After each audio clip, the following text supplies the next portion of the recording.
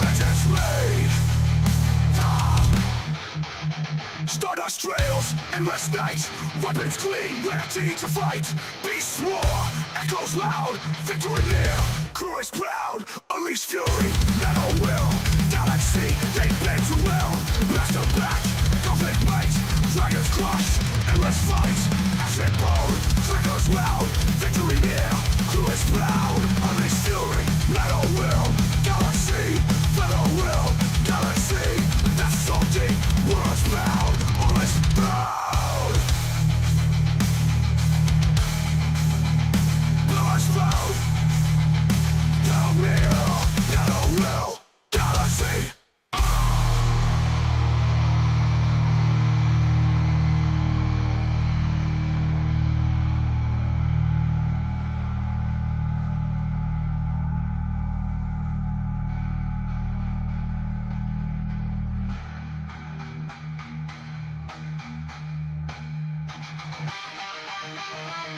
Explode.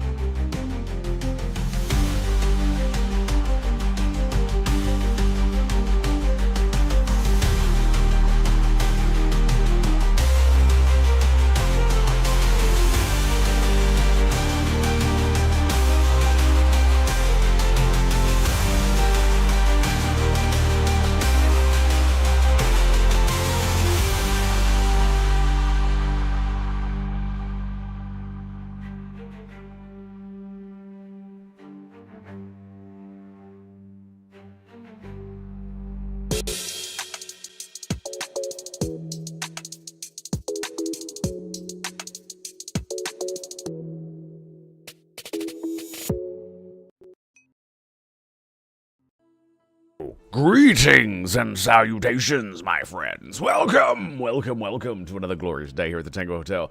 Good to see you guys starting the day right, talking about video games. I love it. And that's exactly what we're going to be talking about here in just a second. So, my dudes, my bros, my homies, Longwood, Amazing Barrel, Akanab, greetings and salutations, one and all. Hope you are doing well. I know I am. The list that he's talking about, his inventory, is his games, is what he's talking about, by the way. He shared a list with me of games that he wants to stream, and I think it tells which ones he actually has on the thing. And yeah, I want to stream almost all the Star Trek games too.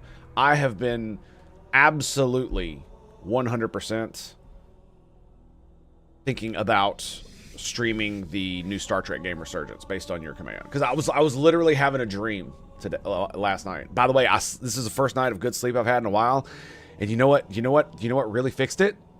Going to bed later. I think I was trying to sleep too much, and I was going to bed too early, and it was causing me to have like all kinds of weird shit go on, so I'd get less sleep.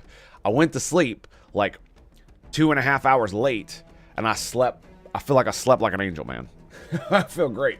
Anyway, my dudes, my bros, my homies, you're not here to hear about my sleep. What you're here for is the most amazing kumbaya you've ever heard in your fucking life. It's called the simultaneous sip, and all you got to do, my dudes, is grab that cup, mug, of glass. Perhaps you have a tankard, chalice, or a stein. Maybe a canteen, jug, or flask. A vessel of any kind. You fill it with your favorite fluid. That's right. It's the morning coffee. Deliciously, magnificently, 75% caffeine-free deliciousness. Join me now, friends, for the glory, the stupendosity, the absolute awesome sauceness that is the simultaneous sip. Because it's happening right motherfucking now. Go.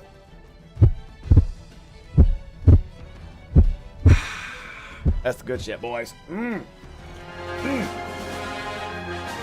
As always, sipping so good you gotta do it twice. That's right. That's right.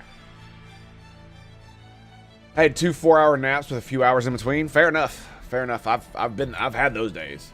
I've absolutely had those days. And funnily enough, like I said, the first thing we're going to be talking about, freaking video games. And yes, I got distracted, by the way. So by telling you about my sleep, I was dreaming about playing a Star Trek game, and it was like a Telltale style game. I'm probably gonna end up playing it. I don't think there's gonna be a question on that. It just, yeah. Just talking about it, looking at that DS9 third-person horror shooter game has got me just all like waxing nostalgic about Star Trek. And so if I can find a piece of new media of Star Trek that makes me not think about what they've done to new Star Trek, we might be able to roll with that, right? I still haven't watched the season. Fuck, what seasons was I on? I think I only watched up to season 3 of Lower Decks. I really need to watch the rest of it because it's pretty good in my opinion. It's got the Rick and Morty humor. Yeah, some of it's a little off-putting, but man, like you go back and you watch any of the Star Treks, especially any of them that we wax nostalgic about right now, and they had shitty first seasons, right? This is the excuse they made for frickin' Discovery, right? For literally the sexually transmitted disease known as the next Star Trek show, Star Trek Discovery, STD. That's the excuse they made. But the thing about it is that the reason I bring that up is because it's not that the first season has a rough start, it's that it's rough around the edges completely because it's meant to be a lighthearted comedy. And the thing about it is that I do believe it does step over the line where people who like Star Trek and lore nerds like myself will not like certain parts of it, because what they did with the episode where the main character literally kills everybody on her ship because she's fucking having anxiety issues and anger problems. It got so much pushback, and I'm just like, but you mean she's doing what I would do if I had access to a holodeck? Because that's what I would do. Because I hate a lot of people in my life. Or at least I used to anyway. And I would absolutely get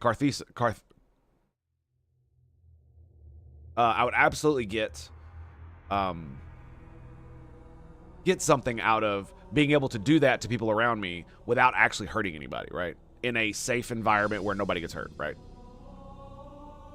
But besides all of that, the thing that they had a great way of, oh my God, you're right. See, that's the thing. So Longwood brings up a very, very good point. They had a great way of parodying William Riker. Exactly. That's the key that I think this show really gets, that STD and the new Star Trek movies did not. And that is the people who are writing Lower Decks understand Star Trek. So because they understand it, they can parody it and it not be so ridiculous that it literally takes you out of the universe, because they know what they're doing.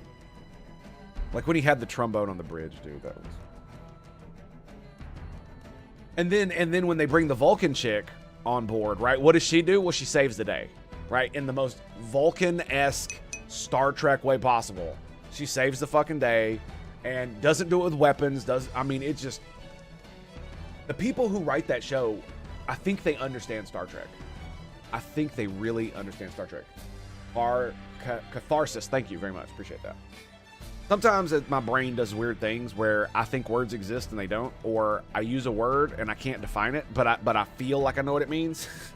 And I do use it in the proper context. I just can't tell you the definition, so I have to look it up, right? There had to be a ton of them in the Air Force and Navy or Navy on staff. Yeah, it does feel like they've definitely got the military vibe of being at the low rung on the totem pole. They definitely got that vibe. But the reason I say they understand Star Trek is because there's so many moments in the show that subvert the modern expectation.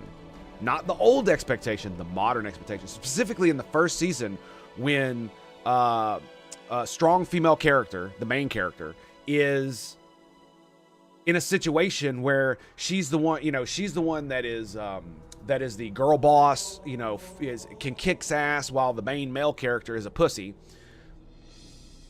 And her superior officers, the security guard and the commander, who's the second officer, who's the first officer, is they're like gym bro dude bros, right?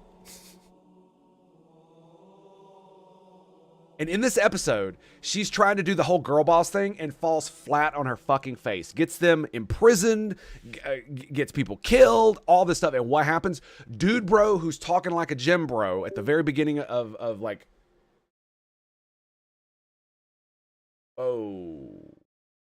who's talking at like a gym bro at the very beginning of the series, he goes out and he does the Riker thing and saves the day. He wins a physical contest against a brutal warrior. He saves the day, and he saves the day with diplomacy and the way that Riker does it in Star Trek: The Next Generation, and puts the girl boss in her place. Like, this is a complete subversion of the modern trope of the girl boss and of the stupid idiot gym bro who's in charge of her, who thinks too much of himself.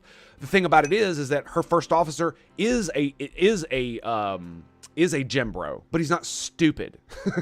That's the thing. He's actually competent at his job. He's just very arrogant, and because he knows he's good at his job, right? That's the deal. And they subvert the modern expectation that girl boss is going to lay down the law and make her superior look like an idiot, and it literally turns around the other way. And he makes her look like an idiot, and she has to eat that crow. And then there's other parts of it where she's shown to be like this, not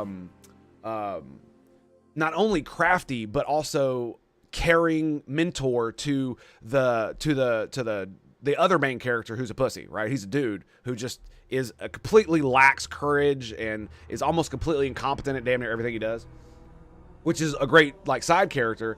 But it also shows that she doesn't just belittle him the entire time. She actually tries to lift him up through most of the series that I saw. And one of the very last episodes I saw, she finally comes to terms with why she's a fucking degenerate reprobate and completely and utterly disregards the chain of command.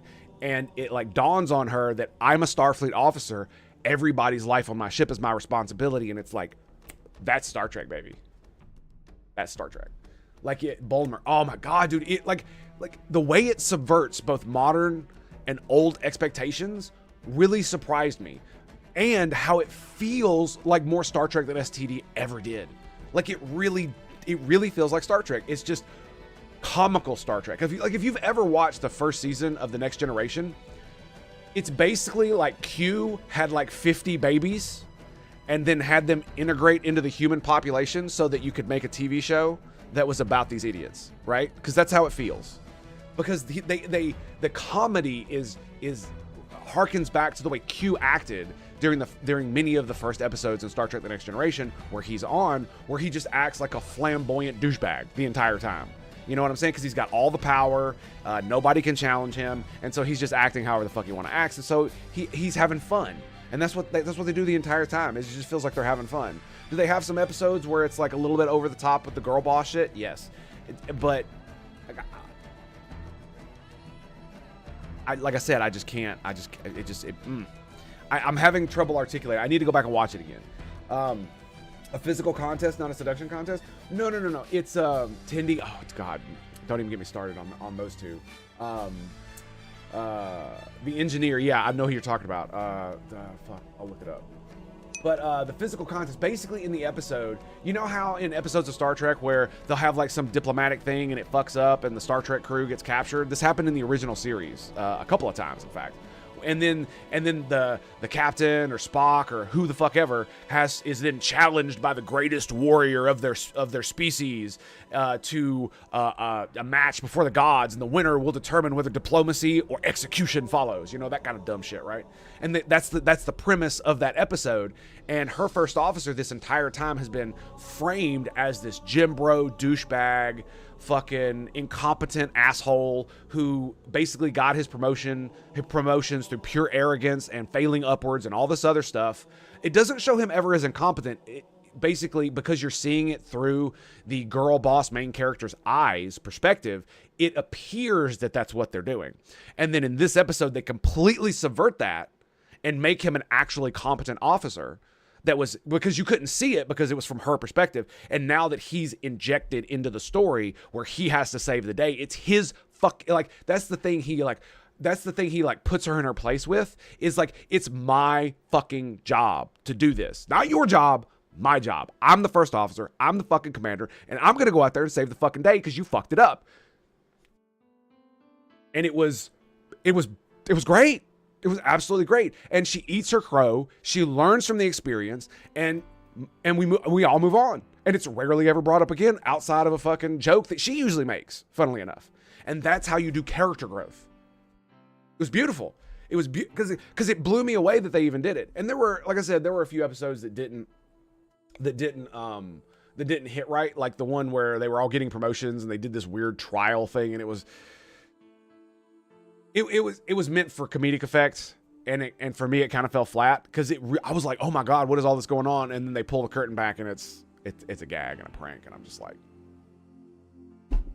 you just because don't get me wrong, the entire episode up until that point was absolutely amazing. And then they open the mystery box and it's a giant wet fart. Maybe that was the point. Maybe that was the point. Star Trek. Lower decks. Crew.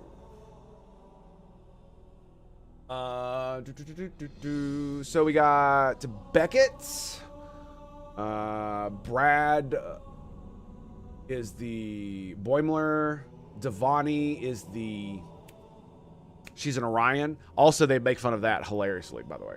And then Sam Rutherford, that's the engineer. So, have you played Star Trek Borg, the FMV game? Yes, I talk about it all the time, dude. It is one of the best Star Trek games ever. And I wish they would not remake it. No, please God, don't remake it. Remaster it. You can't change the video quality. Right? You can't fix that. It was shot on a fucking potato cam in the 90s, okay? But you could fix the fucking UI and the mouse controls and the way you have to interact with stuff in the game where the cursor is a goddamn spitting Borg cube. Like, get rid of that shit.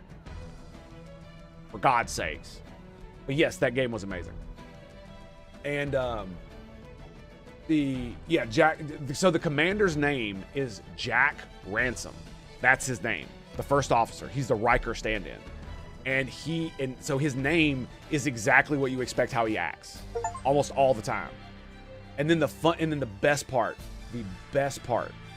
about that is that when his job requires it, he turns it off and acts like an actual Starfleet officer, with a couple of exceptions for comedic effect, of course, because it's a comedy show, right? And that's why I like the show, is because they continue to subvert every expectation it's not funny if you only make fun of one person. It's only funny if you make fun of everybody, right? That's the point. That's why racist jokes hit differently when you only talk about one, right? If everybody gets made fun of, well, then it hits a lot different, especially for dudes, right? Especially for dudes. And so for me, the show really exemplifies how you're supposed to do comedy. Yes, I know it's Rick and Morty-esque. I don't give a fuck. And it feels like Star Trek. In many instances, I feel the Star Trek in it. Like, there's an episode where Boimler gets hunted as prey by one of these species that does like they have to do like a yearly hunt or they'll go crazy or something like that or die or some crazy, you know what I'm saying? It's like the Pon farr where the Vulcans have to mate or kill someone or they die, right? It's like, kind of like that, except it's like a prey-hunter relationship. And he literally goes around the crew, the alien, asking people to be part of the hunt. And Boimler's doing the can't say no shit that that was a movie about this. Was it? It had Jim Carrey in it, where he couldn't say no to anything. It was Yes Man, I believe the name was. And so he was doing the Yes Man thing where he had to try new experiences. So anytime anybody asked him to do something, he had to say yes. So this alien who looks like a mix between the Predator, the Alien, and some cyberpunk nightmare asks him, will you join me in the hunt? And he's like, sure. And then the alien like brings out some like mammal carcass and smears himself in blood and starts going, the hunt will begin soon. It blows up into this big thing. And Boimler thinks he's gonna die. And the subversion to the trope is that the alien is actually a part of a very civilized species who has ritualized hunting to the point where when they get a successful hunt, they do not kill their prey because they have medical technology that will heal you. He can give a lethal blow and you can still survive, right? Depending on how it happens. And so that's what they do. And then the funny thing is the alien, after taking a selfie of him killing Boimler, after taking a selfie of him killing Boimler, oh my God. He critiques Boimler's prey activity because, you know, he does the standard thing that movie tropes do where the prey turns into the predator and he basically like comes out and tries to set a trap and stuff. And he criticizes him over it. And then the captain just casually walks up and congratulates him on his diplomacy and how much this is going to benefit the crew and the Federation. And he gets like a attaboy, you know what I'm saying? I'm just like, that is how you parody Star Trek and make it Star Trek, because it was quintessential TOS and TNG Star Trek. How many times has that stupid ass trope been used to make some kind of fucking episode, right? And they're all high and mighty over it. And the thing about it is that Lower Decks feels more human than any other Star Trek besides maybe Star Trek 2. Well, the movies do a really good job. But what I mean by human is it feels human in the fact where it's not only talking about grand ideals and the things that we should all live by. It's also talking about just random people who do random things, right? And the things that they have to do to get by, and the pressures that all of that stuff puts on. Because like one of the things you'll never see in a lot of Star Trek is people who are not necessarily depressed, but anxious over the things in their job. Sure, they're frustrated or any of these other things, but there's never any like real tension with individual personnel, and especially in like the early episodes, because that was antithetical to Gene Roddenberry's vision. But it really humanizes the crew when you can see all of their eccentricities, right? Especially with like the commander being a dude bro kind of guy. You know, Jim Bro, he talks like a fucking somebody who watches way too much football, right? But when the shit hits the fan, that shit turns off. He becomes fucking Jack Ransom, first officer of the Rosito. Was it the California class? I think that's what it is. It's so good. Check your stream. So they did Darmok and Jalad at Tanagra. Yes, they fucking did. And like at first, it really does look like they're making Mariner, the main girl boss lady, a girl boss, because like I think it's the second episode. She has to escort this Klingon ambassador to some meeting, and as soon as the Klingon ambassador they meet, they start doing the "Whoa, what's up, man?" You know, that kind of stuff, and it's very cringe, and it very much, you know, is elevating Mariner without actually like showing what elevated her. You know, it's telling you, not showing you. But the show comes literally at the end of the episode and makes up for almost all of that bullshit. Because that's what it looks like, and I think they were subverting that trope. That's exactly what they were doing, I'm pretty sure. And check my Steam. I saw you sent me something. By the way, Space Marine 2 got a new update. They added prestige classes and another mission. So that's 2 or 3 missions they've added since I've played. And they added prestiging. That's one of the reasons I didn't come back for some of the other updates, is because like I'm max level on everything, dude. And now you can prestige. Unfortunately, you can only do it 3 times, which is they added perks to prestiging, so I can't. I'm just like, just make it infinite and give me badges. Where do you see?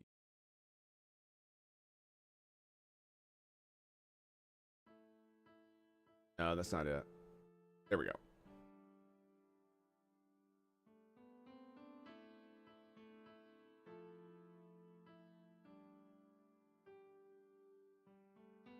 Longwood. Bro.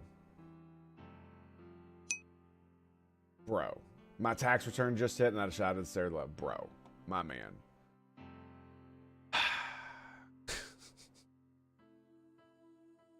I was debating on whether to play. I didn't let it show start off. So he sent me Star Trek Resurgence. There you go. I'm gonna install it right now.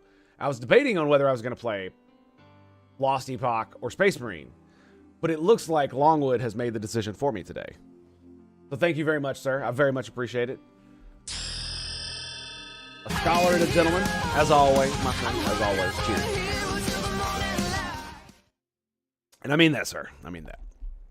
And so why are we talking about all this bullshit with Star Trek, right? And it was because of Resurgence. But the whole point of talking about video games, period, was this. A new game came out called Expedition 33 that proved that turn-based RPGs should make a comeback.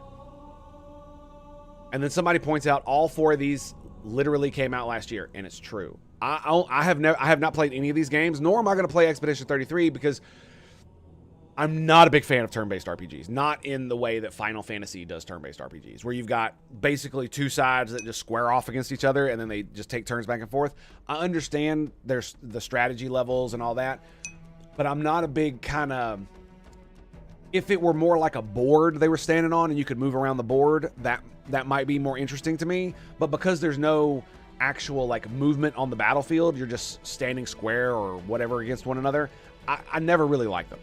You know, I played them when I was real young with like I can't remember the name of the game.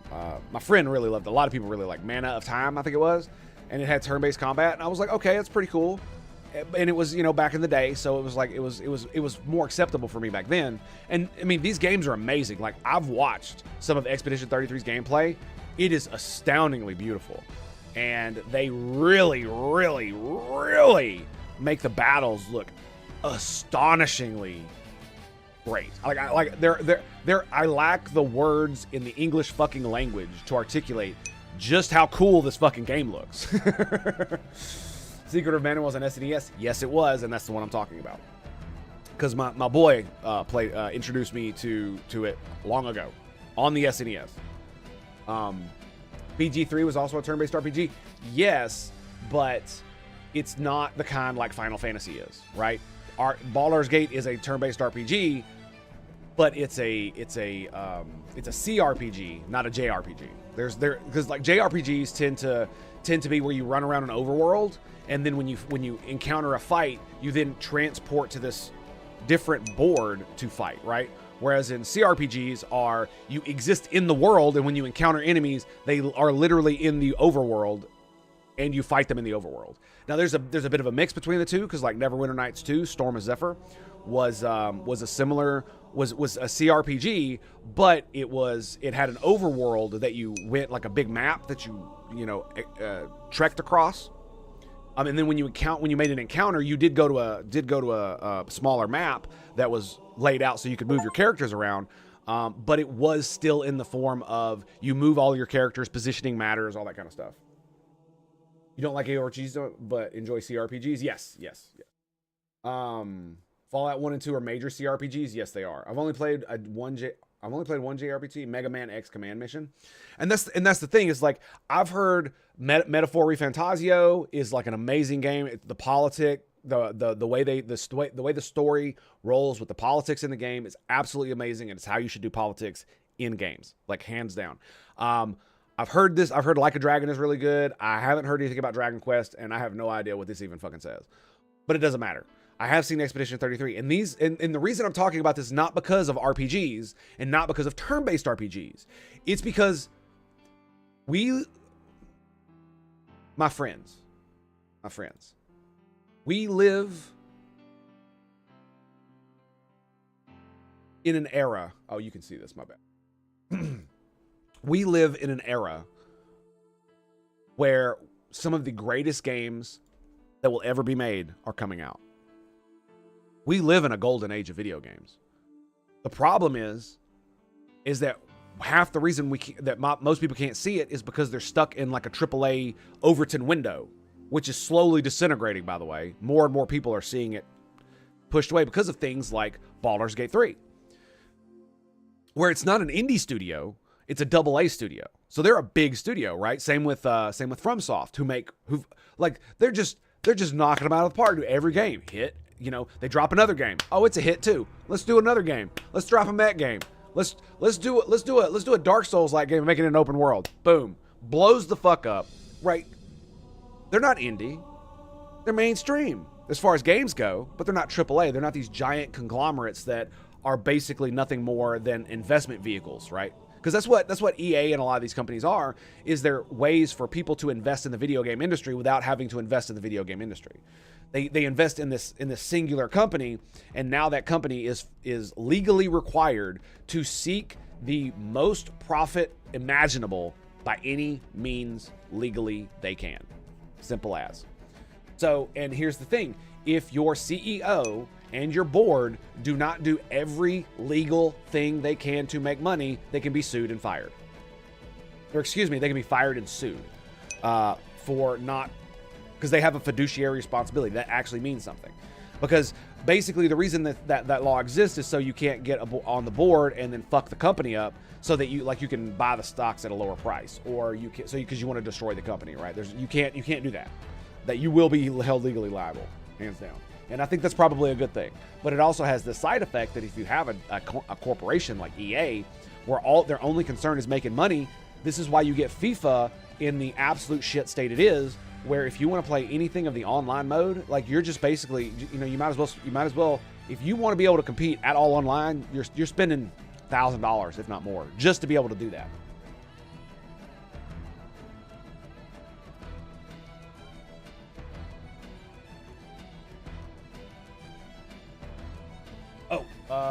Let me see.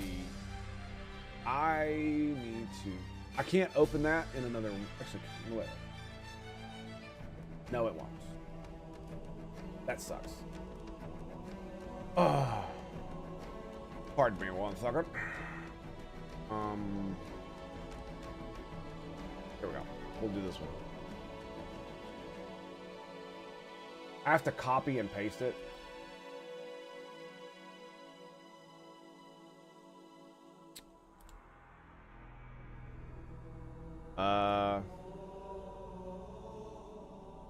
Okay. That's odd.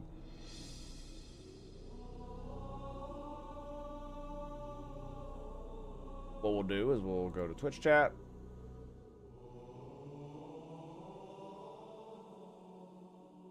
Sorry about this, boys. But yes, I do believe that we are in a golden age of gaming, and one of the reasons that a lot of people, especially the media, can't see it is because they're stuck up EA's ass. They're stuck up Ubisoft's ass, right? And one of the reasons they're stuck up their asses is because they bend the knee to the politics of the journos who write all this shit. All right. Today I got an Xbox 360. I got it at Costco in one of those bundles where you get an extra Nobody has fucking good audio. Controller and a copy of Halo 3. If you're not indie, f you! Yo, bro, getting the new Madden? If you're not indie, f you! Hi, my Wii friend code is 199. If you're not indie, f you! Who wants to trade Pokemon? I've got a Jiggly. If you're not indie, f you! I love bowling. F you! Street Fighter 4. F you! Game Boy. F you!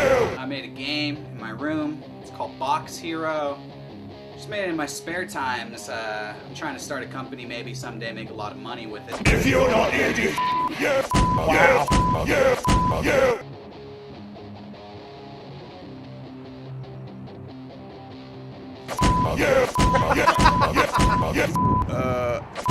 If you're not indie, f you!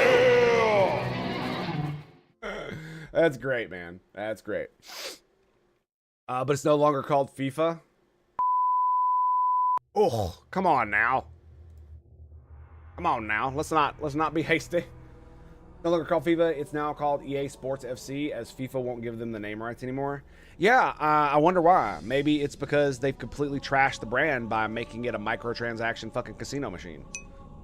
That's literally what you do, is you pay EA money so you can gamble on fucking digital cards of players, and they even have like different grades of them, so you could get like, you know, it's basically like items in WoW. You could get like the best player in the world, but you've got a common version of the card. Oh, you know, you need to be able to compete, you need the ultra mega super fucking hardcore legendary fucking one that's like orange and purple and green mixed all rainbow fucking colors, because it's fucking, you know, it's all kinds of stupid fucking moronic shit. And I really think I really like the fact that the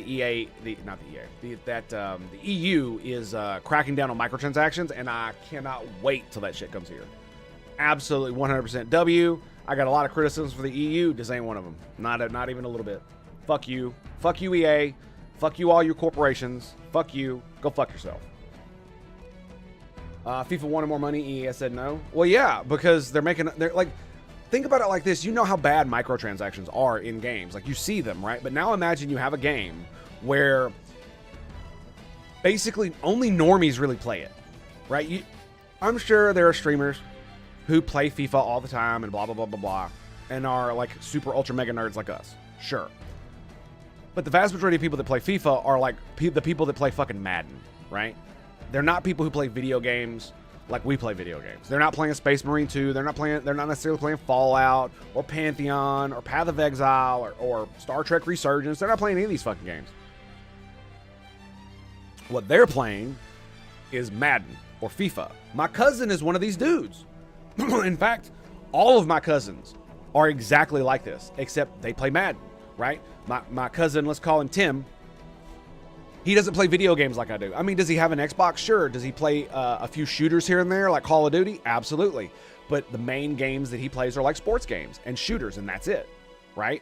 Occasionally he'll play like a platformer, but it's rare he'll get into some fucking ultra fucking nerd game that I'll get into. Space Marine 2 is a good example of a game he might play if he knew about it, right?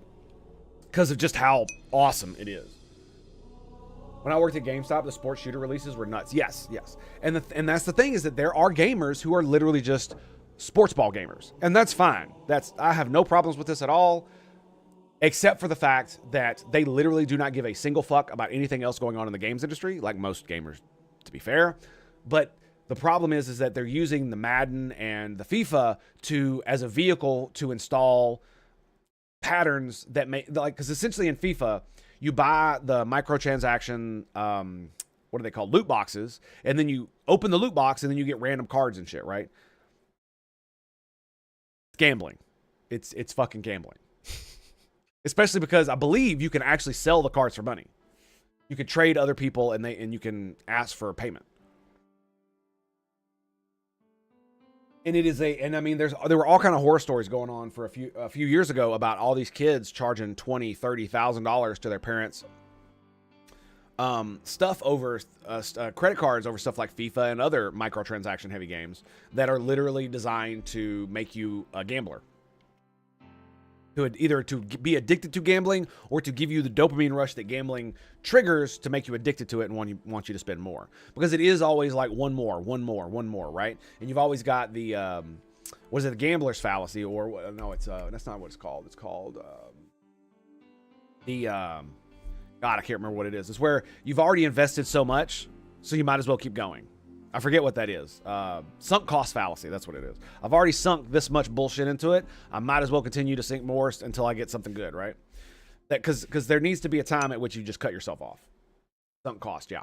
And so if you do gamble for fun, which occasionally I do, it's not something I indulge in often, but when I do, it's because it's a waste of money, essentially. But when I do, I have a set amount of money I'm going to spend, and that's my fun money. And if I'm going to spend my fun money on gambling because I want to gamble, that's it. It's like playing an arcade machine. I want to beat this game. Well, if it costs me $50, fuck it. I'm going to stand here for 3 hours and I'm going to play this fucking game. It costs me $50. I don't give a fuck.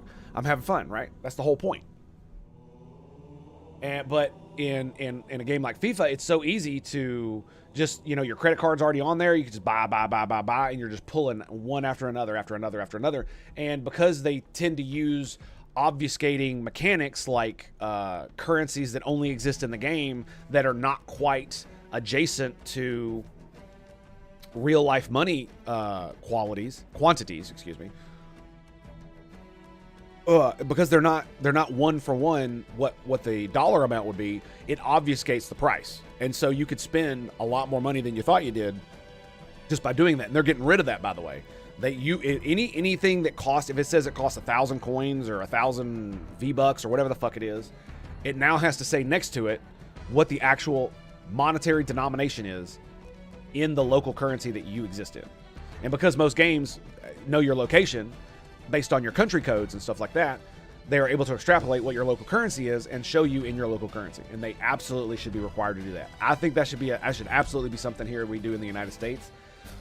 Like, I would love it if somebody in our goddamn government would like talk about this kind of thing, because because it's essentially, a lot of these companies are addicting children to gambling at an early age by having games that are like FIFA. FIFA's not the big one for children. The big ones for children are all the tablet games and the phone games that are cutesy wootsy shit. Like, my daughter like loves these things, like Roblox and shit, right? And one of those games, I can't remember which one it was. Basically, if you needed to buy like a pack of something with coins that you had to pay money for to be able to advance to the next level, right? Or once your energy runs out for the day, you have to buy more, right?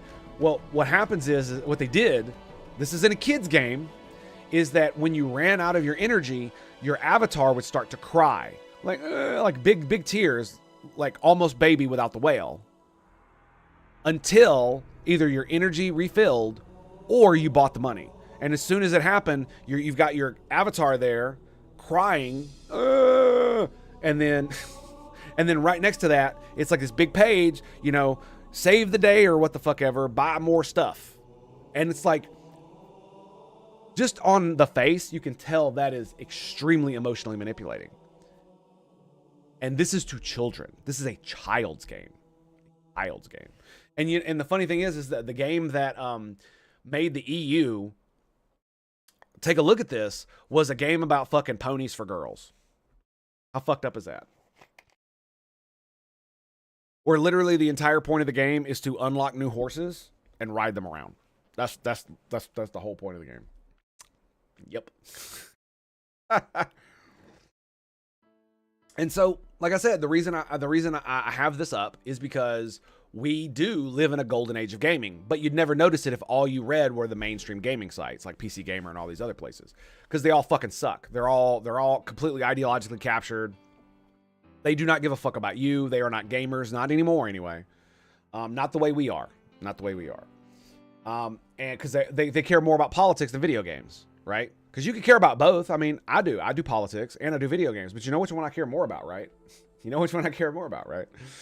Because for 5 fucking years that I've been doing this, I did one over the other a lot more. It's also on the parents for not teaching kids the value of money. Yeah, but you can't. There's a line, bro. There's literally a line. That's the problem, right? Got to give the kids jobs and reward them appropriately. $15 ain't so easy to spend when they don't earn a day by busting. The point about this is that the games are creating games for children that have abusive and manipulative mechanics designed to make you want to buy things when you otherwise would not. And not only are you buying these things when being manipulated into buying these things, but they're also being addicted to gambling as well. Because a lot of these games have gambling mechanics. So you combine these two fucking forces together and you have what's called fucking evil. So yes, I do agree that some of the blame does lie at the parents' feet for allowing their children unfettered access to these devices. That is true. My daughter does not have unfettered access to her laptop. Absolutely fucking not. Not gonna happen. She already does what I do and will literally sit in her room all day and play video games, okay? The last thing I want her to do is to be able to fucking get addicted to that kind of shit. It's synergy. Yes, that's right. It's synergy. It is synergy, right? But we do.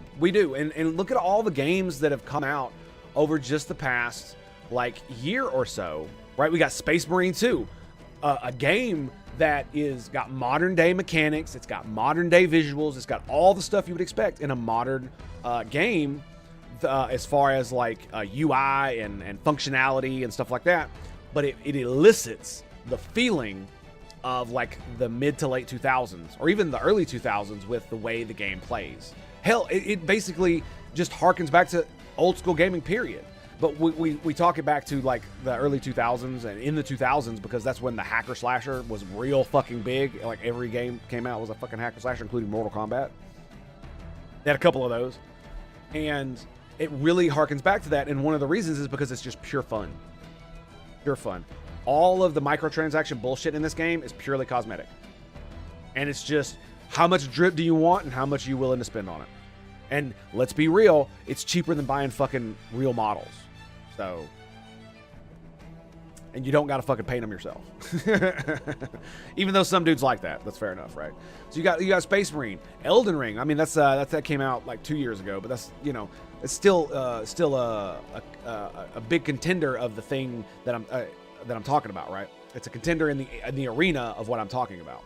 We have Cyberpunk 2077, also came out 3 years ago. I don't actually remember when it came out, but yeah, I did say the last year, and then I'm talking about games that came out before that because, you know, I don't have an infinite budget.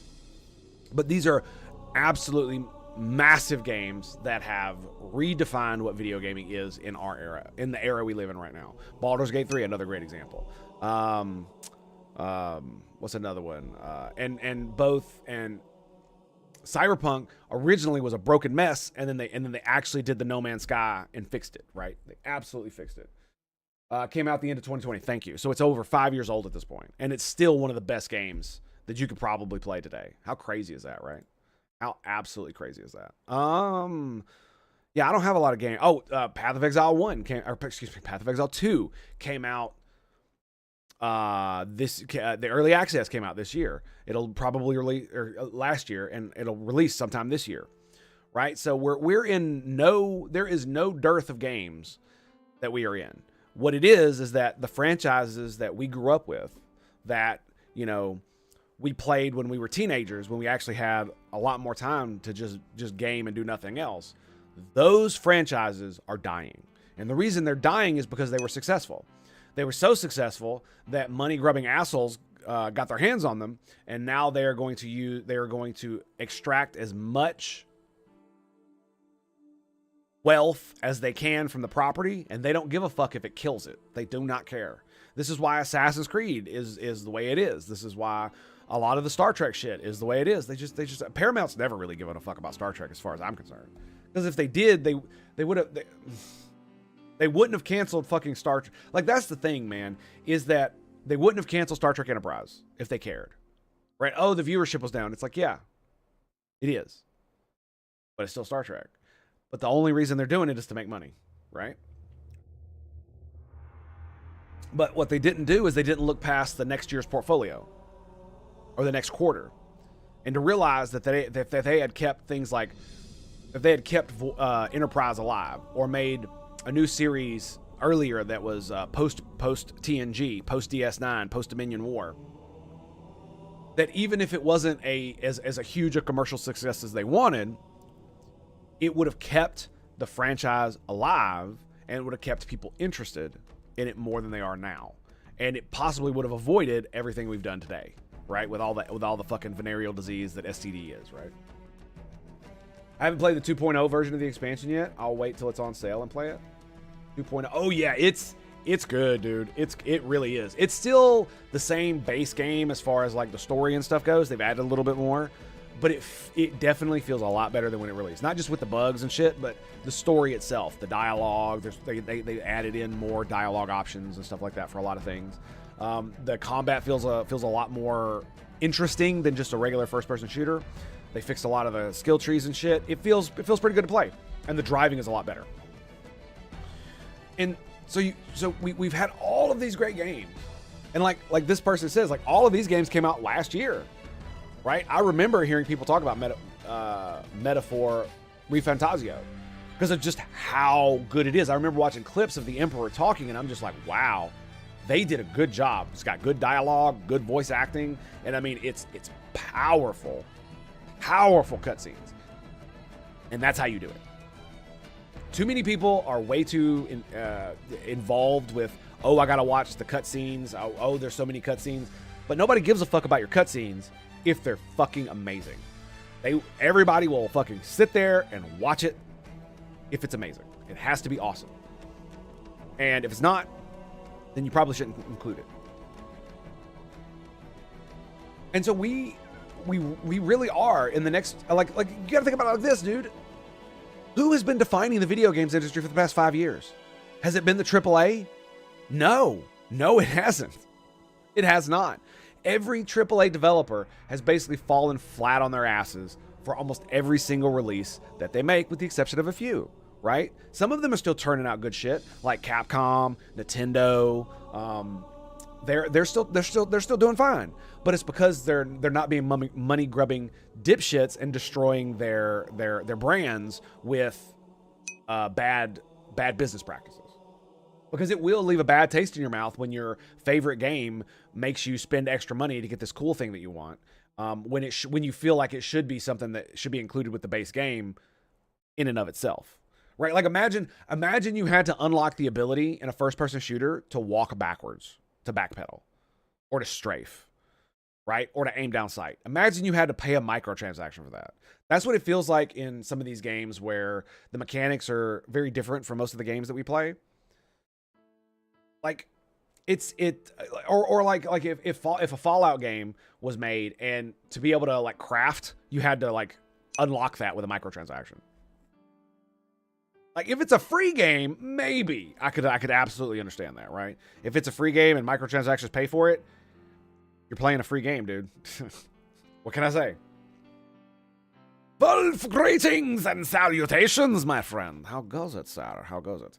All right, so yeah, I think it's going to be a great next few years for gaming, because like I said, who for the past 5 years have been leading the gaming industry? It's been AA and indie. Like you had Power World just blow the fuck up. You had Dark and Darker just blow the fuck up.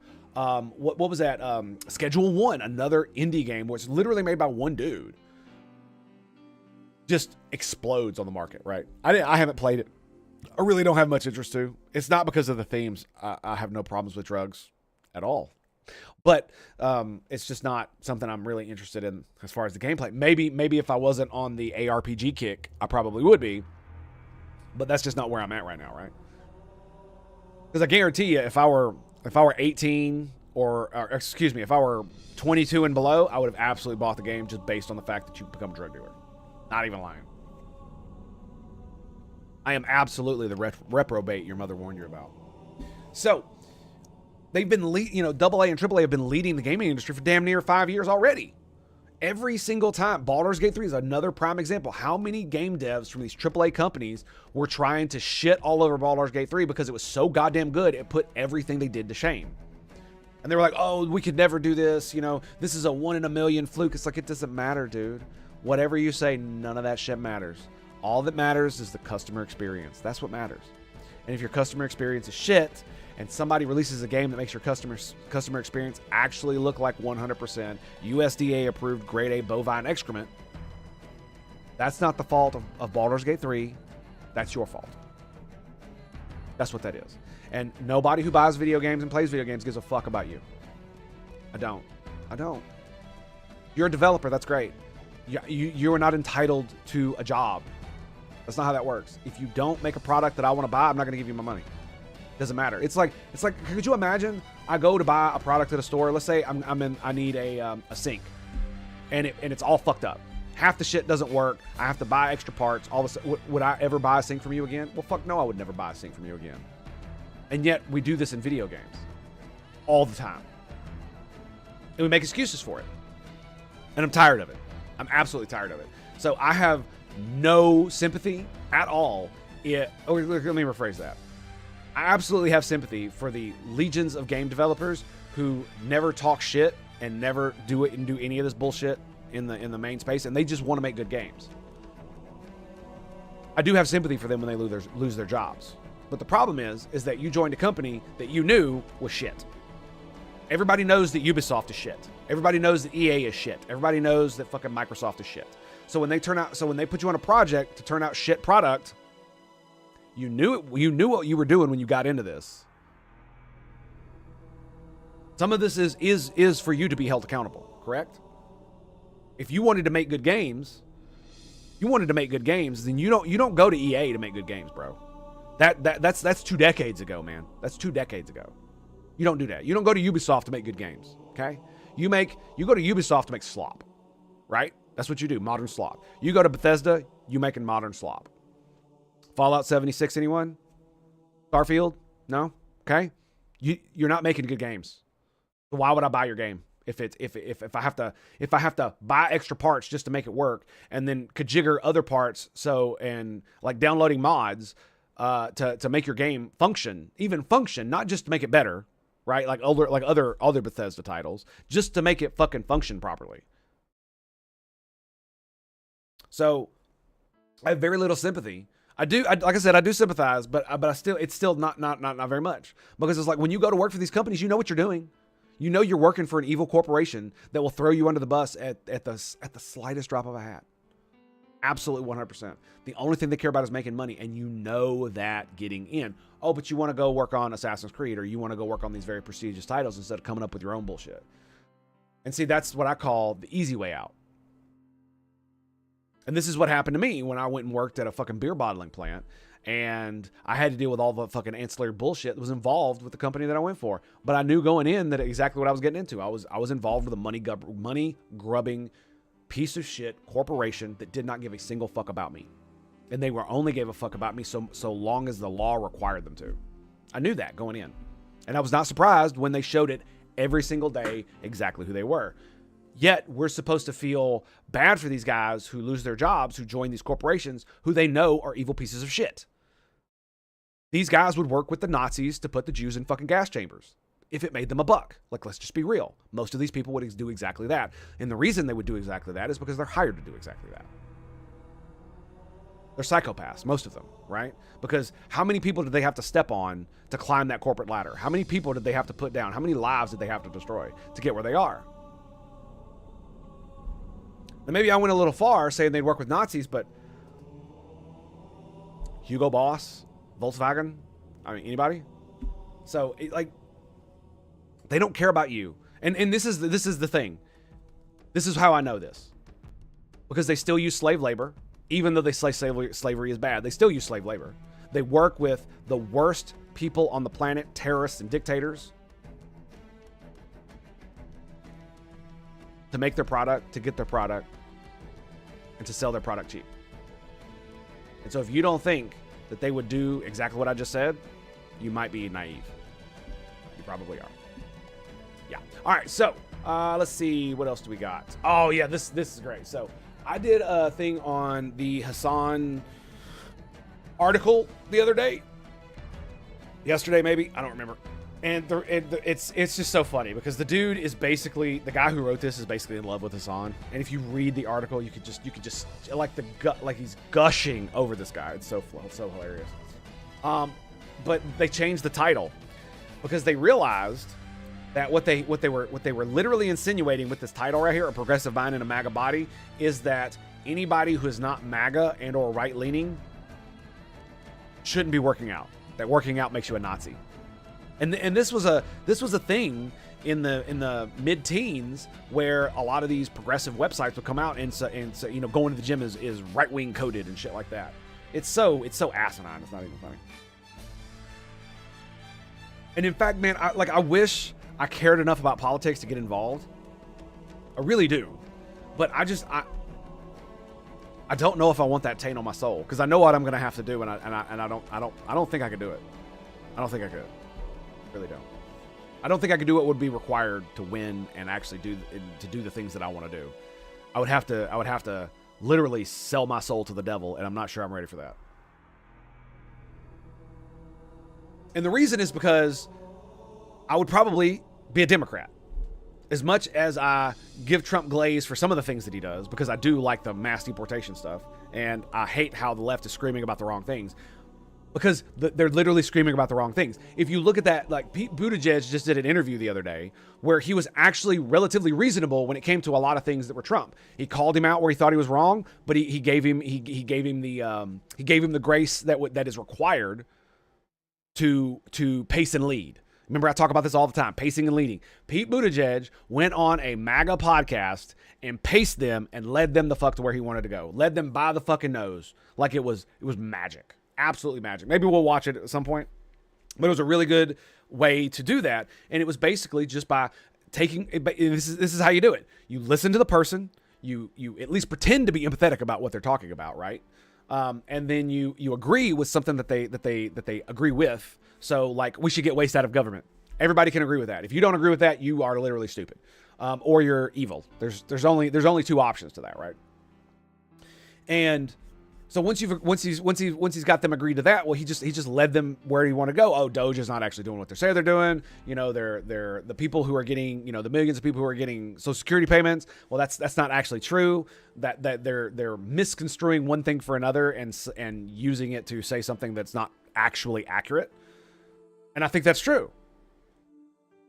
And the problem is that so much of the blue team have pushed masculinity out of their party because they've pathologized all male behavior as toxic masculinity. So even if you are the philosopher king, the most emotionally in control man who has ever existed, you have all the self-control in the world. It doesn't matter. It doesn't matter. It doesn't matter. None of it matters because you're a man, especially if you're white, because the left is literally obsessed with identity politics and they won't let it go. They just will not let it go. And you can scream at me all they want. Oh, they elected Biden. It's like, yeah, they did. They did, because there's a reason for that. But when Biden said he was going to pick a Supreme Court justice, did he say he was going to pick the best Supreme Court justice for the job? No, he did not. He said he was going to pick a black woman. When he said he was going to pick a vice president, did he say he was going to pick the best vice president for the job? No. No, he did not. And you could say this is just pandering and that he was going to do it anyway, because, I mean, look at Justice Thomas. He's a pretty cool dude. You know, he does dumb shit too. But like this, like, it's like one of these things. It's like we all know that race is not really a factor when it comes to your ability to do anything, right? Almost everybody knows this. Only the stupid idiots, mostly only idiots online and people who are still like old school racist think that's the thing. And like the vast majority of us know that's retarded, right? Black people can be just as assholes and evil as white people, and white people can just be as assholes and evil as black people. Like this is why I despise the term like Native American. Because it like gives this like pseudo soft language about that they were like more in tune with nature, or that you know they're from here originally, when literally we all immigrated from somewhere. And two, they destroyed their environment just as much as any of us did. They just didn't have as much technology to do it.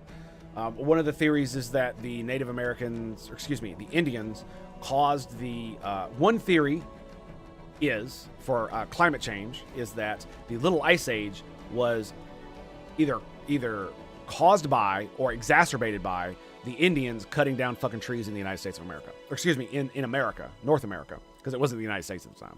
And they deforested large portions of North America, which, you know, if you understand the climate cycle thing, it basically means that less CO2 is being pulled out of the atmosphere and being put into trees. And so therefore or wait, what was it? How does that work? They cut down the trees and it exacerbated the Little Ice Age. Actually, I can't remember how exactly that goes, because if you cut down the trees, it means more carbon dioxide is in the atmosphere and not being pulled into the trees themselves. So I don't know how the deforestation helped with that. So yeah, I don't remember. I don't actually remember. Anyway, so we'll just move on from that. We'll put a note on that. I need to remember. You know what? Fuck it. I got to do it now. Got to do it. I gotta do it.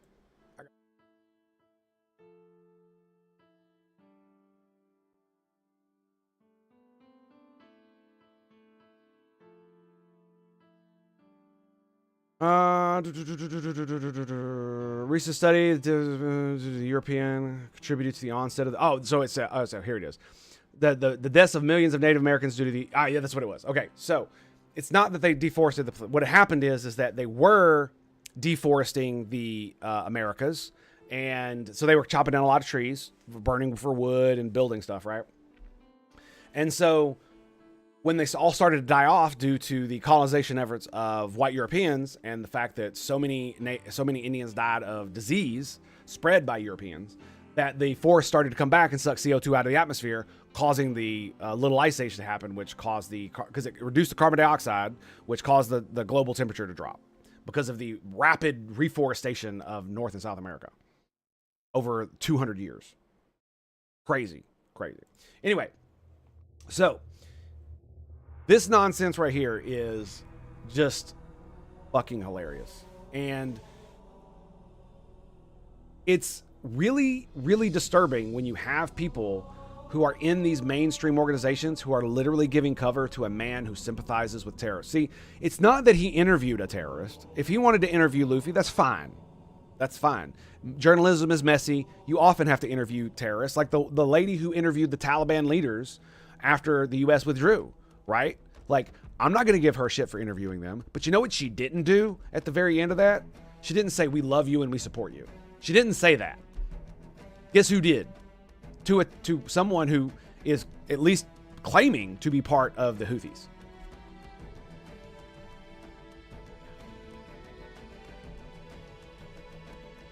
And they are... And here's the funny thing. They even had I believe they had a chat. They had a picture of Hassan with one of his chats in the frame.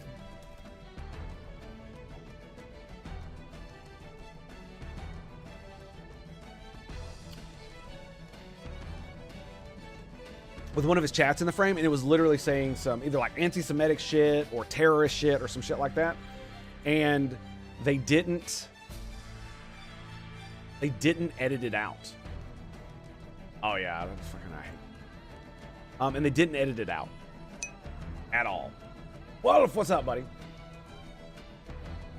And they didn't edit it out at all. And then they go back and they re-edit the article to take it out. It's quite hilarious. I wish I could fucking find it. I don't know. The sky, yeah. Hard dicks and helicopters. And this is one of my main issues with all this is that I went off on a couple tangents there. I apologize. Is because I want to bring it back to masculinity and Democrats. Is they've basically pushed out all the men that would fight for them and what they do in a masculine way. Pete Buttigieg is close. But the problem is that, because a lot of people are still this way, and I don't know why, is that for some reason they think homosexual men can't be masculine at all, right? And it's just not the case, not even a little bit. I've known quite a few gay men who are macho motherfuckers, right? Like macho men, right? Not just bodybuilders that walk around like fairies, right? Not that trope. I've rarely seen gay dudes who are that fucking fit walk around like that, or that wear makeup or any of that other shit, right? Because there are gay men who are the man in their relationship, and so they act like most men do. They just happen to be gay. Bears, thank you. That's the term I'm looking for. Bears, yes. And it's just like with fucking bull dykes, man. Like, these motherfuckers exist, and they are a good sized portion of the population of these individuals. They're like, even the more flamboyant gay men that I used to know back in the day I believe they were literally flamboyant and gay because it was avant-garde. That's why. Because it was a pushback against, it was rebellion against the mainstream. It was a rebellion against everything their parents and society told them they shouldn't be able to do. Because almost every single one of the flamboyant, flaming homosexuals that I knew as a young man are all mostly just chill now. Did they still have, some of them still have the lispy thing, or they, you know, talk more feminine or act a little bit more feminine. But it's just like my brother-in-law. Let's call him Jake. Jake is he gay? Is he a 6'5" gay man that's slightly overweight? Yes, he is. And after talking to him for a few minutes, you will absolutely be able to tell. But he is not the flamer that he used to be, nor is he unmasculine in other ways. If you let's say that me, him, and my wife were going somewhere, and someone were to threaten my wife, do you think the 6 foot tall homosexual is not gonna flex his ass on them because he's gay? You're really? It's just one of those things. I mean, and because for me, like almost every gay person I've ever met is just they're normal in almost every other way except they're gay, right? And because a lot of the stuff that we associate with that and political gayness is all bullshit that was like pushback against like Christian theocracy and all that other bullshit. And I really think that the Democrats are doing themselves a disfavor by pushing away masculine men, and the masculine men that they are trying to hold up are literally the most toxic masculine individuals fucking ever.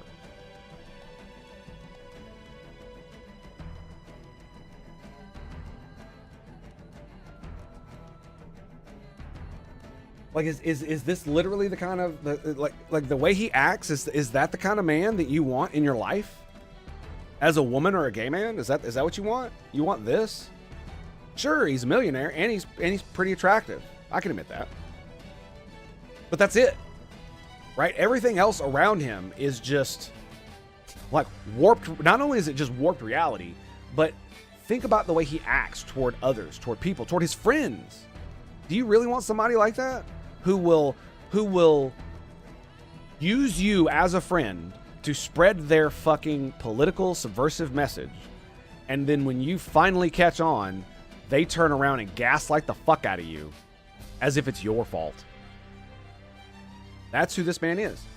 This man does not give grace. He does not have grace. He does not appear to have empathy nor sympathy for anyone outside of his narrow political definition of what is good. And blue team in general, but the Democrats specifically, need to figure out how to get masculinity back in, because it really does feel like it's that the Democrat Party is just full of Karens at this point who don't want men to do anything at all. They don't even want them to be part of the conversation, right? And I mean, you can push back against that. True. Because again, they voted for Biden. Pete Buttigieg is up in the polls, that kind of thing. But that doesn't mean that they're not pushing masculinity out. I mean, look at that. Like Tim Walz is the perfect example. He's not a masculine man, not really. And the problem is that because he's not masculine, he's not masculine in the traditional way that we define masculinity. And he could have completely owned and subverted that, but he didn't. Instead, he tried to do the masculine thing while being a Karen at the same time. Do you remember the episode? He released an ad during the presidential campaign where he was talking about, real men vote for fucking Tim Walz and all this other shit. And he's got dudes like standing in front of cars with wrenches and stuff. And it's just like, bro, you're trying way the fuck too hard. Like, that's the thing. Do you know why Donald Trump doesn't need to make an ad about how masculine he is and how real men vote for him? Because we can see it. We don't need an advertisement. We know it. And all Tim Walz had to do was just be chill as fuck. That's all he had to do was just be chill. And that would have satisfied the masculinity check. Because when you're like, if you're short and fat and you just take it on the chin and are just chill as fuck, that's masculine. If you whine like a bitch when people call you out for being fat, then you're a bitch. It's pretty much that simple. Like, it's not really that hard. And the dynamics of it aren't that crazy. But the problem really comes from the really toxic motherfuckers like this asshole, who are the like super jocks, who are like the most attractive fucking human beings you possibly ever met, and they literally get everything handed to them on a silver fucking platter, mostly because they're fucking attractive and or rich or both. And they get away with using their masculinity as a weapon against other men. So they can abuse other men and it's okay because it's just teasing. You know, it's not really bullying, right? That's the excuse they make when they literally take it too far. And that's how. And I do believe that the mix of the Karen ideology on the left, mixed with the extremely toxic like jock masculinity that we used to get in the movies and in mainstream culture, and they really did exist in schools. Absolutely, it did. Those two made what we got today, where boys are treated as defective girls, and any kind of clap or any kind of anything that is not you being nice to someone could be considered bullying. You rang? 5'3", 225 pounds, 48 chest, 19 neck, and I am built like a D&D dwarf. Cheers, mate. And do you see what Longwood did there? Do you see what Longwood did there? He stood up like a man. Cheers. Because that's what men do. That's what men do. If you have a failing, own it. Then it can't be used as a weapon against you. Period. Even if it's your own fault. Unless it's something like really bad, like you murdered or did some other things like that, most people just be like, yeah, cool, dude. Simple as. And most dudes will respect that. It's like I said, it's that toxic jock mentality that doesn't accept that, right? That will shit on you no matter what. And that's uncalled for. That's absolutely uncalled for. Because you can't have a knowledge is power guard away. Yes. You cannot have a functioning society if there are some men who do act in a masculine way are still pushed out, because the thing about it is that you need to be able to contribute to society, right? And if we allow super jocks to just be fucking petty tyrants, just like we allow Karens to be petty tyrants today, it's not gonna work well. And you can see on the Democratic side, like they have almost no truly masculine men that are at the forefront, right? That can challenge what the strongman identity that the Republicans have right now, right? Because even when it comes to people like Tulsi Gabbard, is she a man? No. Is she a bad bitch? Yep. Yep. And they put her in charge of the intelligence agency. So yeah. So it's one of these things, man.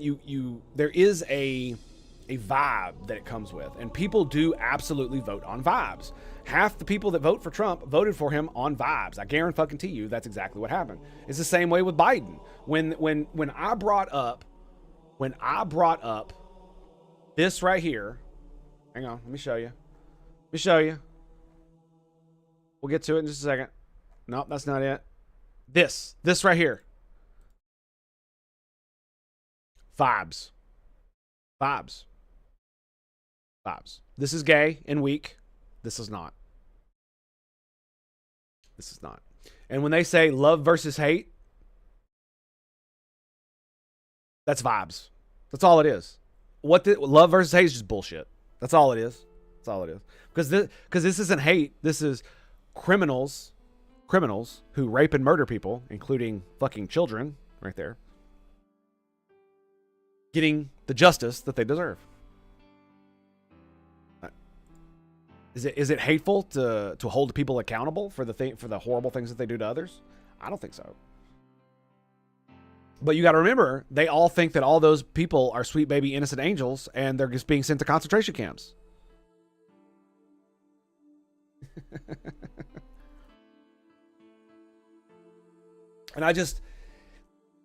And so, like I said, if I thought that I could make a difference in politics, I potentially could get in, especially like in Nashville, because Nashville is a blue area in a red state.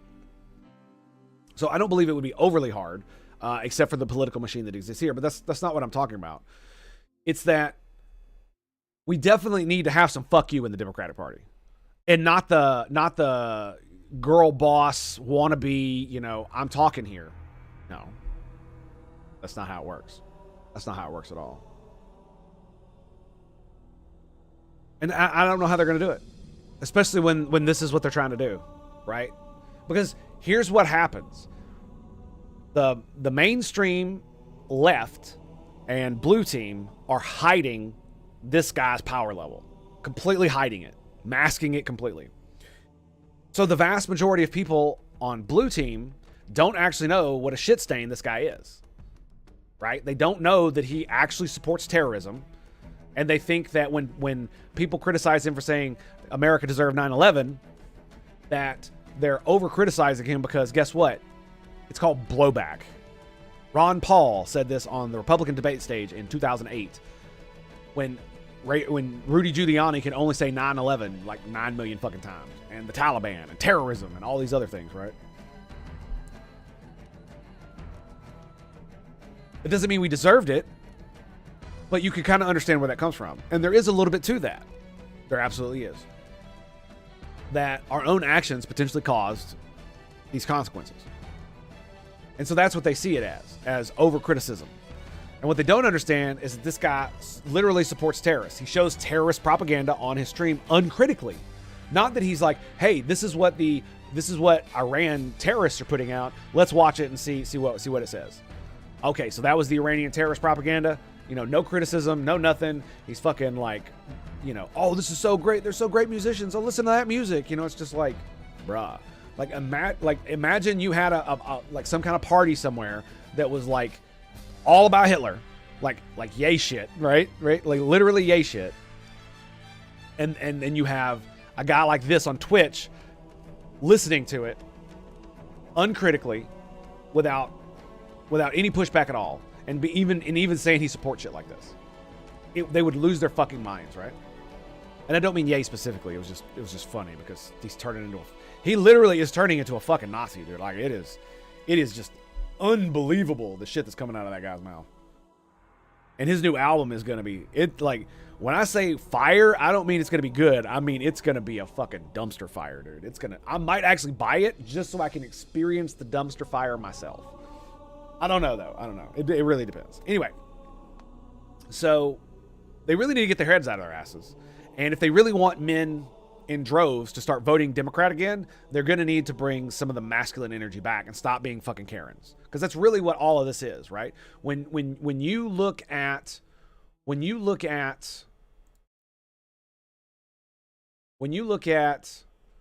stupid shit like this, right? When you look at stupid shit like this, and it's like, what the fuck are you talking about? This is why. This is why. I don't want to be a part of this. This is fucking gay, dude. There's no wrong with being gay, but I don't want to be a part of it. I'm a bisexual. That doesn't mean I want to be standing around giant hearts to say strength, love, and family and unity and all that shit.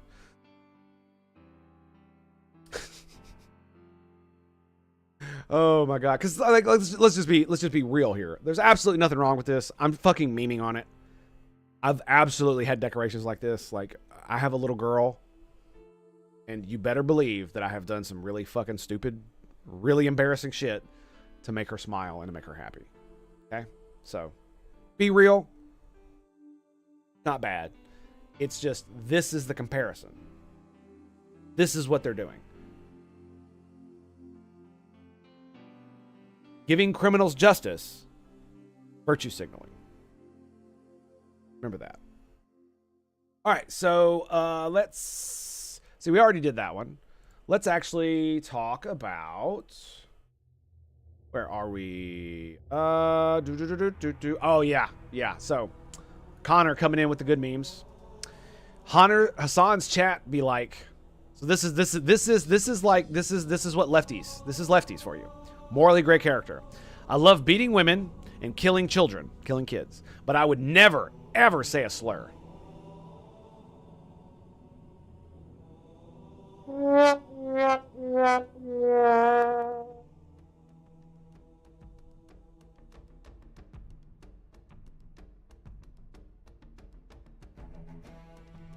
You know why child molesters die in prison a lot? Because of morally great characters who love beating women and killing people, but don't like it when people fuck with kids. And these are men that will say slurs to your face. Which do you think is a better person? Well, neither are good people, but let's just be real.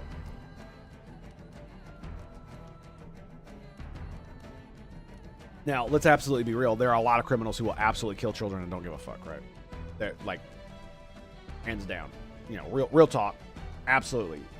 most of that shit is mostly romanticization due to movies.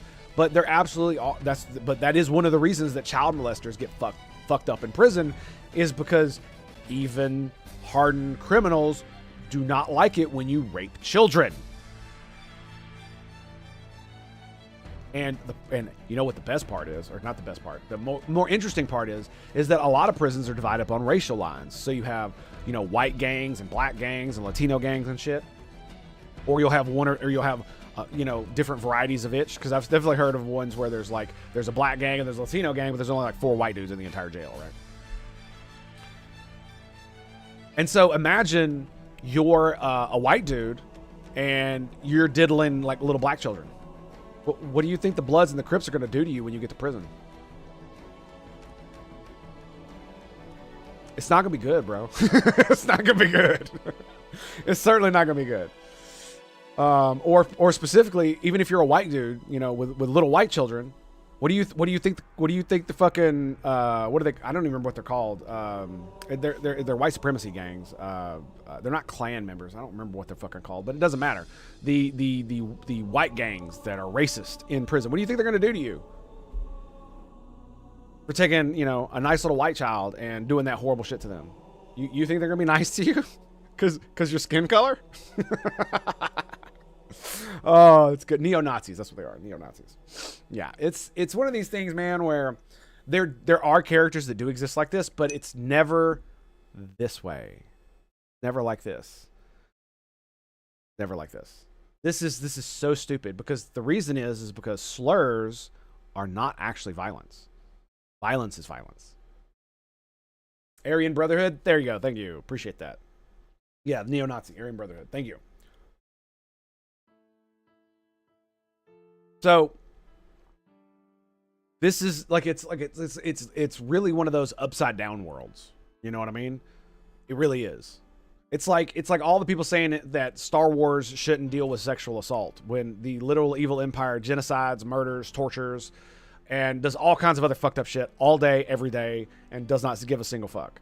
Now, one could say that the officers within the empire are probably banned from that, and they'll probably execute you if you do that to an officer or somebody who works for the empire, right? Because you got to protect your own. You got to protect your own. So abusing your power as an officer to, you know, essay one of your lowers is probably not going to be looked well upon in the empire. Let's just put it like that, because you got to remember, it's a bureaucratic entity, and the good of the bureaucratic entity is above all.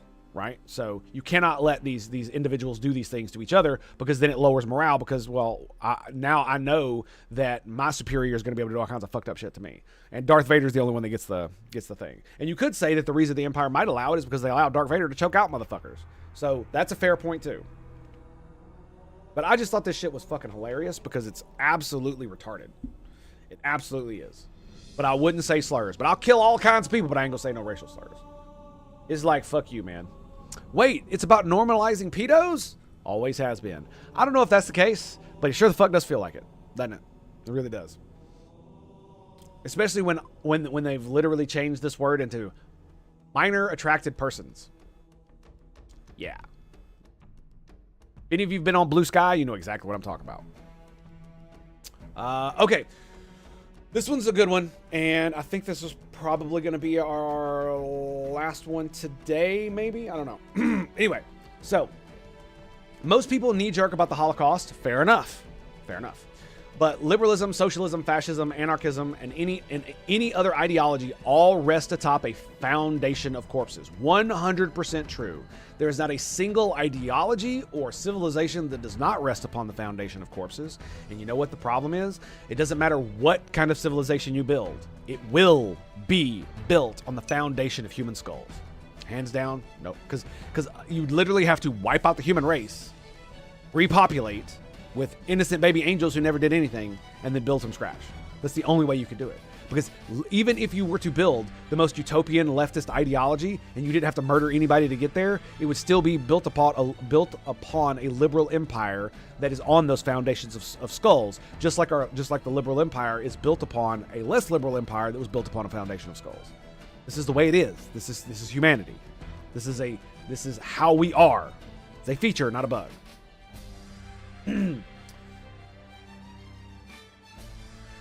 But liberalism is the only one that actually has anything, that has built anything good. The others only offer corpses. Also true, but that's not the whole argument. The whole argument. I finally set up my walking pad. That's awesome, dude. Good to hear. It does feel quite weird, but it takes some time to get used to. Yeah, I got used to it fairly easily. Mine just kept breaking. But it's because I didn't actually get good ones. I need to stop buying the cheap ass ones, and I looked at Josh Strife Hayes as doing his whole like workout arc, and I need to get his, but it's like $500 fucking, and you know I'm not that rich. So liberalism is the only one that has actually built anything good. True.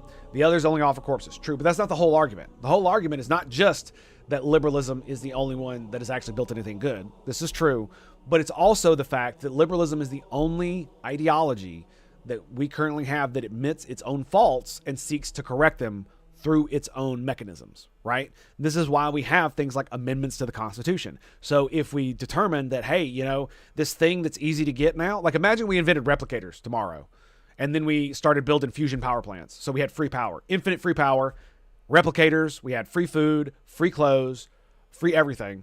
And so it would literally cost 1,000th of a cent for the government to make you an entire wardrobe and feed you for like a week, right? If it cost that little, guess what? Food, clothing, shelter would become a right immediately. Access to energy, a right would become immediately. It'd probably be codified in the Constitution. Guaranteed, dude, guaranteed. If we found a way to make it so cheap that it was essentially free, that's exactly what would happen.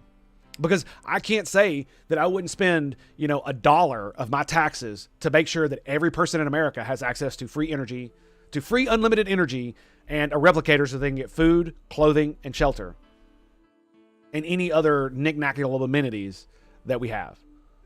Like, I can't believe anyone would say no to that. Because half the reason that people bitch about our tax dollars being spent on shit that's wasteful is because taxes are so high and you waste so much money. But if your taxes were next to nothing, but people got free shit, hardly anybody would give a fuck. Like all the arguments about fucking wasting money and food, you know, what's it called? Welfare queens and people who scam the government for money in that way for welfare, almost all of that shit would disappear because nobody gives a fuck. Who gives a fuck? Who gives a fuck? Right? Now that everybody has this, the left can't continue to bitch about, oh, they live in squalor, they live in that. No. Everybody literally has as much food and as much good food as they could possibly have. They have as much energy as they possibly need, and they have all the clothes and all the shelter they'll ever need. Now there's no excuses. So anyway, back to this. Again, liberalism is one of the only ones that actually not only corrects its faults when it finds them, but it seeks them out through our open discourse and dialogue. Almost none of these others, other than anarchism, but we don't need to talk about that. That's just retarded. Socialism and fascism and communism and all the other ideologies seek to limit the power of the people and the voice of the people to converse with one another. Almost all of them do. Even like mercantilism, monarchism, they all put power They all put power in the hands of people that will absolutely censor the public if they don't like what they're saying. And they will find a way to justify it and do it. And they do that in liberal governments too, but it's a lot harder because we have like a basic right to free speech, at least here in the United States. And so if I want to tell the cops, fuck you, motherfucker, I don't like you, go fuck yourself, I can, and there's not a goddamn thing they can do about that or arrest me for saying that. Many of them will do so, and I'll sue the fuck out of them. Many of them will give me shit for it, and you could potentially sue them too. Right? So you are free from the government arresting you for the things that you say. Unless you're actually doing calls to action for violence and stuff. Those things are actually legal. And so not only do we seek to make ourselves better, right? We seek to be better than we were in the past. Socialism and fascism and communism and all the rest do not do that. Liberalism actively seeks to be better than we were yesterday. Right? Liberalism always takes the next step. None of the other ideologies do. And why? How do I know this? Because our country was built upon manifest destiny. What does that mean? Well, that means we basically pushed out all the fucking Indians and stole all their fucking land, killed a bunch of them, and took it. Because we could. Yeah. And guess what? That was wrong. It was. And we recognize that, and we say it is. But if we were fascist or socialist or any of these, or communist or whatever, like think about it like this. How how do the America bad people talk about us? Well, they say we're genociders, you know, because of the Manifest Destiny shit that I was just talking about. Now imagine America was founded on communism. Do you think the communists would call Manifest Destiny bad? Do you? Do you think they would call the genocide of the Indians bad if it was done in the name of communism? I don't think so. Would socialism? I don't think so. Would fascism? Don't think so. Liberalism? 100%. Absolutely. If slavery of Africans was a communist fucking program, they would be cheering it on. Simple as. Period. If the United States was founded on communism and not liberalism, and they still had the African slave trade, they would cover it the fuck up and try to minimize it as much as possible. This is exactly what they do with all the atrocities that fucking all the communists and socialists and fascists do. They try to minimize every bit of it. And here in the West, here in liberalism, yeah, there are people who try to minimize it. Absolutely 100%. But the rest of us are like, no, fuck you. This is what happened. Now, technically, there wasn't a genocide of the Indians. They died due to the vast majority of them died to disease. I was using language that would make it more visceral for you to hear. Now, that doesn't mean that we didn't take certain tribes and completely evacuate them from the earth. That is absolutely true. But we didn't genocide the race. We destroyed tribes and moved them, like with the Trail of Tears and all this other stuff. It was really fucking bad. But you have to use the correct words. So, you know, I didn't. I used it for inflammatory purposes. Fair enough. And I'm letting you know that. That's why I'm saying it. And so it's just like when it's just like this. Let me if I can find it. Star Trek Riker. There are. See if I can find the clip. No. I'm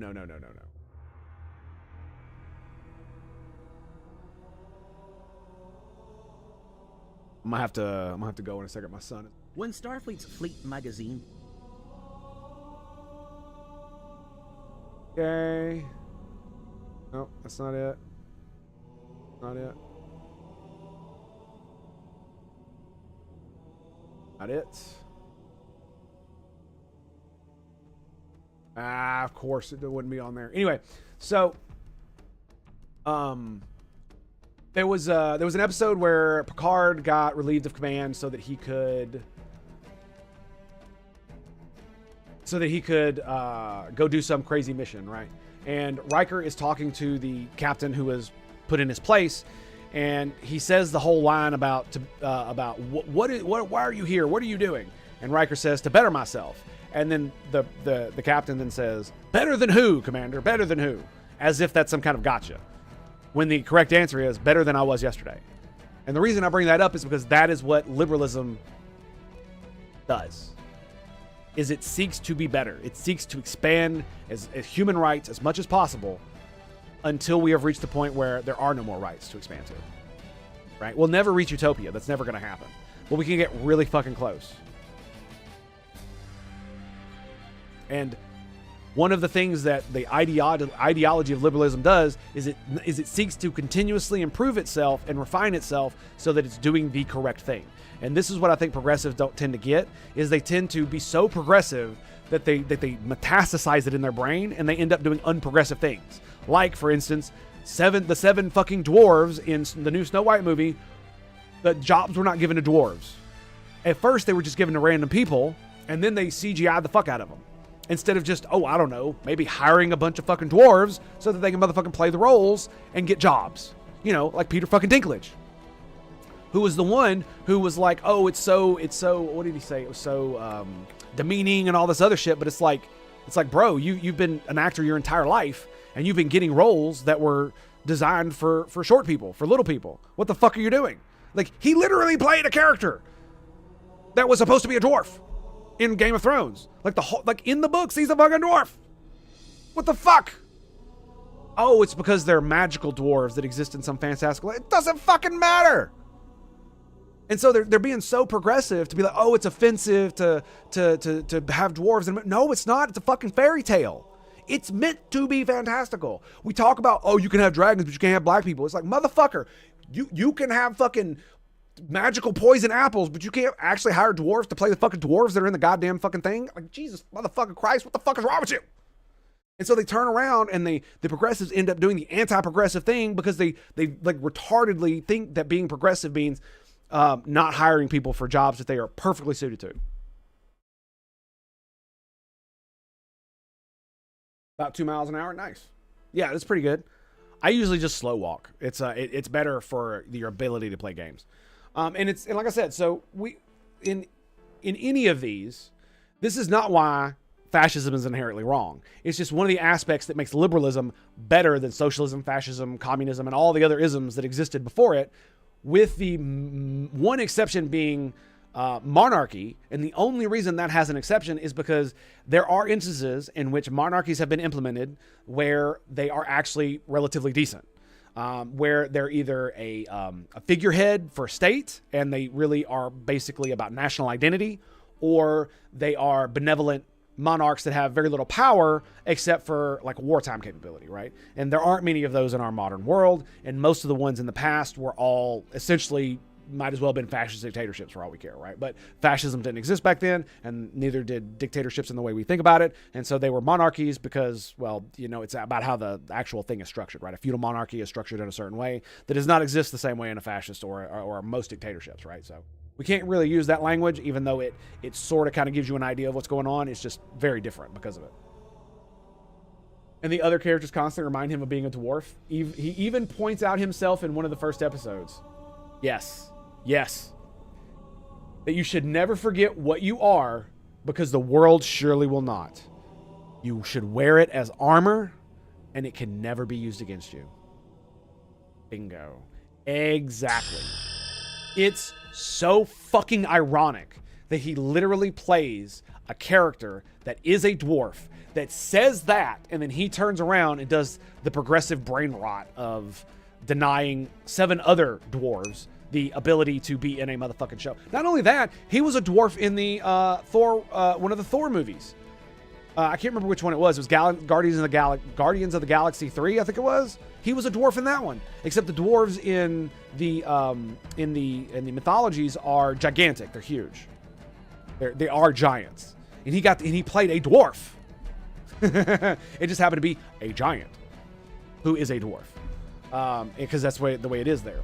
And it's just like one of those things where, oh, it's Infinity War. Excuse me, I apologize. Not Guardians of the Galaxy 3. Wait, is it? Is it Infinity War? Yeah, it's got to be. It's got to be, because that's where he gets his axe. He goes there to forge the axe. Yeah, it is. You're right. Absolutely. My bad. So, bad Tango. Bad. And so that's another one where he plays a dwarf. Even though it's like it's supposed to be comical, like they're literally making fun of him for being a dwarf and him being gigantic. Like that's the whole joke. It's a fucking joke. They made fun of you, dude, for being short, and you did it because you wanted the fucking paycheck. But you're denying other people paychecks to play magical, fantastical dwarves in a fucking fairy tale. What the fuck? Progressive brain rot, bro. Progressive brain rot. This is why progressives are not liberals. This is why they don't call themselves liberals. This is why they give liberal shit. It's because progressives are not actually progressive. They're just brain-rotted assholes. The horseshoe theory is absolutely true, and they will come around. They've already come around to being racist. Of course they're going to be fucking over dwarves if they're going to be racist as fuck and sexist as fuck, right? Hands down. Period. No questions. And on that note, I need to take a break because I have to use the restroom and I got to take care of my son. So I shall return shortly. Be right back, boys. Stay. Right after these messages from our stay tuned for more right here at the Tango Hotel.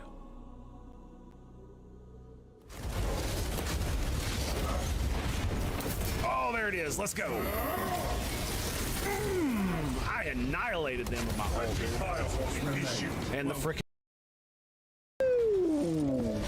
get wrecked. Damn, look at that. I can man, I kind of feel bad. I kind of feel bad, but you know what? I don't feel bad when I get to cleanse and purge. Doc!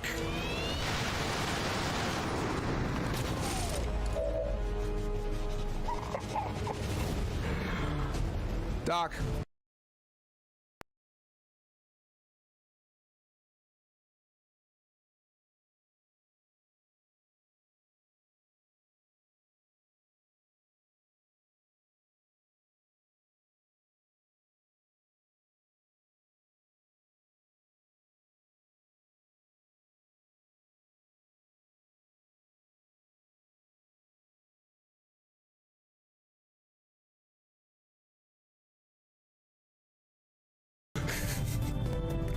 We took explosive charges from salvaged alien grenades and strapped them to a solid fueled rocket engine. Humans, man. Freaking humans. If we thought a rock strapped to a rocket engine would give us an advantage, we'd take it. Ash Destroyer, that's what it is. Ash Destroyer, yeah. Let me give you a rewind here. Get your Ash Destroyer here, boys. Get your Ash Destroyer here. There we go. So, Warcraft does the thing. There it is, baby. Shows. Cue view. Oh, nicely done, sir. Nicely done. He's on fire, so. And he's also dead, apparently, due to Blade Storm. So we got a war cry. And here comes the melee. Missed the Blade Storm. That sucks. How's about? No. Wasn't even that bad. Wait, what? What? What? What? What? What?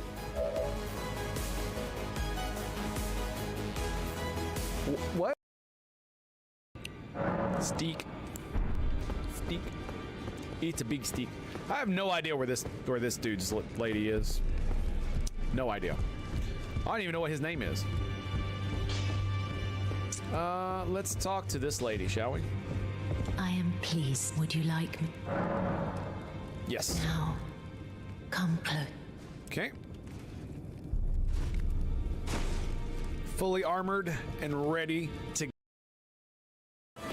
Doubt is for the weak. die, heretics!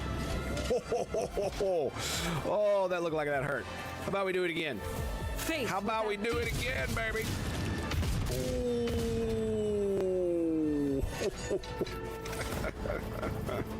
God damn, son, that is ridiculous.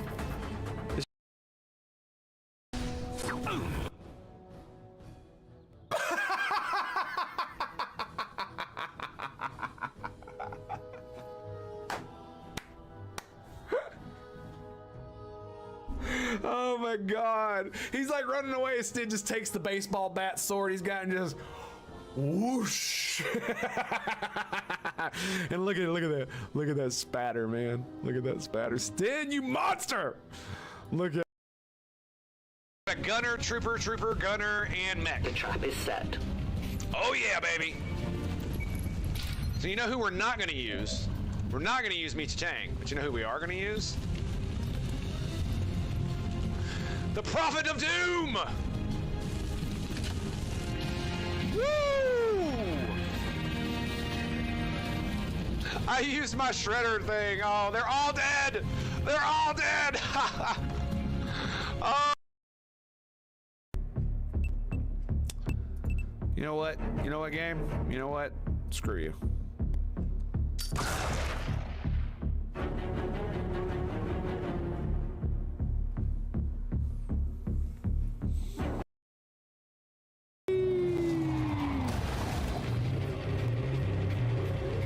Please don't call the cops on me. Please don't call the cops on me. I'm so very sorry. I didn't mean to hurt you. I didn't mean to hurt you. I don't care. I don't care that. I gotcha. The shock off division. It's GG.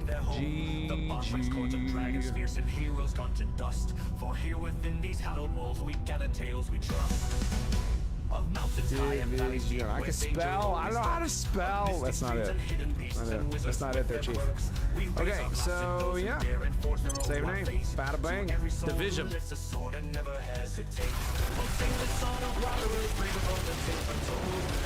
Damn, son.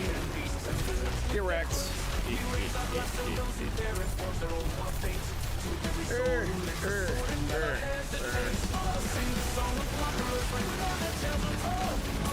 What are you doing? What are you doing? Reverse it. Mega eats. Nom nom. Boys. Hunter. My dude, my bro, my homie. It has been a pleasure, sir. Thank you very much for your service. And we'll see you around, huh? We'll see you around.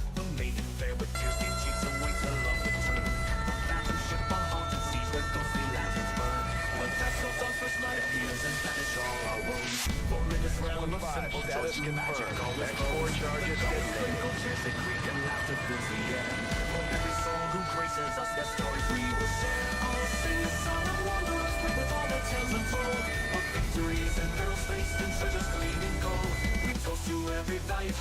Oh, Emily's butt is radical propaganda. I'll take that.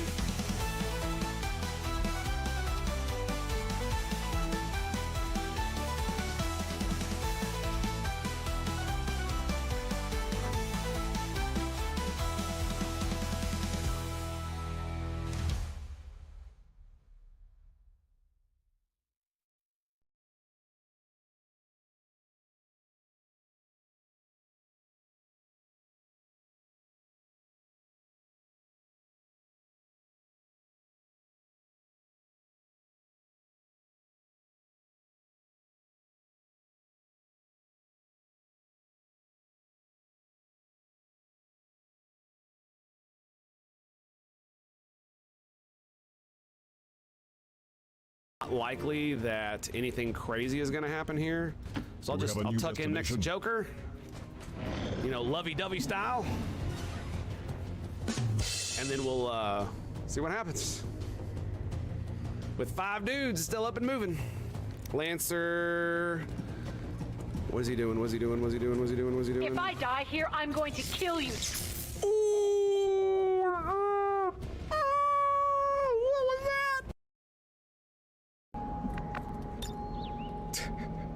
For a sec.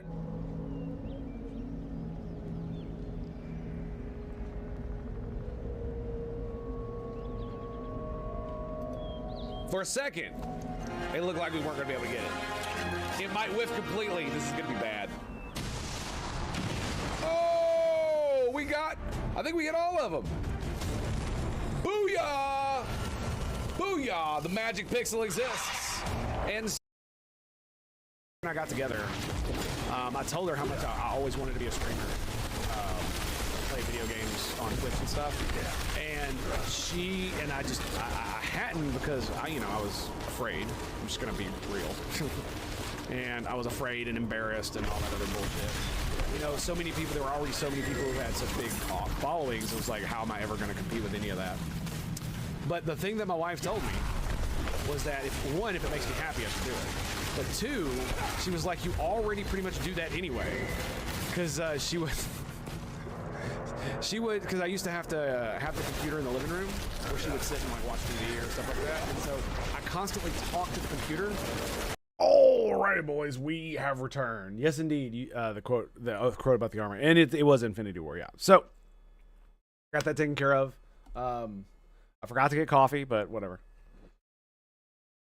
I still have a little bit. I can run and go grab that here in just a second. But anyway, the next thing I want to talk about was this. This is about what the courts are doing, or excuse me, what the Trump administration is doing with deportations.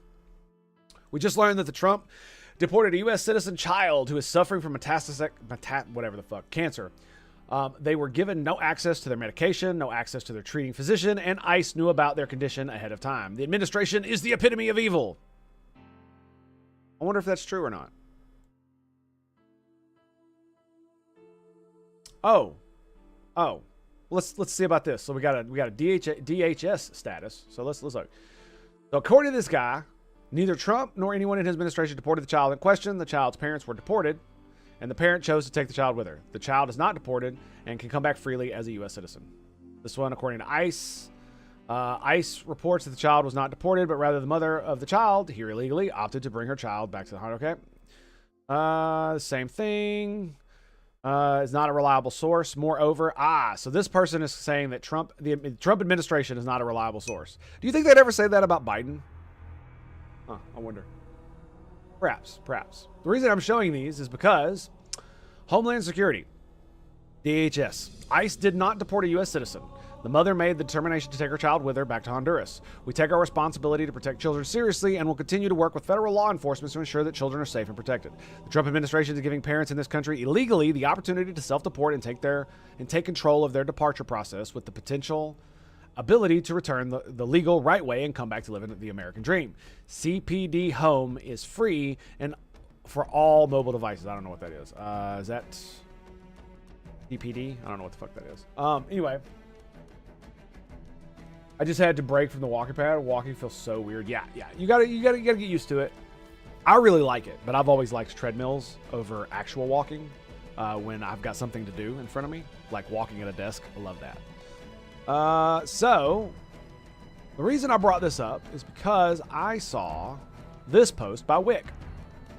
According to the mother and the family's attorney, that is not the case. Okay. And then here's the thing. So he's saying that's not the case. In an interview with Gonzalez, the attorney of the mother reported for her 2-year-old child, said the woman was told to take her child to an immigration check-in, which was moved up from the original date. An attorney with the Immigration Project who represents the 2-year-old said in an interview on MSNBC that every single point ICE denied anybody the ability to know where the family was, denied everybody the ability to contact with them and communicate with them. She said the child's father barely had an opportunity to speak with the mother about what was best for the child before an ICE officer hung up the phone as he tried to give her the number for an attorney. Okay, so here's the problem. We have two conflicting narratives. Okay, we have the Trump administration and we have an illegal alien. Or the lawyer for an illegal alien. All right, now, which do you believe? Well, you should believe neither, because they're both incentivized to lie. The problem comes, you denied them the ability to make any choice at all. When you automatically believe one side because you dislike the other, this is not good. This is the problem I have with this entire fucking bullshit going on with the left's and the blue team's messaging. Is they automatically assume that the Trump administration is literally lying about every fucking thing and or incompetent as fuck about everything, when they've only been incompetent on a few things, just like fucking everybody else, right? And they only lie about a few things, just like everybody else. There's always truth mixed in with the lies. If you think everything is a lie, then you're a nincompoop. That's all I gotta say. I've never been on a treadmill before in my life. At least I don't think so. I'll walk around town to buy my groceries. Fair enough. So this is the thing. If the illegal alien in question were lying, how would you know? You wouldn't. So to assume that they're telling the truth is naive, I guess, is the best way to put it. Like, they absolutely could be telling the truth, and this could be absolutely a bad thing, right? Should we have deported the mother? Yes. Should we have allowed her to take her 2-year-old child? Yes, if she wanted to. And that appears to be what Homeland Security is saying. And I love you, Wick, but you're literally believing someone who is an illegal alien, someone we know who committed a crime, over the government, which is fine if that's what you want to do. But you got to admit, people who break laws also lie, right? And they can be lying. And a lawyer can literally lie for their client, especially if the lawyer doesn't know the truth. Because if the client says it happened, then it happened. Then it happened. And what if the story is being misconstrued? What if the Trump administration is not the one telling most of the half-truths? It's these motherfuckers. How would you know? How would you know? You don't. You don't. So basically, you denied them the ability to make any choice and set the conditions that force the deportation of a U.S. citizen.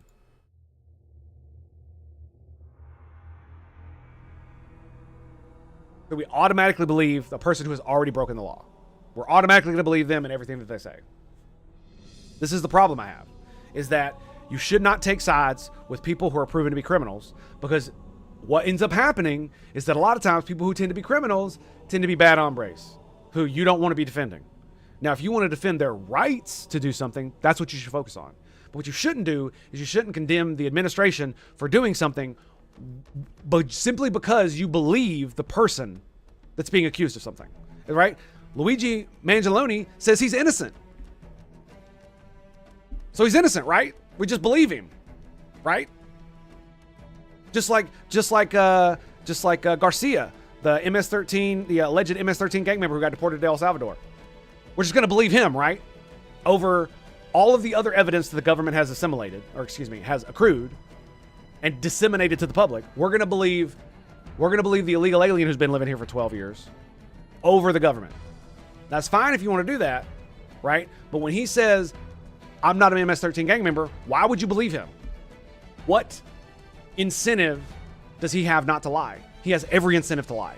So even if he is an MS-13 gang member, he would literally say, I'm not an MS-13 gang member to stay here. Right? And if this person was approached by a lawyer saying, look, I can get you back into the country, and this is how we're going to do it. Now, you could say that's like immoral and all this other bullshit, but they already broke the law. Right? We know lawyers are scumbags and immoral to begin with. So are we going to really like get on the high horse about, oh, lawyers wouldn't do this. They wouldn't. Bullshit, they wouldn't. Remember the judge that broke the law that got arrested? Yeah, that guy. Oh, if only fascists arrest judges. Sure. Mm-hmm. This is the discourse, right? It's that the automatic genuflection to just bend the knee to the narrative of the accused. We wouldn't do it with Luigi Mangione, right? We don't do it to most criminals, but yet in this instance, because of the nature of their crime and the sympathies that have been built up for decades for these individuals, this is what happens. Is the Trump administration lying? Of course it is.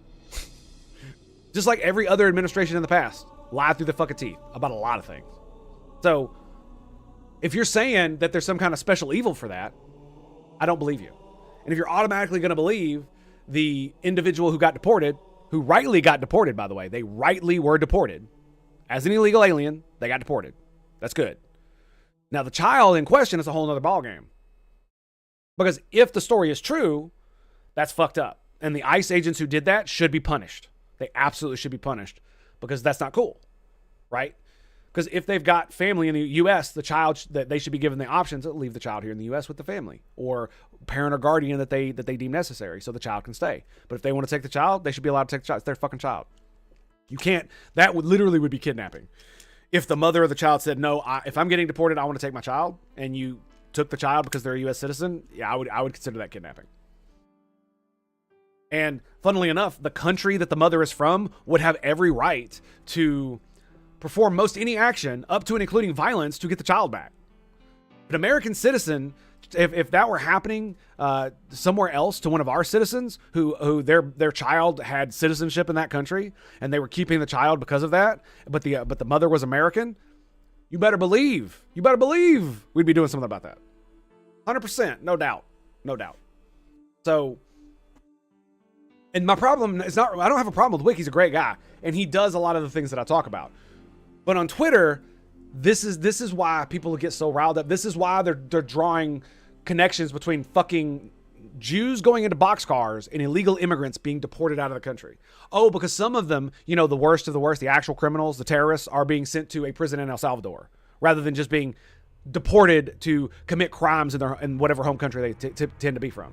And the reason Garcia is in jail specifically is because he is an El Salvadorian man. And he is an MS-13 gang member as far as their government's concerned. And guess what? It's illegal to be that. It's illegal to be in a fucking gang in El Salvador. So guess what happens if you're in a gang in El Salvador? You get sent to jail. Dude, it grates at my soul because do we listen to the system or do we not? Do we allow the system to do its job or not? And cause see, this is the problem is like when I see shit in the system that's fucked up and that looks like they're lying, like Hillary Clinton and all this stuff. Yes, I call it out. But the problem is that the system is actually more important than any individual or any individual case. It absolutely is, because the system is what keeps us alive. We are literally fucking dependent upon it. And if it were to fall apart, our entire fucking life would fall into ruin. All of it would be gone. Just think about how many people don't steal your shit because they know the cops will come get them. Think about how many people don't fuck with you because they know they would get that the government would hammer fuck them to death over it. Think about how many people actually would commit crimes if they knew they could get away with it and there were no other option and there were no real consequences. When that happens, you will get a no trust society where everybody is out to fuck you. And you can't trust anybody. And again, my criticism is not really at Wick. It's the fact that he's automatically deflecting. He's bending the knee to the narrative of the individuals in this case when they literally could be lying through their teeth, right? Like they have every incentive to lie because if this is true, you might be able to drum enough sympathy to get her so she can come back. Right? Oh, I've got a sick child. So of course, the people on blue team are going to be, oh yes, illegal alien, bring your anchor baby that you came here to specifically get, so you could live here, that you had specifically so you could live here. Yeah, bring them back and you can come with them and we'll take care of you. Is that not big enough incentive to lie? At least a little white lie? Oh, they didn't give me enough time. They didn't give me enough time. But what if they did give her enough time? She just doesn't think it's enough time, right? I barely had any opportunity to speak with the mother about what was best for the child before an ICE officer hung up the phone as he tried to give her the number for an attorney. So, an attorney with the National Immigration Project who represents the 2-year-old. At every single point, ICE denied anybody the ability to know where the family was. Denied everybody the ability to contact them and communicate with them. If you are arrested, do you get a phone call, but that's it? You don't, what? She said the child's father, quote, barely had an opportunity to speak with the mother. What does that mean? Barely. 5, 10 minutes, right? Was it 2 minutes? Was it 30 seconds? This is what I'm saying about how you can use language to obfuscate something, because they could have given it, all right, because you have the right to a phone call. We're going to give you this 10-minute phone call. Have at it. 10 minutes is not enough time. I barely had time to speak with her because they only gave me 10 minutes. Right? There's no specifics. That doesn't mean it didn't happen, and that doesn't mean that they weren't fucking being assholes about it. And if they were, the ICE officers in question should absolutely be punished. This is why I say the system is important. And the way you keep the system important is you hold motherfuckers accountable when they fucking break regulations. And if you don't hold the ICE dudes accountable, if they actually did this, then the entire appeal to the system falls apart.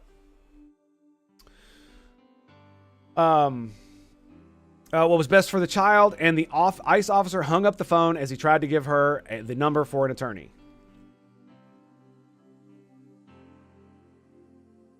Again, that true? Is the child's father incentivized to lie? We don't know the answer to the first, and the answer to the second one is yes. So to assume this is true would be naive. Simple as. Is it possible it's true? Absolutely. It's possible that the ICE agents acted inappropriately, and this is a travesty. But it's entirely possible they acted completely appropriately within regulations, and these people are bending the truth and using language to obfuscate what was going on to make it sound worse than it was. Because, imagine they gave them 10 minutes. It's like, okay, we arrested you. We're going to deport you. You've got 10 minutes. Here's your phone call. 10 minutes. And in all that 10 minutes, instead of, taking care of actual business, he was bitching and moaning and doing other things and other stuff, rather than actually trying to give her the number for an attorney or anything like that. Or that's not actually what happened, and that's just the way he remembers it falsely because he felt so exacerbated by the situation. False memories are a thing. Doesn't mean that's what happened. I'm giving possibilities. You know how I am with the multiverse of fucking bullshit that goes on. And so for me, it's like, I want to know, I want to see the ICE records. I want to see the police records. I want to see what happened here. Because somebody's fucking lying. Somebody's lying. And if it's the government, I want them held accountable. But you know what the problem is? Do you know why you can't hold the government accountable? You know why? Because instead of talking about holding the government to account, we believe people who have every incentive to lie. Genuflect. Bending the knee to the narrative. Especially on blue team. Now, red team absolutely does it. They absolutely bend the knee to Trump's bullshit all day, every day. All you gotta do is watch Aspen Gold stream. All I gotta say. So, the criticism is absolutely true for the other side. 100%. But the reason this bothers me is because I want this to be done correctly. I am all for mass deportation. But it needs to be done right. It needs to be done legally. It needs to be done the correct way so that the humanity and the civil rights of the people that we are deporting are not violated. Yes, they are criminals, but criminals have fucking civil rights. That's why criminals get trials. And when they get trials, they get appeals. And as much as we might not like it, what that means is it's less and less likely that innocent individuals are sent to prison. And the further we go into the future where we have more mass surveillance technology, the easier it will be to verify whether somebody did something, right? Everybody has one of these motherfuckers. Almost everybody keeps it with them at all times. And most crimes are crimes of passion, right? Or they're premeditated, like robberies and murders, right? Stuff like that. So if the police came to my door and were charging me with murder tomorrow, I have tons of evidence that I was not anywhere near a murder in Georgia, right? I'm fucking streaming right now. My ISP knows exactly where I am. They know exactly where my house is. My phone is with me at all times. It knows exactly where I am. There's so much information that could easily be garnered with a fucking search warrant from all of these companies, which I 100% approve of, by the way. Search warrants are 100% how the government should be getting information from these companies, and the only way, by the way. They shouldn't ask. They should get warrants. Companies should never give the information unless it's like some like crazy terrorist shit. Then there's some, there's always got to be edge cases, right? There's always going to be edge cases. But for the most part, for me, a private citizen, for all of these companies to give the government my information because I'm under scrutiny for some kind of crime, they should have a warrant, which should be easy to get if they've got any kind of evidence that I'm like tangentially even involved with it, right? Which would be 100% the way the system is supposed to work. They're investigating. They've got clues that lead them to think I did something. What do? Okay, well, let's get a fucking warrant. Oh, we can't get a warrant to such his house. We don't have enough evidence. Do we have enough to get his like location and where his ISP says he was? Ah, sure, yeah. That doesn't require very much, evidence to get that kind of warrant because I'm not involved in it. They literally just send the warrant to my ISP or the phone company, and they're just like, where was this individual during these times? Boom, there you go. Do I really give a fuck if the government knows where I was like a week ago? Not particularly, right? Especially in the form of them investigating a crime, because that immediately will exonerate me as soon as they look at my location, right? Fuck, man. And so to genuflect to one narrative or the other is always naive, and the rightoids do the same exact shit, and many of them will absolutely ad hoc and just rationalize the same way this is done. And one of the reasons you don't want to do this is because, just like with Garcia, he ends up being what appears to be an actual MS-13 gang member, and they're defending him based on his character, calling him a Maryland father and all this other bullshit, when he absolutely is not. He is an El Salvadorian man who was living in New Jersey, and he was an illegal alien, who appears to be, as far as the evidence that we have, an MS-13 gang member, or at least trying to associate with them by trying to join the gang. And it is entirely possible that a life was saved because you have to kill somebody to join their gang. Like, the system is supposed to, we are supposed to uphold the system and criticize it when it doesn't work. But when you immediately genuflect to believing someone who is charged with a crime, or you immediately believe someone who has been negatively affected by the government, you are being naive, assuming that they have no incentive to lie. Because it's the same thing with someone who's innocent. Right? If I didn't commit the murder, I would say I'm innocent. I didn't do it. But if I did commit the murder and I'm trying to get away with it, I would say the same exact shit. This is why you don't believe people. Trust but verify.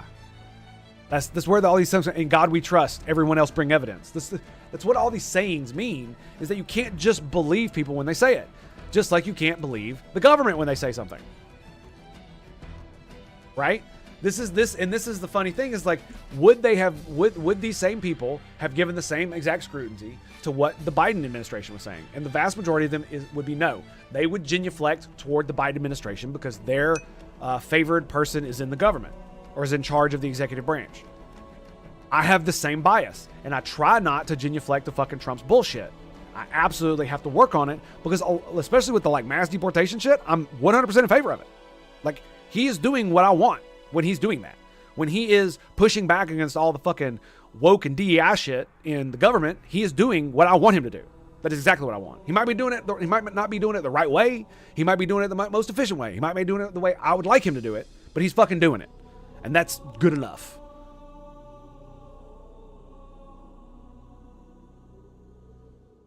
That's why I always hated the phrase, sounds like someone who did X would say. Yeah, exactly. Because if you're innocent, you would say you're innocent. If you're not innocent, if you're not innocent and you're trying to get away with it, you would say you're innocent. Like, all you have to do is literally take 2 seconds and put yourself in the shoes of, you commit a crime and you want to get away with it. You don't want to go to jail. What are you going to do? You're going to lie through your fucking teeth. You've already committed the fucking crime. If you don't want to go to jail, you have to lie to stay out of jail. And so if you've made that moral choice to commit the crime and stay out of jail, guess what that means? You're going to be fucking lying. And guess what? A lot of people lie all the time. Everybody lies all the time. I lie all the time, and I try the fuck not to. I try to tell the truth, or at least not lie. Because, goddamn, son, like, I really, truly have made efforts to not lie at all when I speak. This is one of the reasons why I end up having to explain myself multiple times, is because my brain just won't let it go. And the reason I try not to lie is not because I'm doing some kind of virtue signal or anything like that. What I'm trying to do is I'm trying to live an actual virtuous life. And the very first step that you can take is to not lie. Tell the truth. And if you can't tell the truth, at least don't lie. And that's really what I'm trying to do. And so when I talk about politics, I do so from my own perspective, but I also keep up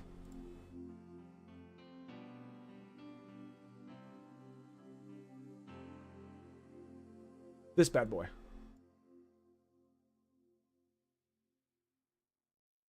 I write my biases down so that I can read them and make sure I know where I'm coming from. So when I look at something, I know I'm biased to it, or I'm biased to something that Trump's talking about when it comes to immigration. So this way, I don't just automatically believe everything he says, that I've got it in my brain right here.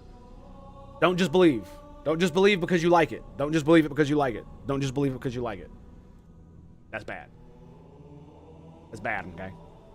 It's real bad, okay?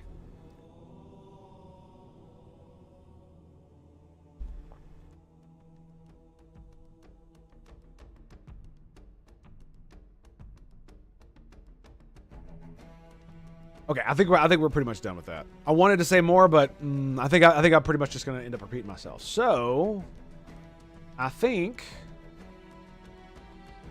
yes, and this is one of the reasons. So actually, this leads into this right here.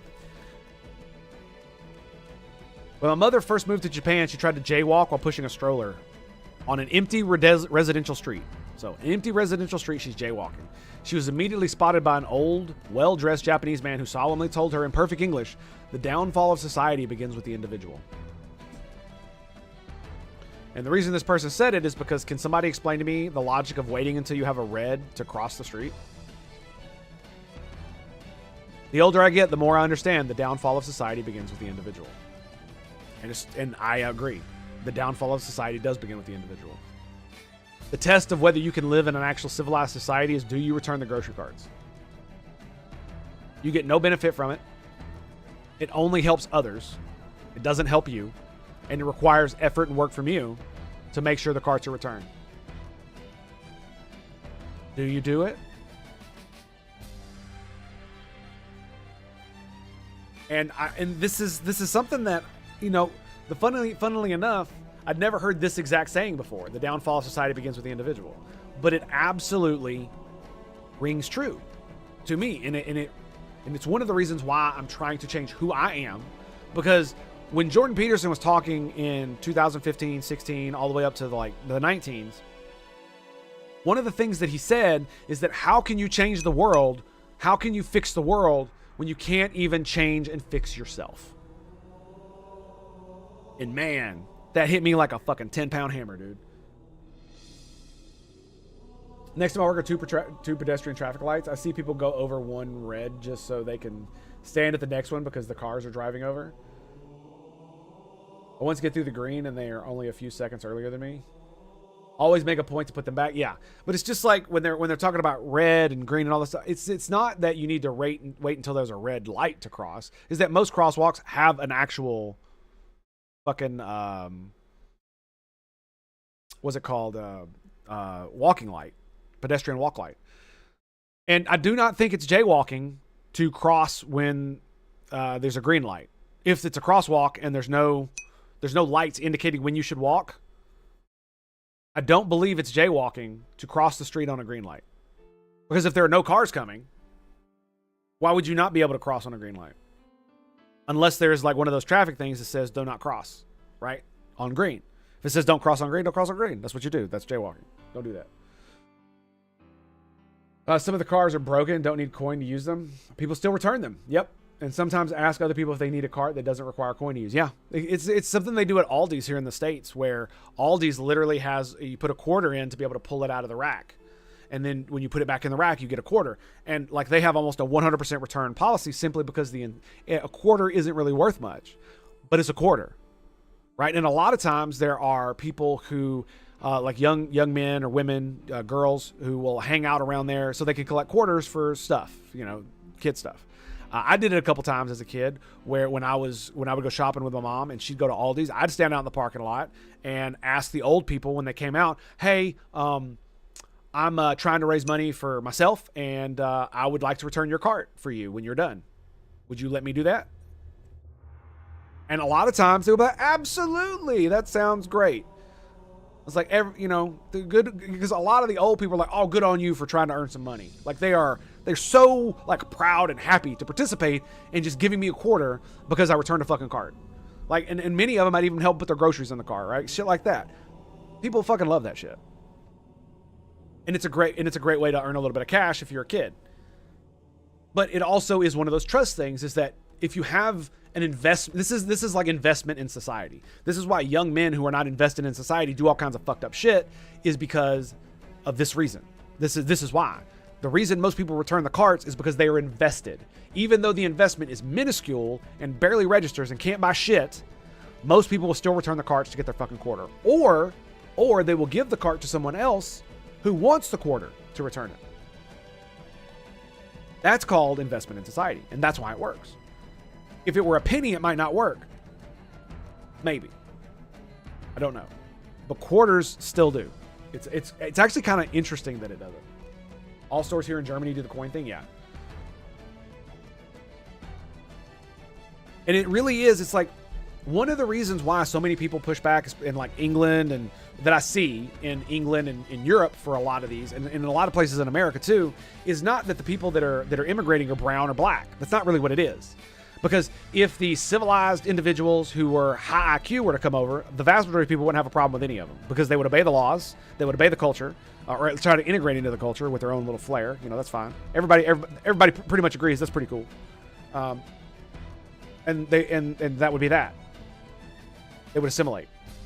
Problem is when you bring people who are not that.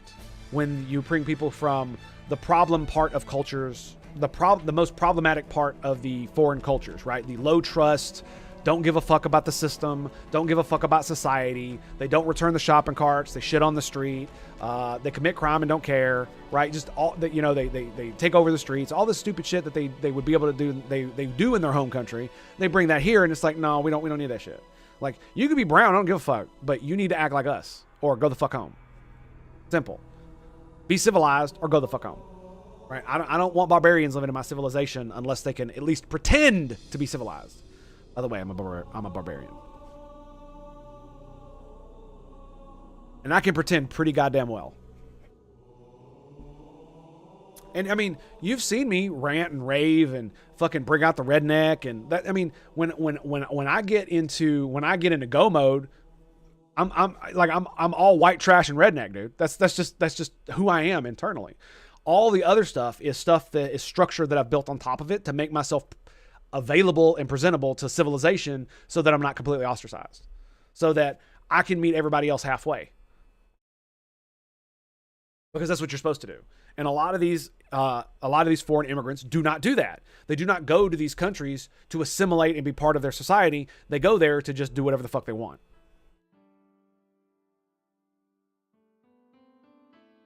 And I'm not gonna lie, dude. If you are here illegally and you get pulled over for traffic violation, deport. Simple. You break any law that's above jaywalking, deport. Like, you're already here illegally. What the fuck are we even talking about? Sorry, I went to the foreign thing, and then yeah. So, and this really does feel like it rings true, because in areas of our country and of the West where we still have, 99% of people will return the carts, it's a mostly high trust, low crime area. Nobody wants to commit crime because it's gonna fuck my shit up, dude. I got a job, I got kids. Like, I can't be committing crime. What the fuck are you talking about? I can't be robbing people no matter how much I need. Because then I got to be here for my kids. My kids are gonna starve if I don't fucking work. If I go to jail, they starve. Right? And that's not all of it, but still, it is one of those things where it is up to you, the individual, to be the virtuous one. And it really did take me a long time, and all the Jordan Peterson lectures did help. But it's just like with traffic laws now. Like, I try not to speed. I literally try to obey the traffic laws as much as I possibly can, because it's not just it's the right thing to do. It's because it's the fucking safest thing to do for in most of the time, depending on where you're at, right? Driving slower is safer, and I have my family in the car. I'm going to drive slower, right? Even on a place like Briley Parkway, where the speed limit's 55 and almost everybody does 70. The vast majority of people a lot of people still do drive at the speed limit, and I will literally just get over in the slow lane and drive the speed limit onto wherever I need to go. Because I realized a long time ago that if you're in a hurry to get everywhere, you're only saving 5 minutes. If I do 75 instead of 65 on Briley to get where I'm going, I save 2 to 5 minutes at most. But I've increased my chances of fatality by 50%. And then if I drive aggressively, weaving in through traffic, trying to get past every slow motherfucker I find, I'm increasing that exponentially the more bad decisions I make, right? And riding a motorcycle and essentially reevaluating how I view society and my place in it has completely changed how I interact with society. I try as much as I can to obey the rules, because if I expect other people to obey the rules, then I have to obey the rules. Notice how almost no one with Asians as a group, aside from genuine racists, can tell them at a glance, just like the brown folks. But they come with a high trust mindset. Hashtag not all, but most Asian people I see on a regular basis are respectable small business owners. Yeah. And I mean, dude, there are, like in my neighborhood alone, I've got a Pakistani run fucking gas station. There's another dude who was from, where the fuck was he from? Is it Egypt? I can't remember. It was Egypt, right? I think it's a guy from Egypt runs a gas station. There's a couple other small businesses run by foreigners from like the Middle East, or where people tend to be more brown, right? They're all great. They're all great. Like they are not just great. They are the definition of a high trust society. Like one of these motherfuckers, I would go in there and I would hang out with him because I'd go buy cigarettes, and he made these motherfucking most delicious heroes you ever fucking tasted, dude. And I mean, when this is what I want to say. One day I'm in there and he's making my food, doing all this stuff, and I'm just chilling, and he needs to go outside to get something and go into his car, which is parked out back. He literally leaves me alone in his store by myself, just chilling to go get a thing, right?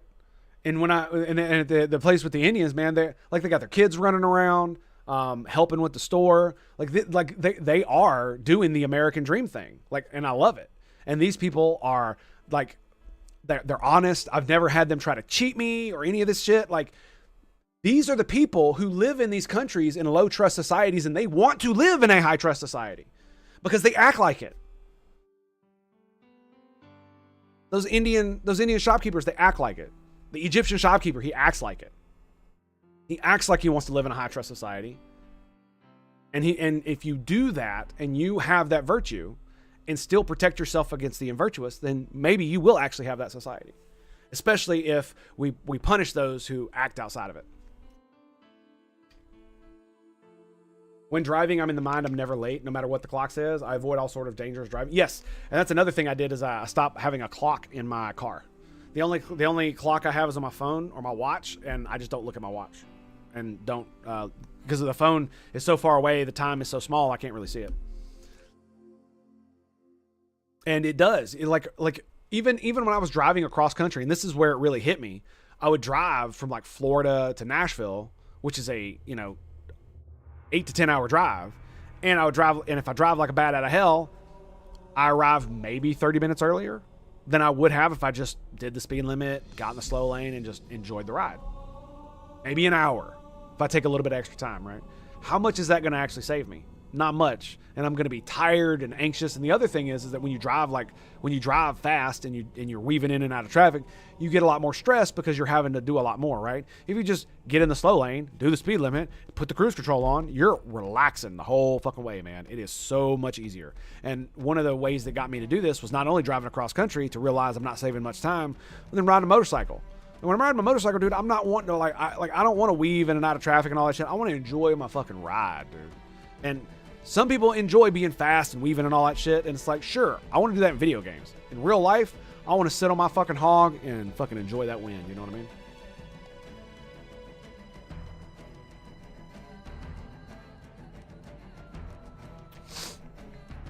And so it really does start with you.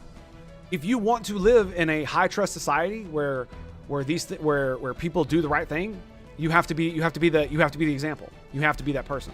And not only that, it's like if you have kids, do you really want them to grow up with such a bad father or mother that the example they're getting is someone who consistently, constantly fucks over people and breaks the rules and does the incorrect thing because look at those fucking fools who are doing the right thing?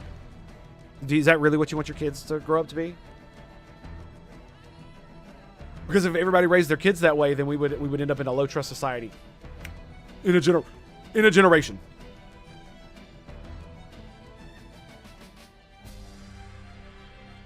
Because my family is as much as all the other shit that goes on in my family and whatnot. One of the things they did instill in me is that you should follow the rules. The rules are good because they give you the ability to navigate your life without stepping on other people.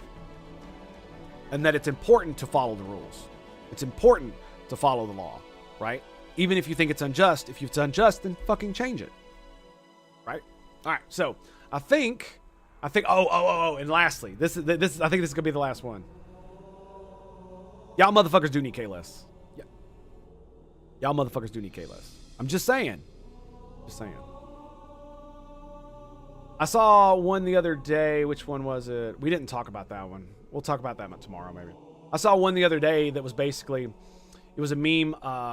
It was in Star Wars Episode 4, A New Hope, where Darth Vader Tarkin is talking about how the Death Star is going to be the best fucking weapon ever, and that one Colonel General dude talks shit to him and talks about Vader's dying religion, and Vader chokes him out, and Tarkin has to make him stop. Instead, they put Galron's face, the guy that does the white eyes, the Klingon white eyes. They put his face over it and it says, "Glory to the Empire," after Tarkin says this weapon will be the greatest thing in the galaxy. And Vader is doing the pointing thing and goes, "I like this guy's style." It was a great one. I should find it, but I probably won't. I probably won't be able to. Anyway, it doesn't matter. You don't know what K-less is, bro?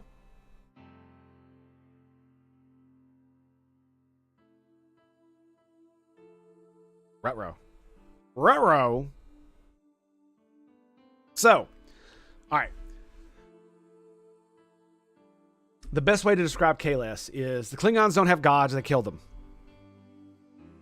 What they do have is K-less. What K-less was he was basically the Klingon that defined what honor means to Klingons. He is basically their prophet. And so they base their entire lives off. It's basically, he's like Jesus and Muhammad kind of together without God in the background, right? So he's a great warrior figure, a great conqueror, but he speaks of honor and sacrifice and things like that, right? And he is an example to lead your life by. Like how Christians say Jesus is the example you should lead your life by, K-less is the example you should lead your life by for Klingons, but he is also like a conquering, I wouldn't say murdering, but killing individual, just Klingon. He's fucking Klingon from like the 6th century, I think, is when he was around, I think. So, yeah, that's basically what he is. And that's why motherfuckers need K-less. He's right.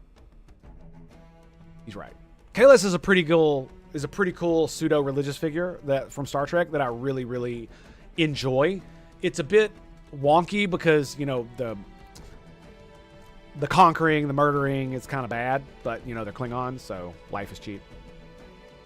And this is definitely what I want to talk about.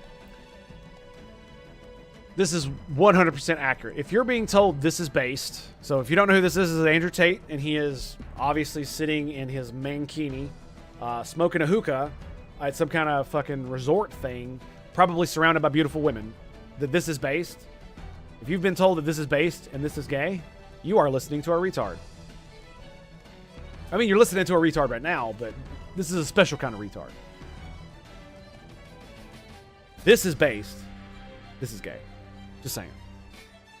I did this. I didn't have the millions of dollars like he did and traveled around the world, but I did this. I did this. Can't see my mouse. How can you not see my mouse? I did this right here. This is what I did. This is way better. This is way better. Hands down, no contest. Like, having like all the sex is great. It really is. I'm just gonna say it. Being, my first marriage, we had an open relationship. We swapped partners and stuff like that. We did all the crazy shit, right? And it was fantastic. I absolutely had a great time. Sex, drugs, rock and roll. Fuck yeah, right? Problem is it's fun, but it has very little to no meaning. It doesn't fill that hole in your heart. So when the Christians say you're filling that God-sized hole in your heart with sex, drugs, and rock and roll, they're not wrong, in my opinion, but they're not quite right either. It's not a God-sized hole, it's a meaning-sized hole. And what gives you meaning is building something. And building a family. It was so profound to me that I didn't understand it until it actually happened. I'd been a stepfather before, and I was a stepfather to my daughter. And I became her actual father because, well, she needed one, and I wanted to marry her mom, so I'm her dad. And I'm her dad. Simple. She calls me dad. Or daddy, whatever. Oh man, y'all need a sip. Yes. Okay, we'll get to it just 1 second. But when I had when my son was born, it flipped my head upside down completely. It's even with my relationship with my daughter, right? It's not that I understood, it's that I even got a connection closer to my daughter because now I understood what being an actual parent was. It wasn't just, I have to raise her to be right and all this other stuff. No, it's like it expanded my heart. Like it was basically like the Grinch, right? My heart grew like 50 times too big, right? Exploded the little diagram thing. Not that I was like cold and indifferent at the, before that, but it's just, it was such a profound thing to discover. And then, I'd already been slowly realizing it with my wife and my daughter and how much it meant to me to spend time with them and to do things with them so that. And another one just for you. All right. So, my dudes, my bros, my homies, Akanab has activated the most amazing, and stupendous trap card in existence of humanity. It's called the Simultaneous Sip. And all you got to do is grab that cup or mug or glass. Perhaps you have a taker, chalice, or a stein, maybe a canteen, jug, or a flask, a vessel of any kind. You fill it with your favorite fluid. That's right, it's the morning coffee. Deliciously, magnificently Tango made. So join me now, friends, for the gloriousness, the stupendosity, the absolute awesome sauce. That is the Simultaneous Brothers of the Waffle and citizens of the Tango Hotel. It's happening right freaking now.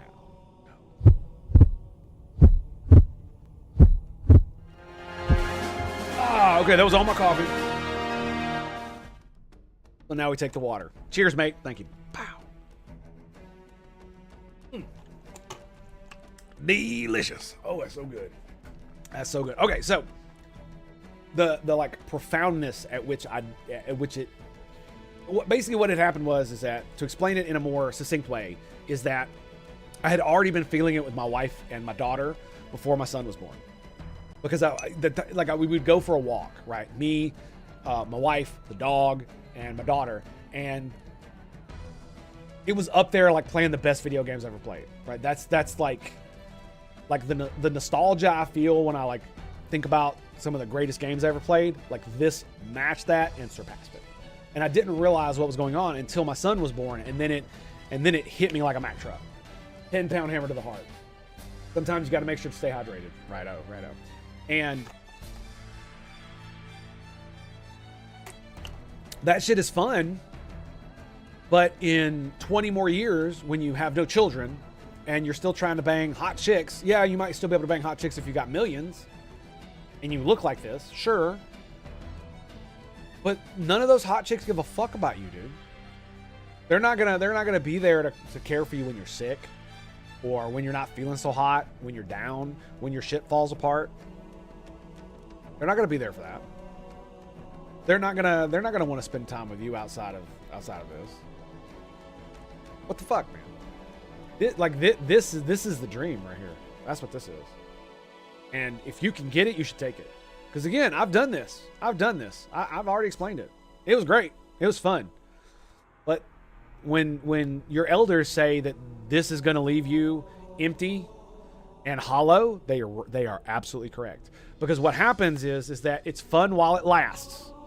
And for the most part, you'll probably not fill that hole so long as the hole in your soul or your heart, until it collapses in on itself. And one day, even for Tate, this will collapse in on itself. And he'll be left with nothing. Not necessarily the money part. I'm talking about the meaning part. Because the problem is if you're not constantly getting the reinforcement that this is fun and I'm having fun and sex is great and I'm having sex with all these women and it's fucking awesome, because it is awesome. I'm not gonna lie. It's pretty fucking cool. But it definitely leaves you empty and hollow once it goes away. It absolutely does. And this could too, if some tragedy happens to you and your family goes away. But the difference is that when this goes away, it's just pure regret, right? When this goes away, the reason it hurts you so much is because of love, right? You cannot love this the same way you love this. Nope. So on that note, my dudes, I am going to go grab more coffee. I love this. I have access to the best goods from around the world. Free trade. Protectionism. Why are things so expensive? Project Liberal. Remember this idiot? This is why I did this. Look. Yes. You get cheap goods because slave labor. Slavery's bad, right? Slavery's bad, right? Isn't it? It is. All right. So, on that note, I am going to go grab some more coffee, and then I think we're going to be booting up Star Trek Resurgence. Oh, look at that. 30 million tarnished.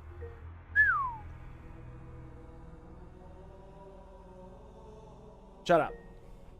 Nobody asked you anything, stupid pewter. All right. So we'll be right back after these messages from our screen. Stay tuned for more right here at the Tango Hotel. When I would play, I would talk shit, essentially. And so it's like, you already do it. You might as well open OBS and hit record. And so that's what I. Oh, wow, I actually thought it would kill them. Apparently it did not. Wow, it didn't do shit to the elite. Oh, baby. Oh, yeah. Here it comes. Yes. Spray them down. Spray them down like the scum they are. She didn't get the elite, though. Oh, my God. Look at that.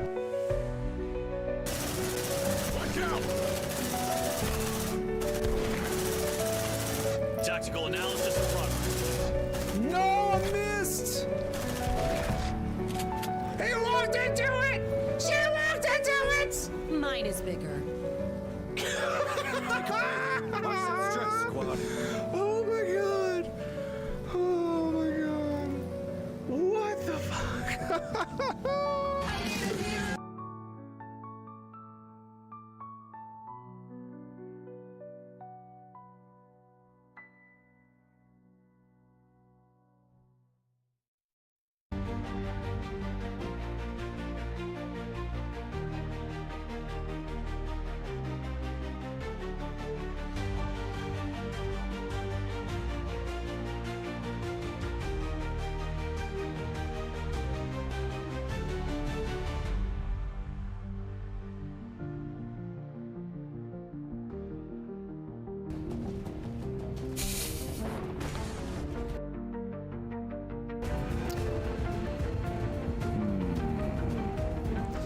Naga Elite can't see me, but neither can the other guys over there. I think I'm gonna move Traycon to right here. If I go here, the drones can flank, and that Viper Elite can flank me as well. We mind control the snake. That's why I pulled everything. I'll take it. I'll freaking take it, boys.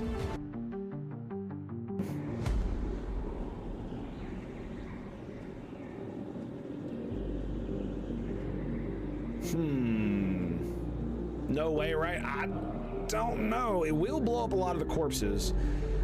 The Purifier Veteran is going to be interesting. Let's go for this. It's going to use up your turn, but I want to see what it's going to do. Now for the alien-killing world champion. Holy shit!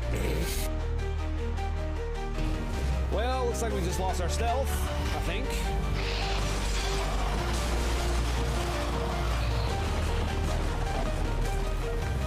It would be really great if it would tell me where they were coming from. If it gave you an indication of the direction the Lost were coming from. Like, oh, you can hear them in the distance. Where? Wait, oh no, they get a full turn?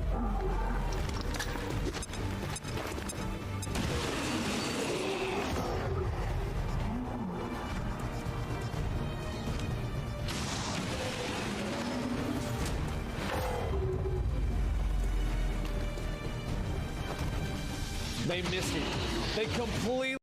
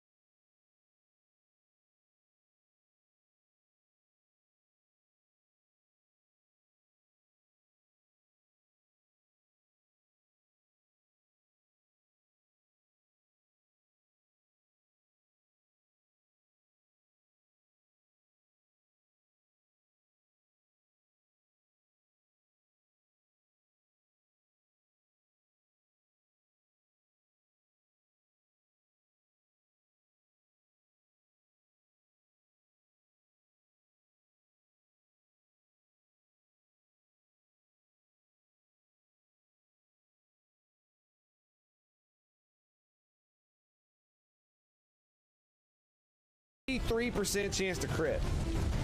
Let's go, baby. I probably should have been raged, honestly. Sisters, it must be destroyed! Carry us on to victory, sisters!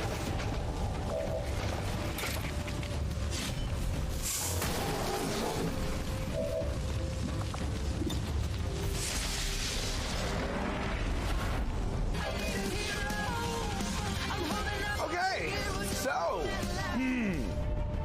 it took a long time for Raven to get to. Nope, that one. Yep, that one. Oh, in the face, Traycon! Or not Traycon, it's not Traycon, I'm sorry, I'm sorry. It's Vapor! Vapor, my bad, Traycon, my bad. I don't mean to insult, sir, please don't hurt me. Don't hurt me, man, I didn't mean it. I swear to God, I didn't mean it. Don't hurt me. All right, we're just... Alrighty, boys, we are back. Yes, sir. Yes, sir. Just wait for it. We're switching it over. Bam. You know what's funny? I'm sitting in the chair. How about that? How about this? It's like they knew. It's like they knew. And special thank you, my man, my bro, my home slizzle, Longwood. Thank you, sir. I appreciate you, buddy. Pretty sure he fell asleep a few hours ago.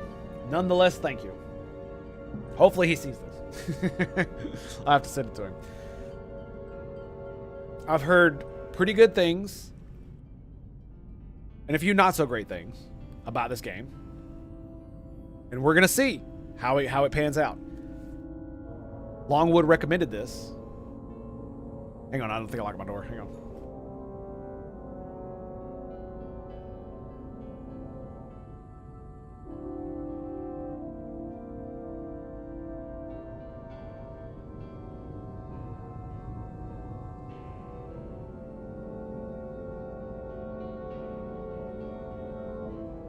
My bad, bros. My bad. Oh, the waifu just got a... and she got my kid. Taking care of. Turn that off. All right, so... and my door's locked. Excellent. Now.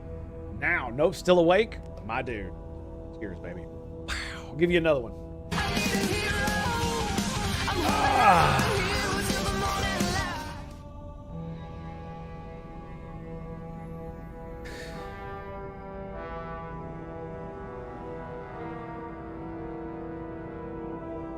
I'm trying to like find words to articulate how I properly feel, and I don't know because I want to say all the stupid shit with STD and all that other stuff makes me not want to interact with Star Trek. And then I see this, and I'm just like one of my favorite things in the world. And even though they look like bullets that are red hot, I love it anyway. I love it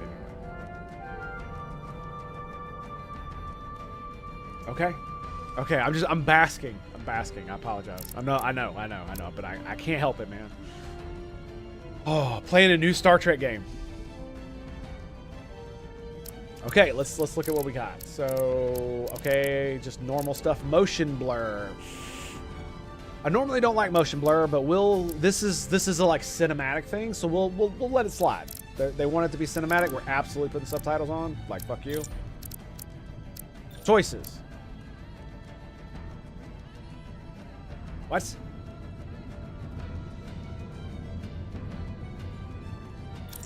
What? Is there like something from another game you can upload? Is that what this is?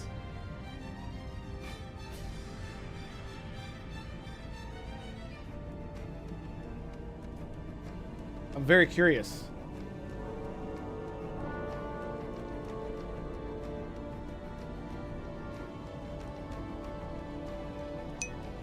Watch the trailer. It's literally just it's just the website. And there's a Star Trek Online offer. There are no, but it was like I thought this would be like how you. Never mind. I thought it'd be a setting for choices. Like that's why I was like, why does this say choices? That's weird.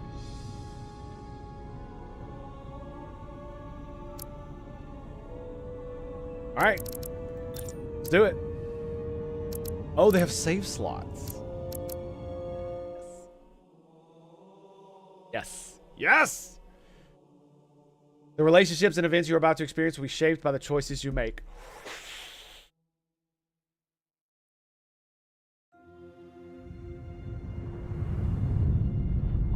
I'm about to gush. I can fucking feel it, dude.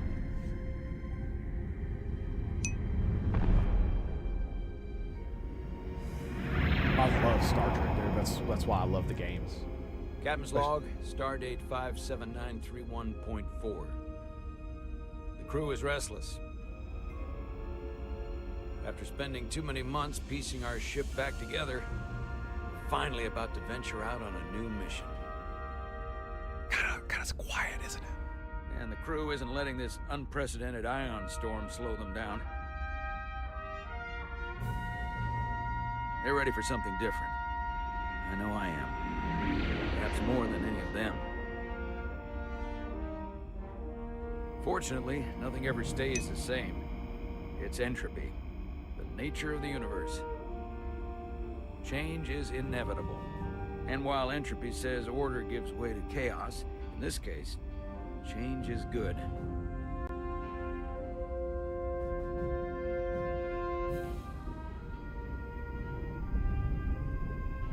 Our new first officer is en route to the Resolute. Jara Rydek. I know she'll bring a welcome dose of new blood to the crew. Half Bajoran? Is that what she is? Or wait, what is that ridge?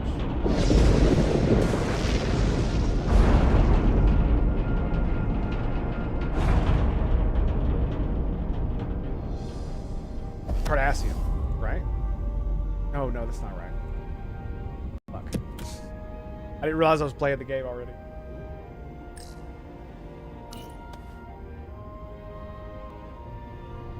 Can't remember what those ridges are. No problem. I'm not great with flying. But these little shuttles are the worst. Done. No!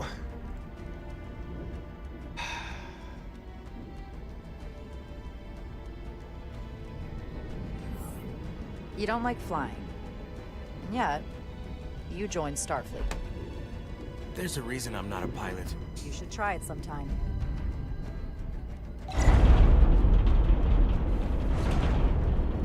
I hope that was good. Sorry, I'm a little anxious. I hadn't noticed. I'm on my way to my first assignment. When we get to the starbase, I'm transferring on to the Resolute. So am I. Very nice. Very nice. It won't be easy for Jara to step into the 11th hour like this. But if she's half the officer I knew she could become when she was a cadet at Starfleet Academy, she'll be the XO this ship needs right now.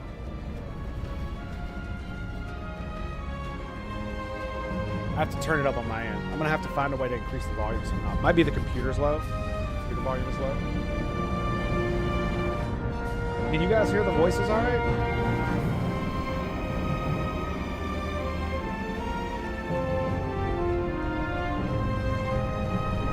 Oh my god.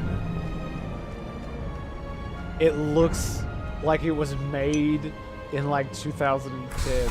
The like blocky ship design. I absolutely love it. I absolutely love it. Oh my goodness. Okay, I'll just turn it up here then. Oh my god, dude. I gotta get the... okay, I'm just gonna go. We're just gonna go. Can she run? No running. No running. Okay. A starbase on the very edge of Federation space. A long way from home now. I think this is what we're gonna do. Un momento, por favor. Give me 1 second.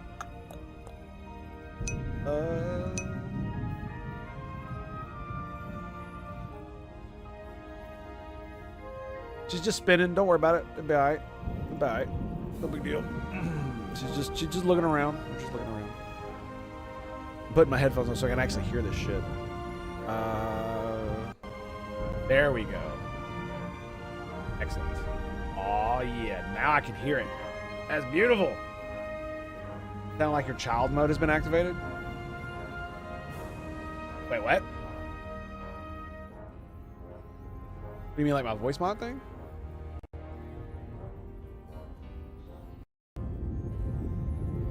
The voice changer's not on. Do I sound like an idiot? Find out. Oh, you said, oh, you're making fun of me. Okay. All right. No, that's fair. Shut up. Shut up. Fucking Baldy. All right. Yes. Child mode activated. I remember the first time I played Elite Force 2 and I got to walk around the fucking Enterprise.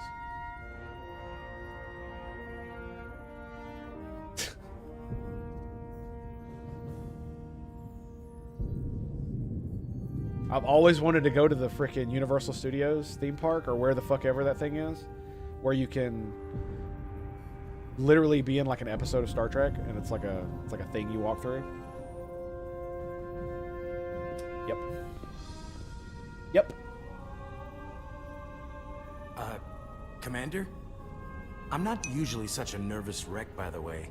I actually did well at the Academy. Oh, yeah? Maybe you've heard of the Torvalin test? I have not. Sounds familiar. It's a tactical simulator that makes the Kobayashi Maru look like a picnic on Pintaris 5. Oh, come on. Anyway, I finished in the top 20. Not just in my class. I mean, all time. In the history of the Academy. So, there's that. Well, really? That's quite he impressive. seems like he needs a like you. wingman. It was tough. I'm down but for you that. know, I set my mind to it and it paid off. Exactly. Just like you should pilot the fucking shuttlecraft, bro. I don't know what the Torellian test is. I have no idea. I think they made that shit up. And I hate the fact that they win. It makes the Kobayashi Maru look like something that's kind of like... seconds. That's showing, not telling. If you know what I mean? They're telling me that he's badass. Maybe that's a thing for later where the test is some kind of thing. Welcome, Commander Rydek. Wait, you're Jara Rydek? You absolutely crushed the Torvalin test. You finished... Un momento. I realize I have this music playing in the background. There we go. In what, like the top 3? That would be me. Now I'm really... It's an honor to meet you, Commander. Sorry, I didn't realize before. I just came off the shuttle and was glad to be on solid ground. What does number 1 mean? The pleasure is mine, Ensign. Paul Calloway. Good to meet you. I believe Commander Ermot is expecting you. He's in the concourse just ahead. See you on the Resolute. Played Femshep in Mass Effect 3. I have no idea. Played Femshep in Mass Effect. I have no idea. Go to settings. What we'll do is we'll turn the music down in the game a little bit. Sound effects down a little bit. And I don't need to mess with that. The sound sounds fine to me as well over here. I'm balancing my own audio here. Ah, that might be why. Give that a little nudge. Go.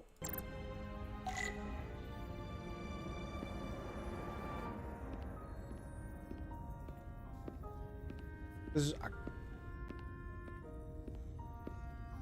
Oh, that's what it is. It's my fucking fan. Good day, Commander. I can actually hear it on the back of the mic. Because... God. Hang on a second. I was not ready to do this. So unfortunately for me, I can hear literally everything that goes on because there's no sound gate for my mic for me because it goes directly from the mic to my ears. Sound gates for you, so you don't hear the fan blowing at the back of the mic, but I do. And it's like what the fuck? Is that coming from the panels? No, it's me being a dumbass. Jennifer Hale was the voice actress, but it's not her who voices your character. I just checked. Oh, great, cool. If I remember my briefing, Commander Ermot is a Bolian. Bolian. So Did I'm it say looking what for species she someone was? I with can't blue remember skin. what those ridges are. Is she like... Wait.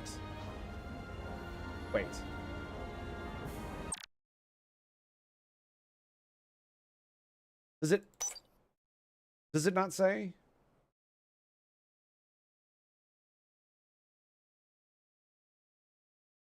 Okay.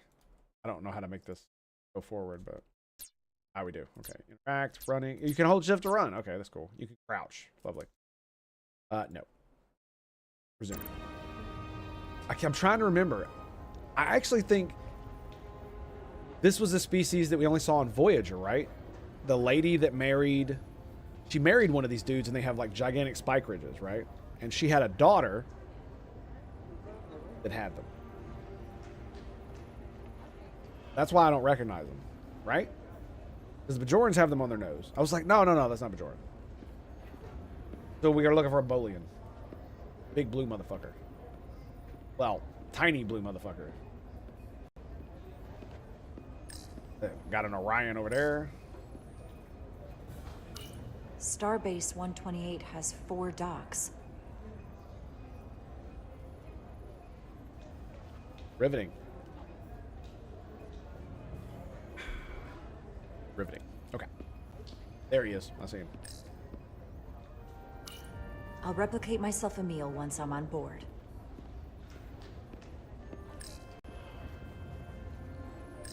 The only thing that I really have to criticize, in my opinion, with the style of Star Trek, is that at least in the old Star Trek, it really did feel like, especially the starships, they were trying to be elegant, and one of the reasons they gave for that is because of like warp field dynamics and stupid shit like that, right?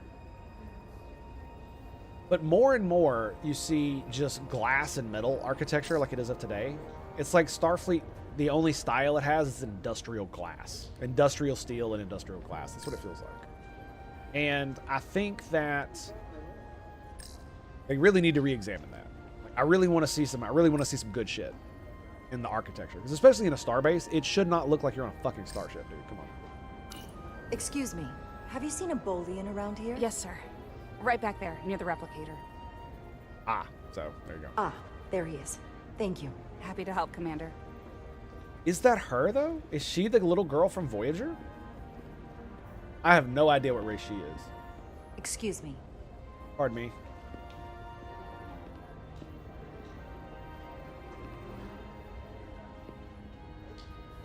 Looking for knife ears. What up, bro? Welcome to the edge of the galaxy, Commander Rydek. I'm Commander Jan Ermot, Operations Officer on the Resolute. How did it just sound so Commander? quiet? I hope there wasn't too much trouble getting here. This storm isn't making anything easy for us right now. I know conditions are less than ideal at the moment. It takes more than a little turbulence to rattle me. I'm sure that's the case. I didn't know the Blue Men gay group gave We're up the grateful you carrier were for able the to come Starfleet. fill our first Okay, officer what's up, buddy? vacancy at such short notice. From everything I've read and everything I've heard, we're lucky you were available to us. Coming from a premier starship and all. To our little research vessel.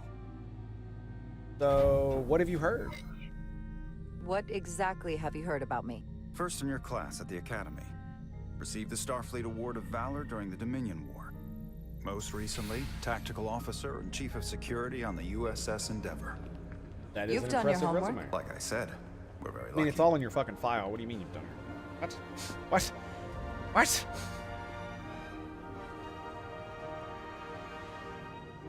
The USS Resolute. Okay, that's sexy. She may not look like much compared to sexy. the bigger ships, but as far as science vessels go, she can more than hold her own. Oh, it's a science vessel. Nice. And she You doesn't did look say so that earlier. bad considering 6 months ago she was nearly cracked in half, venting plasma, fighting for her life. It was an accident? Equipment malfunction. An accident suggests fault, but no one's to blame. Ooh, It was a doesn't sound like planned it. test, but the warp core was pushed beyond its limits. It destabilized the dilithium, there was a runaway reaction, and the warp bubble deformed. We Technobio thought we sounds could great. reach a higher resonant frequency, but it was more than she could handle. I don't think. Cost us okay. our first officer and 22 of our crew. Doesn't really make much sense. Sure. At the end of the day, we're all responsible for each other. That's what it means to be a crew. I can't even begin to imagine what that must have been like for you. Okay, that's not what I wanted to say. I'm so sorry for your loss. I wanted to say that last part. Thank you. It does weigh heavy. There are some things you can't forget.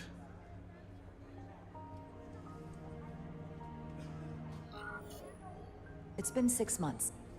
What's the attitude among the crew now? Unsettled.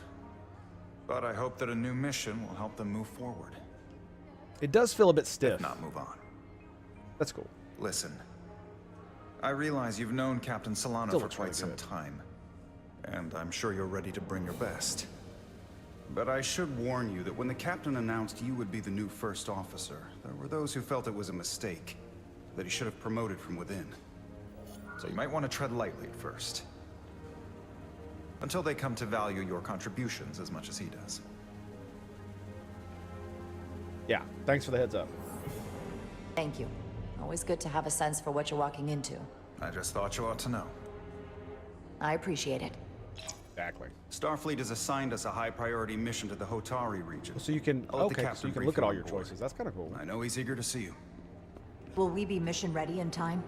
We have every intention. The crew has been working around the clock to get the ship ready. There's still so much to do. Okay, so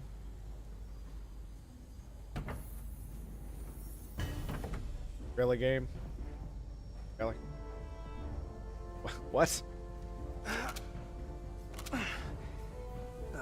Stuck. I got just the thing. Plasma torch.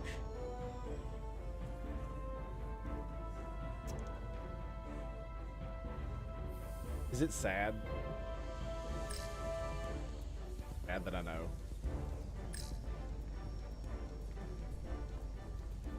I don't actually know what this is. Hyperspanner. Okay. Okay. Okay. I remember seeing that one. That was in Voyager.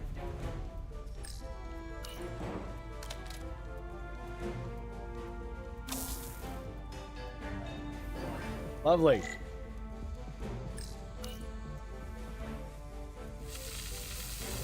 Oh, okay.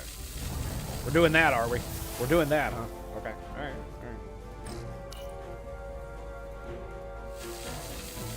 You can't just let me like power wash it. I guess that's what this is doing. I'm looking for a place to pause it so I can turn the volume up.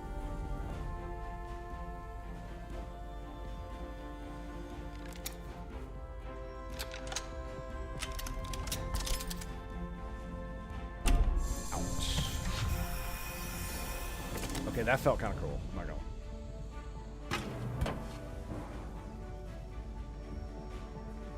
In that. So hit D. Is that? Very cool.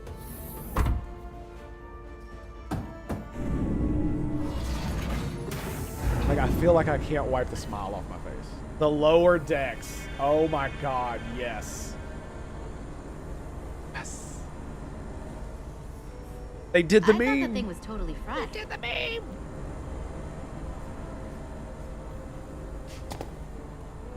By the way, you're not supposed to stand on top of the... Nice work, Carter. Just FYI. Nothing to it, Neely. The hazard. And not a moment too soon. The boss wants us down in engineering. Like, now. Is it weird that it looks... Hang on a second. Ah, so you play two different... Okay, cool. Let me... It just sounds like the sound is so quiet to me. Don't know why. The volume was only at 88. Maybe this will help. I had to turn that down a bit. I'm probably gonna have to turn it down here to make compensate for that, so you guys don't get blown out. All right. All right. So Calloway was grateful for Jara's sense of humor when he was nervous on the shuttle flight. Excellent. Commander Ermot. Jade was good. Made a good first impression with Commander Ermot coming off as inquisitive and appreciative while showing empathy for the crew. Nice. Word. So I'm assuming you can basically be a fucking jackass in this game. 7 levels quite fine to me. Yeah, but it's like the reason I put my headphones is so I can hear it better, and it still sounds like it's like turned halfway down to where I can't be fully immersed in the universe. I can hear it, but it's not the way I want to. And for me to turn it up, I'd have to turn my own voice up to where I'd be whispering. All right, nice. Hair sheen, man. The hair sheen. What up, girl? How you doing? Everything okay? I dropped a non-ferrous connector between the coils. Gonna have to remove a few of them to find it, and then... Ooh, then another hour of recalibrating. Ouch. Come on. I'll leave you to it.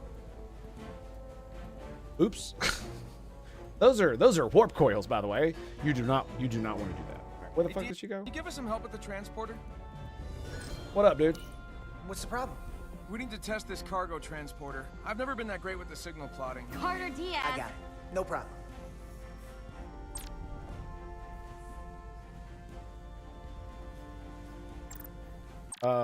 Can I just no. I didn't actually read the thing.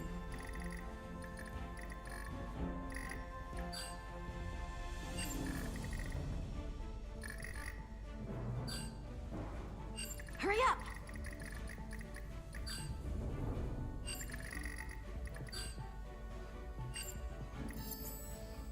Boom. No sweat. Whoa, whoa, hey, hey, buddy, asshole. get off the pad. Time's a wasting.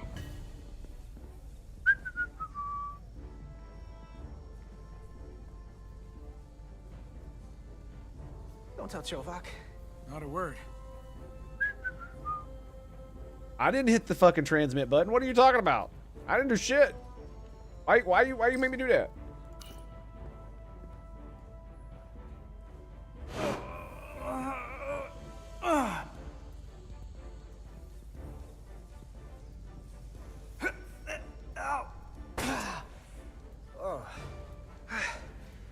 Oh, these are heavier than they look. Makes more sense than zero G. You're welcome. Right? More Starfleet OSHA violations. This, like, I mean, it kind of is. Like, really leaned up against the fucking thing. Like, you're on a goddamn starship, dude. That shit should be stowed properly. Like, what the fuck? I mean, the kind of warp coil thing she's doing over there, it's not too bad. She did drop it. She's trying to fix it. You know what I'm saying? And she's probably got it magnetically sealed to the floor along with that panel, which, you know, you obviously should.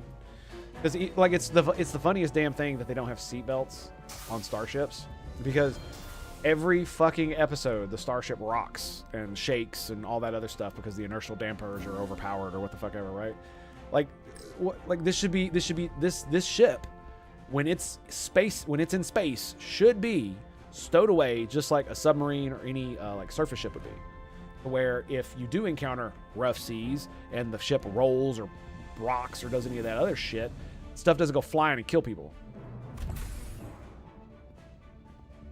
Her face in that lighting. Engineering.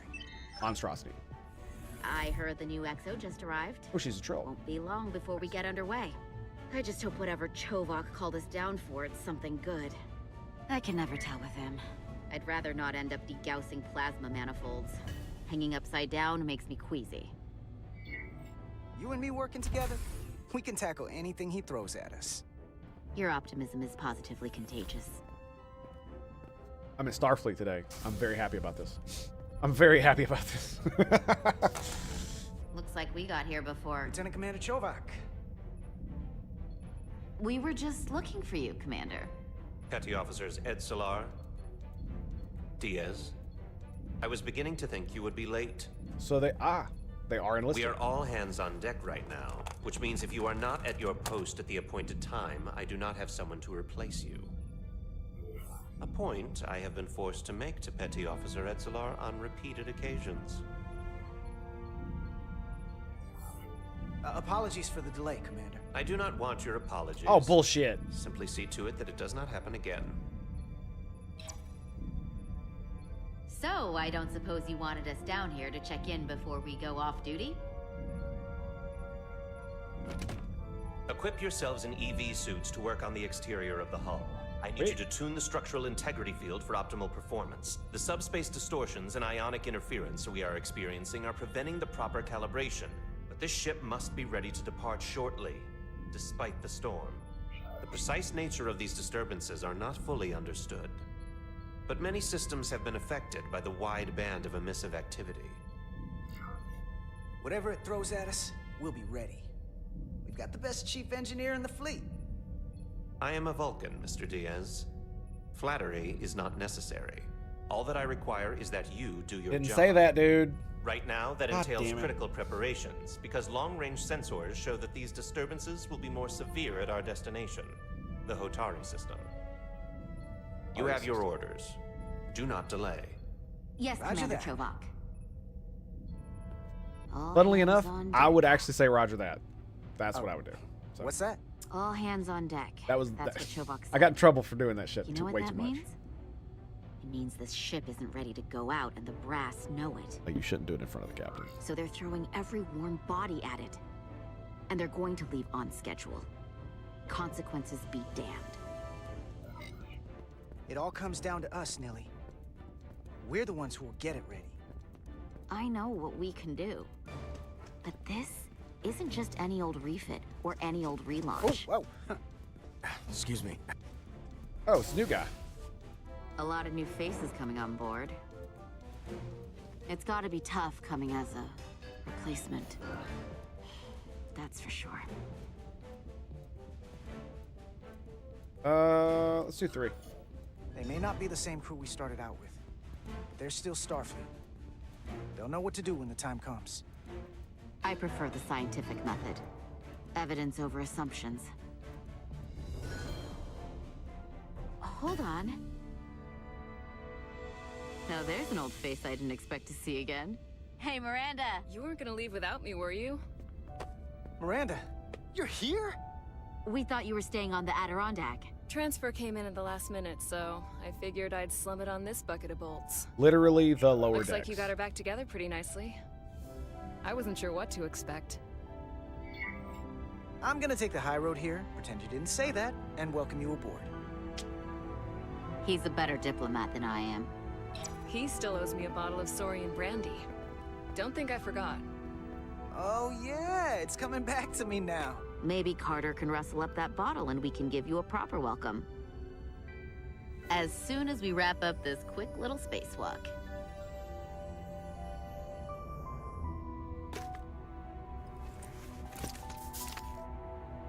Here, let me help you. Thanks. So what's the word? Are you back in the security rotation? Yep. Still running with the usual suspects. Whoa! Good to go.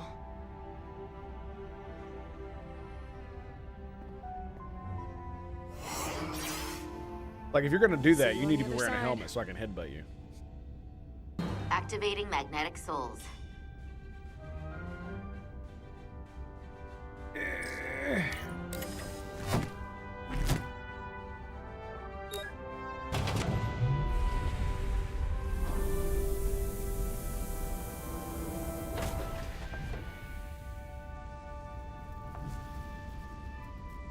Can't stop smiling. Oh my goodness. All right.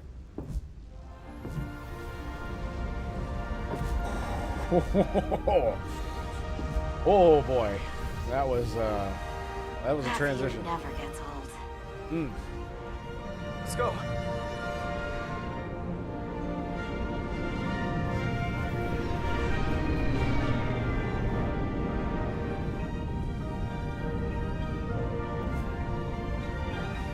It's kind of interesting they're using spacesuits to EVA when they could literally just use workbook shuttles. Probably be easier, right? To do what they're doing. Man, oh, that's a steam runner class, isn't it? Oh, it looks so good.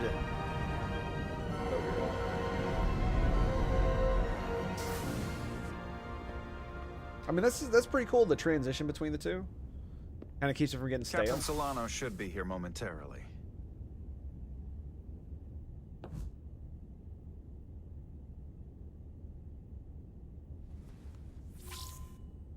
You'll have to forgive me, I don't know much about Kobleods. But my understanding is you need a steady supply of duridium to keep your cell structure stabilized, or bad things start to happen. And we have plenty of duridium in sickbay, so there's no risk of running out. Thank you. Feel free to make yourself at home. I am And not help familiar yourself with to that. whatever you like from the replicator. Whatever the fuck it is he's talking about.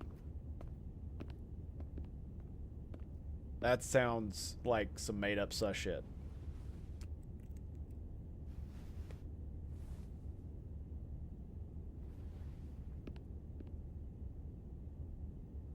But it's Star Trek.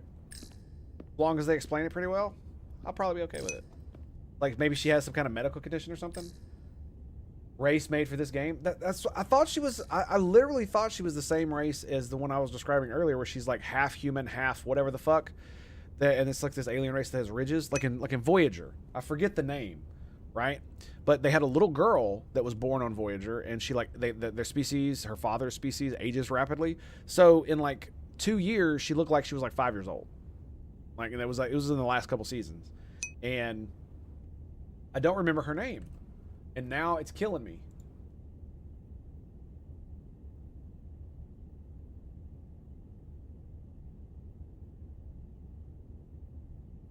Wait, can you see this? You cannot.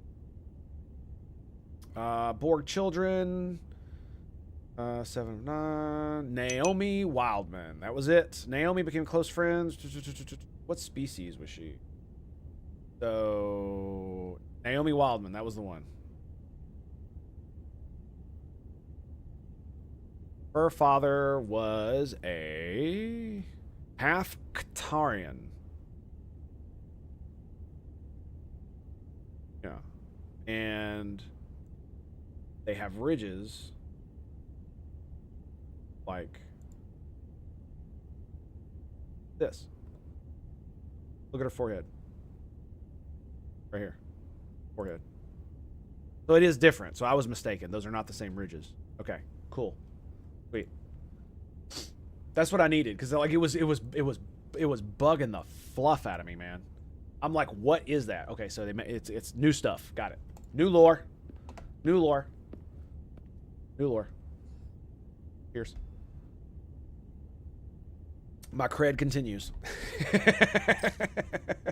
Or at least my ability to claim it. Just a sip of something. Rack the Geno.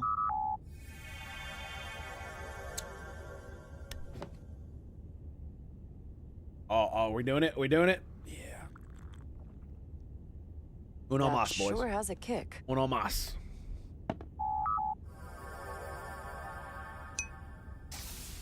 Jara Rydek. Last time I saw you, it was graduation from the academy. Nice. You'd already secured one of the most prestigious assignments possible. And you were burning with enough ambition to fuel 7 trips around the Necrid Expanse. It's good to see you again, Captain. It's the weirdest thing. It still sounds I could low. not be It's pretty good so happier to far. have you on the Resolute. My only regret is that we couldn't provide you with a warmer welcome. The arrival of a first officer to her new ship deserves a bit of fanfare. But, unfortunately, we've had our hands full with the refit.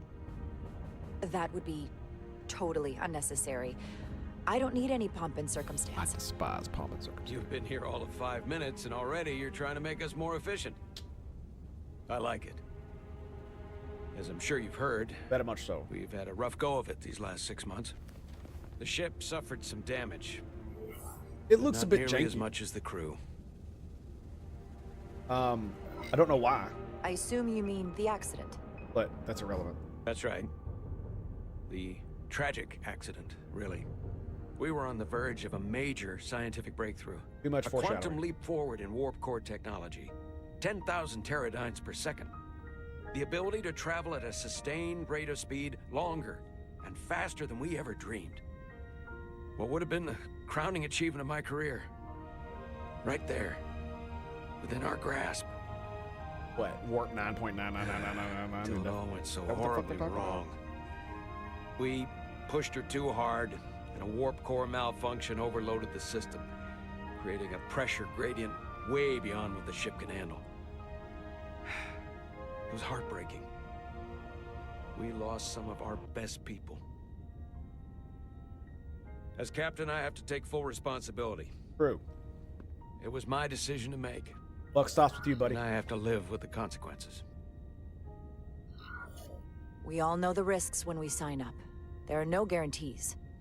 As much as we tell ourselves otherwise. Right. True. But as captain, my job is to mitigate and manage the risks as much as possible.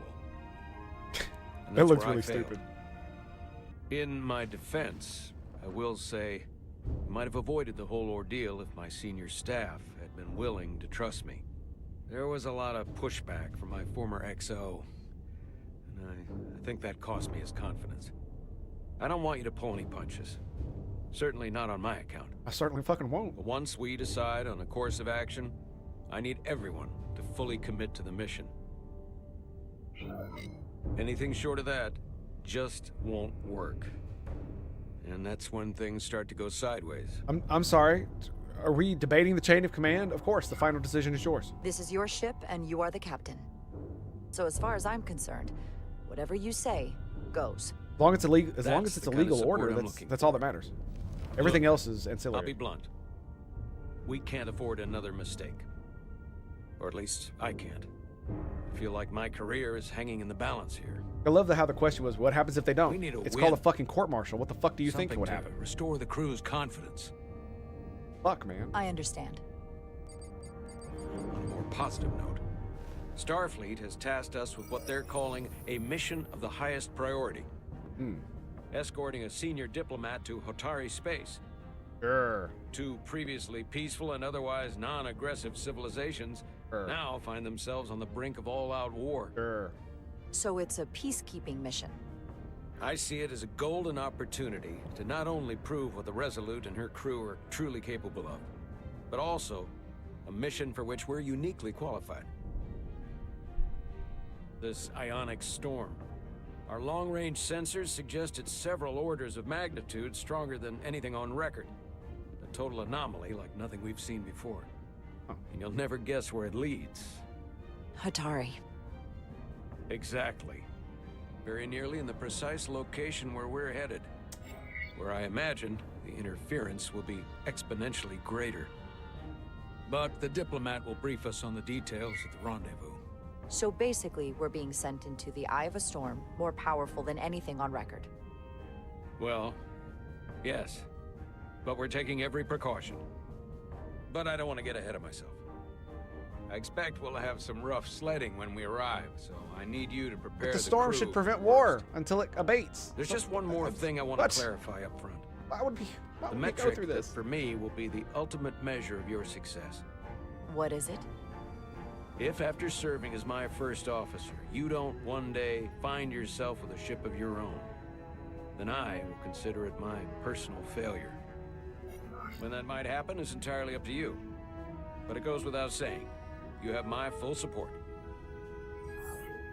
Thank you. But I feel like I still have so much to learn. You'll have plenty of opportunity. And if you're willing to put in the work, I'll do everything in my power to help you along the way. Come, let me introduce you to the crew. I'm detecting suspicious undertones already. Is it because I watch too much Star Trek and I know when they're trying to like bait me into shit? Is that what it is? Is that it? Are they a bit on the nose because they're hoping that non-Star Trek people watch this shit? It does feel like a lot of the damn, I'm still really loud. It does still feel like the sound in the game is not loud enough. Like I don't understand what the fuck is. And we're going to turn motion blur off and see if that helps with the janky. I'm not sure it will. It feels like it will. When did this game come out? I don't know.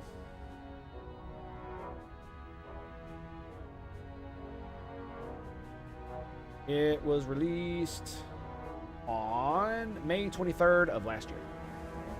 And on that note, I'm going to take a quick break to use the restroom, and I'll be right back. So stand by. To stand by, we shall return with more right after these messages. I am having a great time. Once again, thank you, Longwood, my man. Appreciate you, buddy. Pow. You the man, boy. You the man.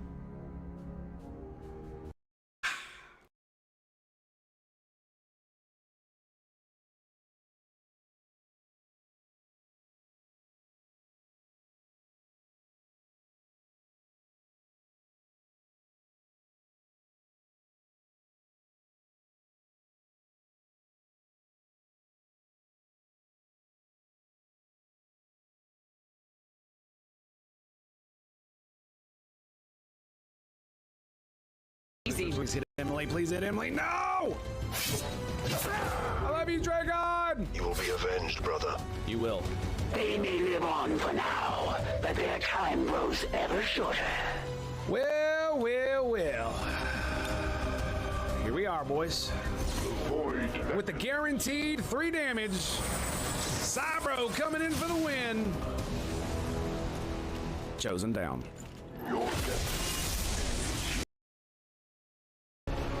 Oh boy, is that something I can do? Oh,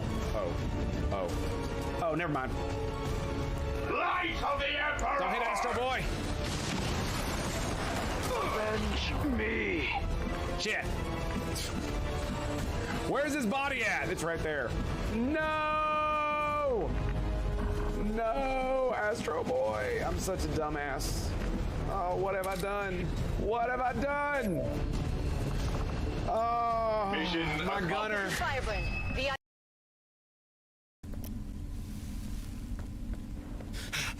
Safe position taken.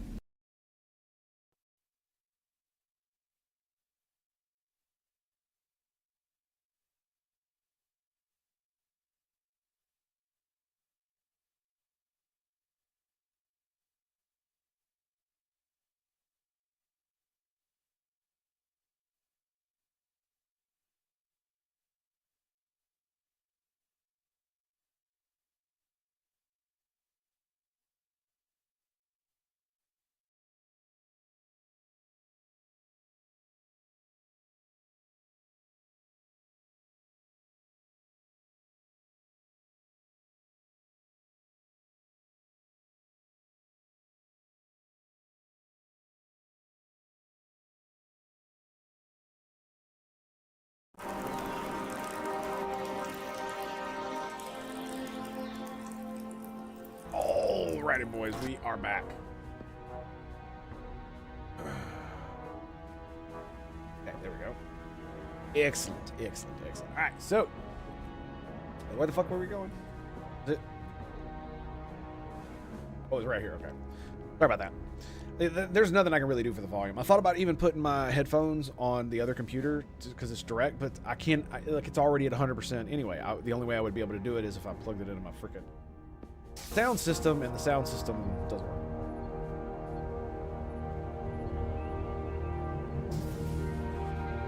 So I'm just gonna have to deal with the volume not being allowed.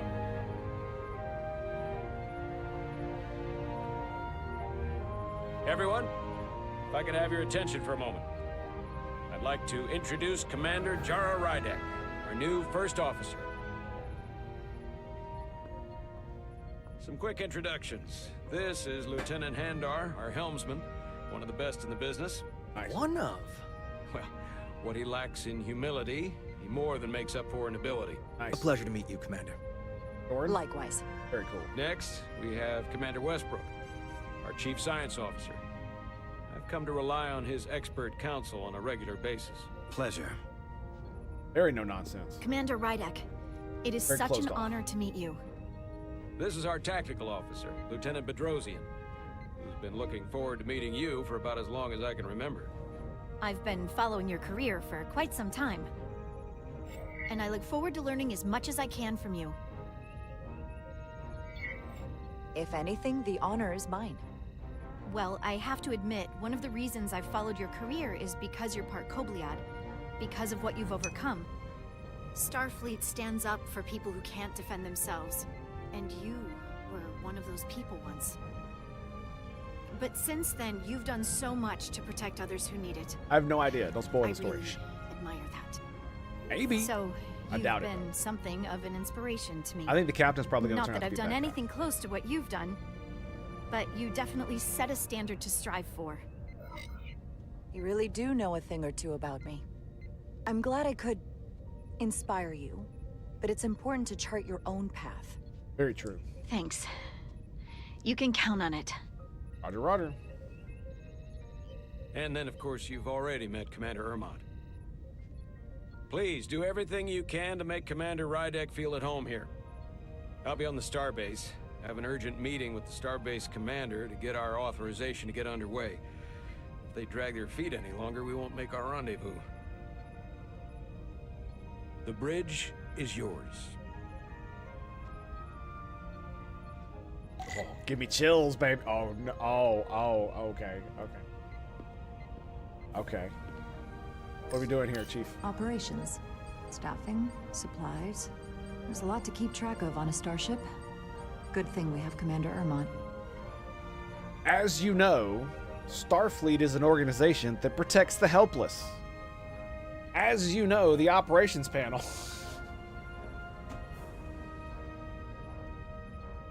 I love you, Star Trek. I love you so fucking.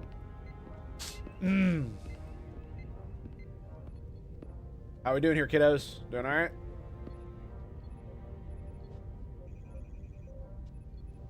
Touchy, touchy. Let me touch it. There we go. The helm. The Resolute is a refitted Centaur class, meaning it's capable of quick maneuvers. Can't wait to see what she can do. I am slightly disappointed by this. Because, look, he's just randomly hitting buttons. And I know they do this in the TV show and shit. But it's one of these things where it's like, once you start paying attention to it, you know what's going on. And what they could be doing is he could be running a diagnostic or something like that. But you can see he's not actually pressing keys, and he's pressing in what seems to be the same exact place, right? So you... Yeah, that was weird. So you could have him actually just doing something, and that it changes the little display, or it could literally say simulation at the top, so he's like practicing flying the ship or some dumb shit like that. See what I mean about somebody who knows the lore? I'm just saying. About it's the little things, right? And the thing about it is that nobody but me gonna fucking notice. Nobody but me. That's why they don't do it. Why they don't care. They probably could do it. But they still don't care. I am disappointed you don't get to walk around and talk to them. Because, you know, my first day on the ship, I literally am in command. I would go around and say hello to everyone. Science station. The Resolute is a science vessel, primarily. Might explain Commander Westbrook's attitude. I'll have to speak with him later. I like no-nonsense science. Great. The more eccentric they are, the crazier the shit they come up with. You gotta be careful with that. That is a very interesting tactical station. Why the fuck is it so high?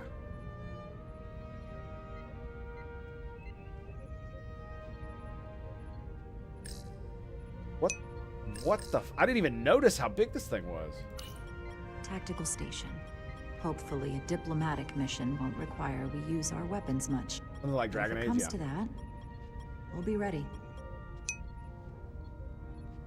Yeah, I imagine it's not very comfortable. I mean, to be fair, you can obviously rest your arms on it. And I don't know why in a lot of these things the tactical station stands up, right? I don't know why. Because like Spock used to stand at his station, but like they were enough to where he could reach down and actually like fiddle with him while he was standing up. Uhura did the same thing. I don't know why they started, like they did it with Worf on the Enterprise D, and then Voyager did it, the Enterprise E did it, the Defiant did it as well, I think. No. I think the tactical officer actually got to sit down, didn't they? On the Defiant? I don't remember. Maybe not. I don't know. But literally giving everybody else chairs and then having this bitch stand here like this, that seems... You want to talk about OSHA violations, like you're gonna give this woman like backaches and shit, you know what I'm saying? It's just like, what the fuck is going on? Like maybe if this were me, like it would be like down here so it's a little bit better, sure. But even with my big ass, that would still be uncomfortable to stand there, because look at the screen, it's tilted so much that even if you set your hands on it, they're gonna kind of slide off, right? Because it's not as flat as you would need to like set your arms to do whatever you're doing. It's so weird. It's an interesting design, I'll give it that. I'm not sure how much I like it ergonomically. But you know, in a lot of those, they actually did bring up those like standing chairs where they can sit if they need to. Because you really should, if you have a station like this, you really should. Just like these guys should be able to stand at their stations, and the chairs should be able to. Sitting for too long is too bad. It's very bad for you. Like, is that it? Are we done? Gotta look at everything. Ooh. Communications. Keeps us in contact internally and with other vessels. Fiction doesn't always do practicality or realism. Yeah, you're right. And that's true. Oh, the master systems. Let me read. 92317. None of those numbers are labeled at all. It's disappointing when they do stuff like this. Because it's not that hard. What the fuck? Antimatter, beam, deflector, and all three of them are going in like the same exact place. Does it say Bussard? That says Bussard. The Bussard collector is basically at the front of the warp nacelle, which is this long fucking piece right here. They have what's called a Bussard collector, that little square thing that's right there. That thing, this right here. That right there is the Bussard collector. It basically collects ambient hydrogen as the ship, so they can use it in deuterium fusion, power generation.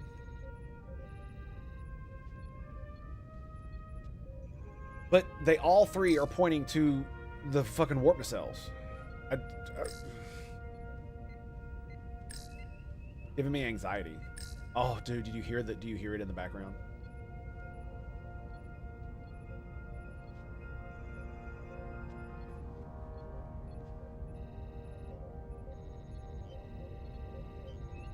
There it is. That sound. The sonar beeping. Oh, with the music. God.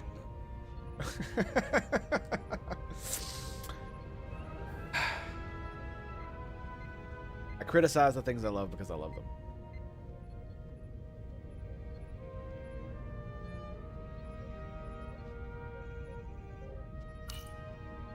So many decks, full of crew that are now my responsibility.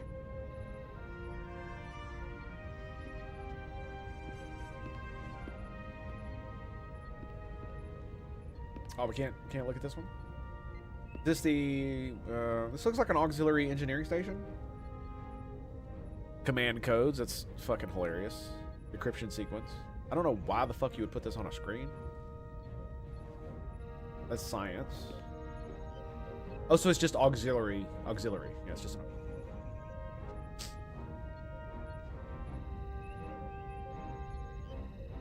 I'm pretty sure that's a representation of the warp core and the nacelles, and then they've got another representation of the nacelles.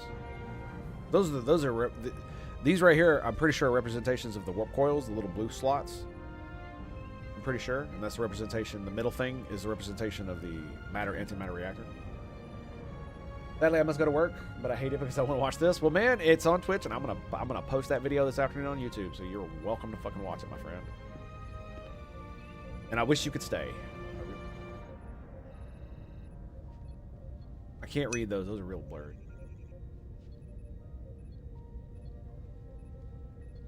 I mean, those are power systems. Something setting.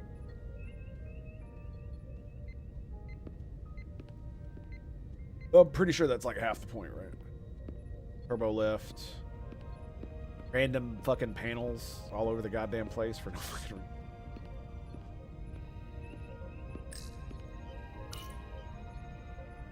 Impressive range of view.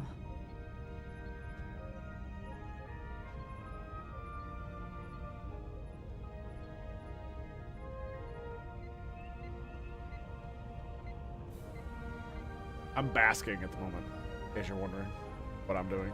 I'm very much enjoying this. You just glitched out again, too.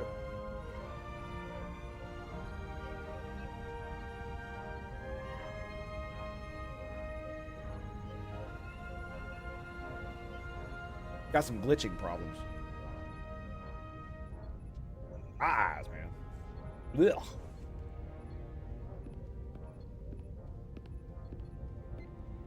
More random panels. Random panels. I mean, I get why they do this now because it was in the TV shows. They really need to stop fucking doing it.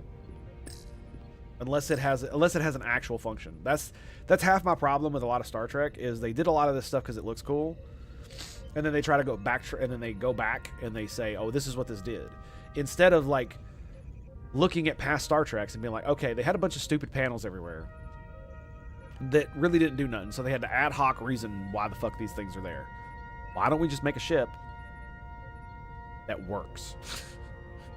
If there are panels on the side like this, they need to have a function. You want a panel there, that's fine, but it needs to have some type of function. Like, what does this do? I'm assuming these are turbo lift controls, probably environmental controls.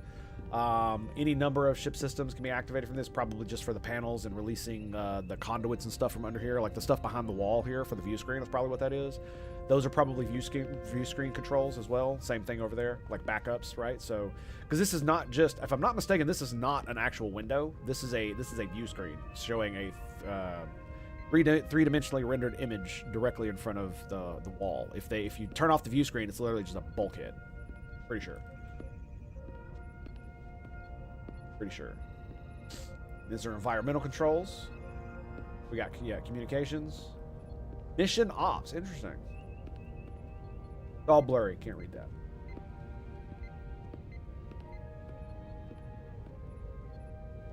And funnily enough, if I were in her position, this is exactly what I would do. I would walk around the bridge, note the ship, note all the fucking stations, read them, so that way I have all the knowledge I need so the ship is operating within normal parameters. And I know that because I walked up to the station and I looked at it. And potentially talk to the person sitting there saying, oh, is there any problems? Are you encountering anything? What's going on? What's going on? And it kind of sucks that you can't actually do that.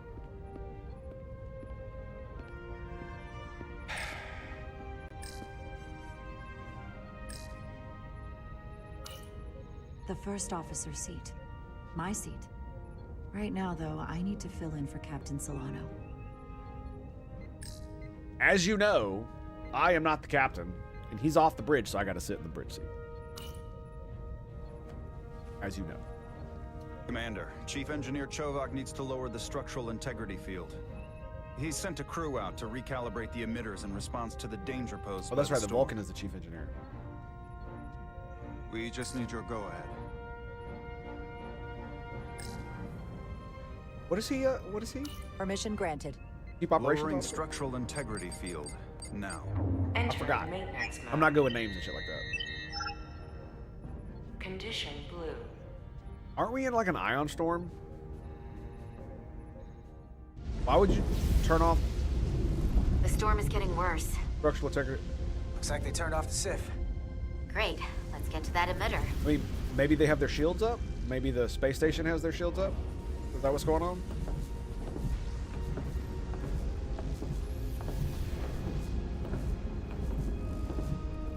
God. Every time we're out here, I half expect to see her in pieces again. She's still got some scars on her. It adds character. It does. When I joined Starfleet, all I wanted was a ride out of town. But this isn't exactly how I pictured it. On the outside of the ship? Come on now. No. It was the same for me, to be honest. Sometimes it feels like we're just part of the machinery. I mean, of course You you are. want more than that?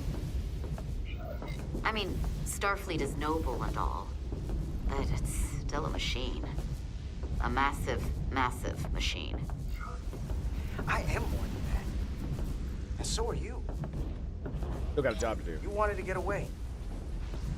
I enlisted because I didn't want to wait years just to get out and see the galaxy. I wanted to go somewhere. See new worlds. Look up at a sky no one's ever seen before. Just because I'm cranking a hyperspanner up in a Jeffries tube today doesn't mean that's all I'll ever be. You can, in fact, earn a commission from being enlisted. It is absolutely a thing that they do. We are at the Sif emitter. Acknowledged. You may proceed with the recalibration. I'm pretty sure you can. Being so incompetent, you could kill the crew. I don't think you can. I mean, I wonder if you fail these during an emergency or something, it might do that. It might reload it, stuff like that. So yeah, I'm sure you can fail. And it has a fail state. Ooh. Sexy. Ooh. See, I wish modern tools were so nice and sleek and not fucking dirty. This is what I'm saying. This is like a utopian Getting recalibration. Dream. You know what I mean? All right. Tune nodes to center the circular indicators. Tool, tune node. Okay, let's tune. Careful. Too much action and harmonics will deflect the alignment. Yeah.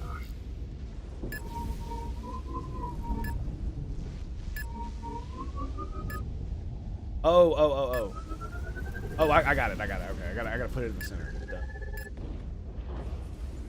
And if I do it too hard, it'll deflect. Looks good. That wasn't so hard.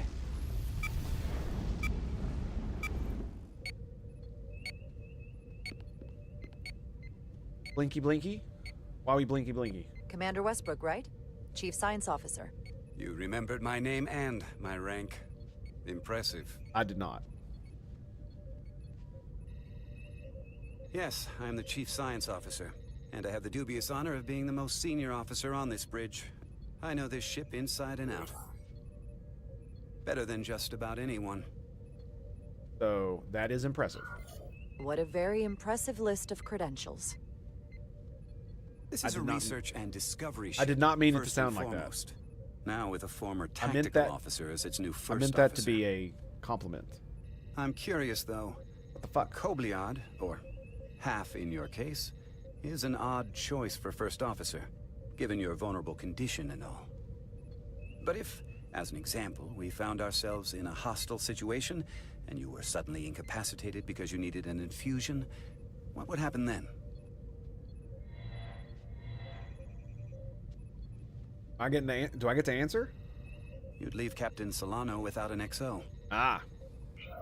Granted, that would be a worst-case scenario, but not outside the realm of possibility.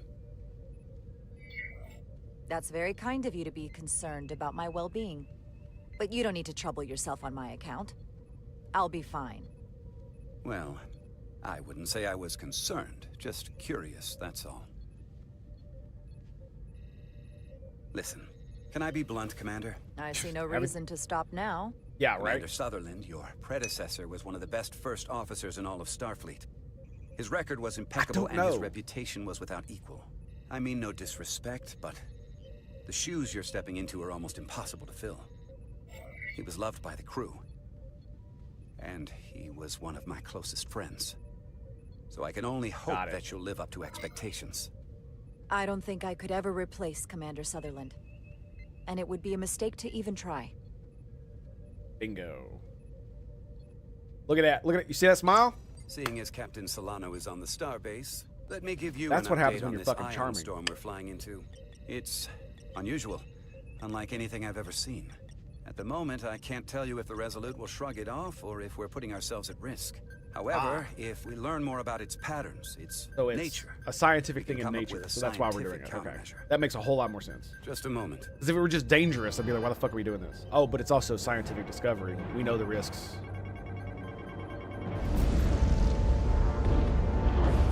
Here it comes. We've got a massive energy wave inbound. Here it comes. I knew on it. Screen. I fucking knew it. The SIF is off. It's going to rip the ship apart. trajectory. Starbase docking clamps are holding. The storm's emissions are fluctuating, coming in waves. And if my projections are right, we're about to get hit by a wide-band burst of ionic energy, like a tsunami. I'm reading power abnormalities all over the ship. Estimated time to... Red alert! Aye.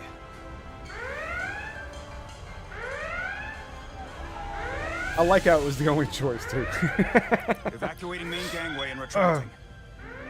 Putting sensor visualization on screen.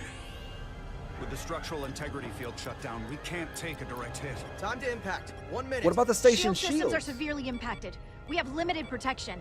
I need What about the every available station? solution. What are our options? We can weaken the impact of the storm with a deflector pulse. There's a better way. I'm sending all auxiliary power to the deflector dish. Send the aux power to the shields. We can't reactivate the entire shield bubble, but it's a directional threat. So we can orient all we have towards the wave. You have to believe me. We only get one shot at this. We can't afford to get it wrong. That's right, which is why we need to send power to our shields. Petrosian, get those shields up. Rerouting power to shields. Stand by. I need a heading. We've only got one shot. Understood. On my command.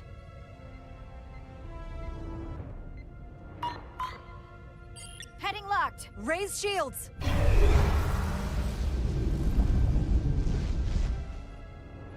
This is it! All hands, brace for impact.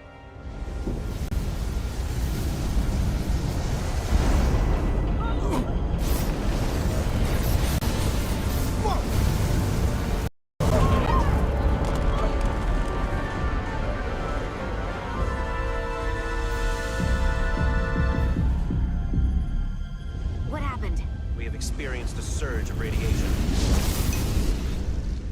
Oh, you don't say.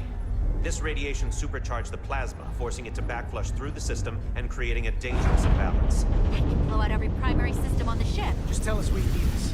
I need you to traverse the hull to the access port to recalibrate the port nacelle plasma regulator. Let's go. By the way, the reason I chose the deflector dish was not because of the person, or the reason I chose the shields is because, the first access in my point. opinion, the shields Understood. Do you see the are override better for the than the level 1 deflector. fail-safe circuits? Because at the very least, the shields are made to protect us. If the deflector thing didn't work, it would destroy the ship. If the shields didn't work, it might still protect us from Engage blowing the the fuck up. override. You know what I mean? It should allow us to stop the EPS flow to the warp engine without triggering an automatic core shutdown.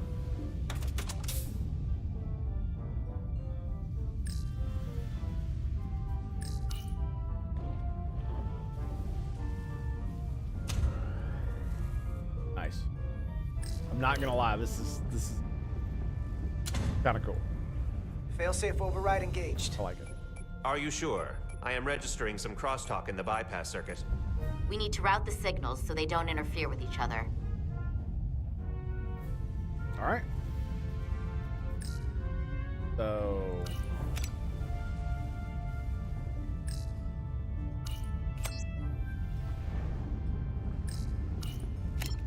We literally just swap them out. That's what we do. Ah, I see. Diaz to Resolute. The failsafes are temporarily disabled. Moving on to the EPS regulator.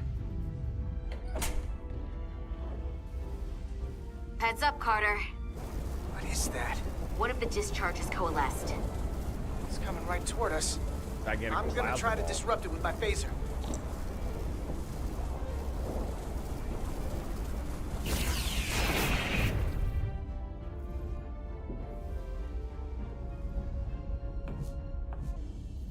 So we gotta climb up the pylon.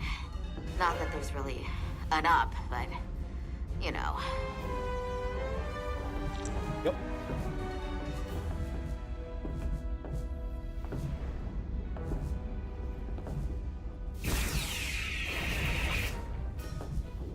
It is kind of weird. You really don't have to walk this slow in zero G. Especially with magnetic boots. You walk pretty quickly. You know what you're doing. Back, I say! Demon! Back! Fuck me!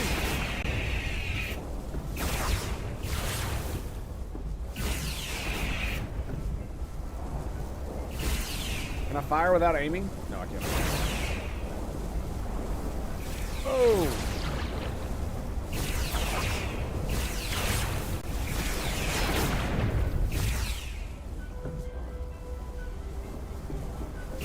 We're almost to the regulator.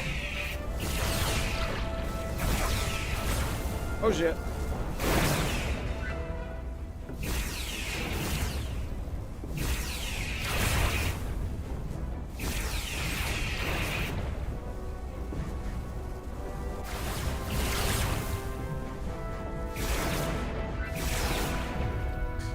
We're at the regulator. Firing phasers at Opening the access. random balls of plasma. I am now halting the EPS flow to the port nacelle. We have little time before it causes an overload go. of the engine. You must work efficiently. Go, baby.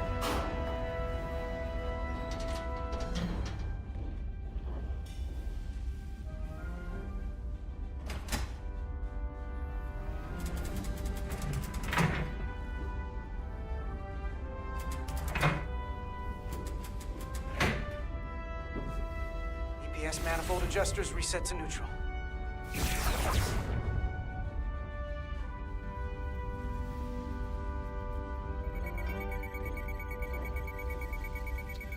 Blue.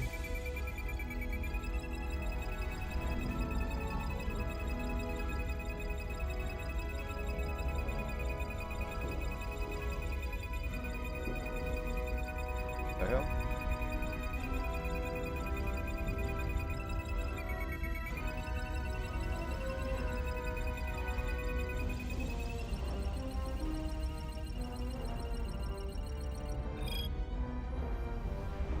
The EPS lines to the port warp engine are back in balance. I'm smart.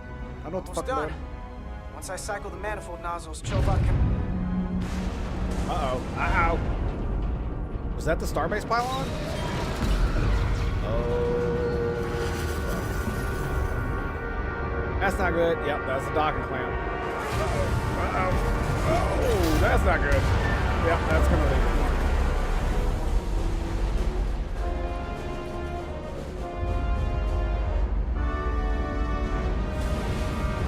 I'm surprised the captain's not running back to the ship.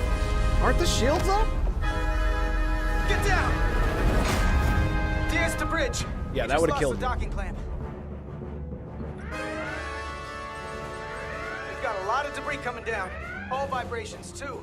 We can't finish the EPS regulation in these conditions. Please advise. We have to release the ship from that other docking clamp or the hull will be ripped apart. There's a problem. The clamps are supposed to disengage automatically in an emergency, but it's not working. Not working. What are our options? The docking clamps are fitted with exploding bolts for an emergency release. We've got crew out there. That'd be like setting off a bomb next to them. Maybe there's another way. Starbase is hailing us. Put him through. Resolute, the remaining mooring arm is failing. You need to disengage from the starbase now. The damage to the station will be catastrophic. We have crew outside and are looking for the We have safest people way to... on this station. If that mooring arm breaks, we could lose dozens of crew. Commander, hear me out. Reverse the polarity of the hull, which theoretically will repel the docking clamps. And repel the engineering crew right off the hull into the storm. This is Captain Solano. Put me on screen. Go ahead. Captain, we have a situation. Commander, what are you doing? Blow the bolts on the docking clamp. The captain doesn't know the whole story. I'm giving you an order. Yes, sir. Disengaging the clamps. They're gonna get hammered with debris out there. The captain made himself quite clear. He did. Reverse the polarity. No? There is Blow the bolts. protocol. And there are lives. Blow the We're bolts. going to blow the bolts. Starbase, stand by. We'll warn our crew to take cover. Get it done, Rydek. I don't like how much of an asshole he was about it, but... Repair crew, this is Acting Captain Jara Rydek. Be advised, you have more micro debris incoming. Find cover. Cover? Neely, get under the access panel. It's armored with duranium. But what about you? There are panels fucking everywhere. What the fuck are you talking about? The entire Maybe fucking we hull can of the both starship is behind made of duranium fucking panels. Like, they literally disengage. They have, like, locks and shit on them. Take them the fuck off. Yeah, just like that. There you go. They've blown the other docking clamp. Hurry!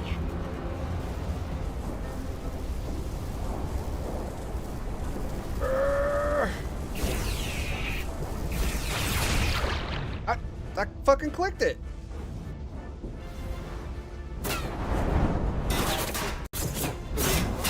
Yeah, that sucks for this. That really does suck. Plasma imbalance is reaching critical condition. We are moments from primary system failure. I got it. Go, baby.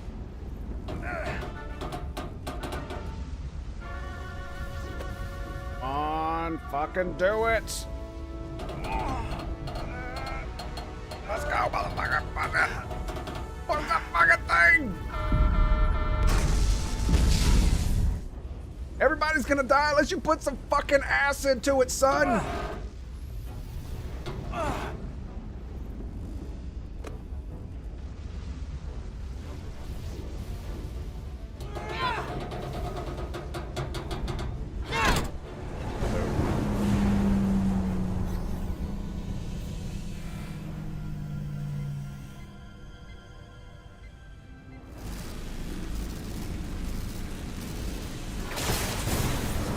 Look out!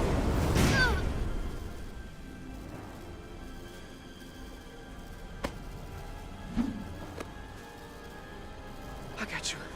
You alright? Just took a blow Petty to the head. Officer Etzelar's hurt and unconscious. I'm gonna have to tow her back to the airlock. Mr. Diaz, the situation has changed. You are at risk of triggering a substantial electromagnetic arc if you approach the main hull the way you came. But Commander, the way we came is the nearest airlock. There is an auxiliary hatch near you on the far end of the pylon. You must bring Miss Edsolar there to access the interior. Roger that. Let's go. Roger that. Go in there now. Like, I don't understand why he was like, you can't go that way. I was like, all right, where's the nearest airlock? Like, other than that one, why would you say that's the nearest airlock? I don't understand. What's going on? I'm at the auxiliary hatch.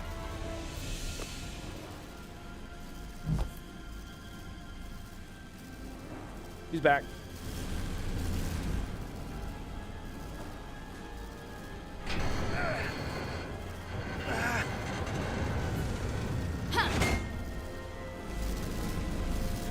You go first. What? Let me save your neck this time. No time to fight me on this. Get in there. Nope. Not on your life. Let's not let it come down to that. Nope. Nope. You got hurt. Go hurt.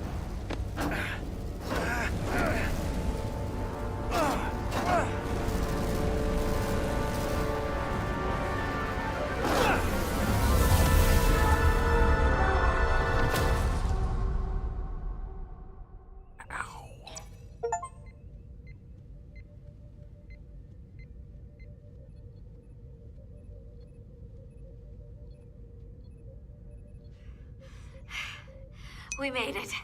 Nice. Yeah, that definitely looked painful. They're safe, bringing the SIF fully online. I'm mad because I actually wanted to do what the chief science officer suggested. I wanted to do that option, but the captain gave me a fucking order. Directly. To my face. I'm not just going to disobey that. Unless I was for sure it was either an illegal order or that he was wrong because he didn't have all the information. And that's not the case. It was ambiguous as to what the correct decision was. Nilly. Because if the deflector thing didn't work, it could have risked the entire... It could not only risk the entire ship, but risk the starbase, right? And so I was going to blow the bolts, and I was like, okay, maybe we should do the deflector and then blow the bolts if it doesn't work, right? Can I pause it? Okay, I can. So what do we got? I was pleased that followed his orders and blew the bolts on the docking clamp in the heart of the moment. Okay. She admired but was worried when Jenna seemed willing to follow Captain Solana's orders without trying to explain the situation, and she was disappointed when Jara followed Captain Solana's orders and put the crew in the hull at risk. There's like okay, like we're in an emergency situation. There's no yeah. Anyway. I respected her inclination to protect the crew when Starbase was ordered her to disengage the clamps, but was troubled when seemed to be willing to follow Captain Solano's orders without trying to explain the situation. Ultimately, he was dismayed by when Jarl followed Captain's orders and put the crew at the hull at risk. I mean, like, your job is to order people to go die. Can we not? First instinct was to protect the crew when the see, this is it right here. He was glad that Jara's first instinct was to protect the crew when the Starbase ordered her to disengage the docking clamps. But when he was concerned when Jara seemed willing to follow Captain's orders without trying to explain the situation. This part right here seems a little bit much for me because it's like, yeah, I understand that, but we're in an emergency situation. The captain gave me an order. There's no time to explain, and it sucks.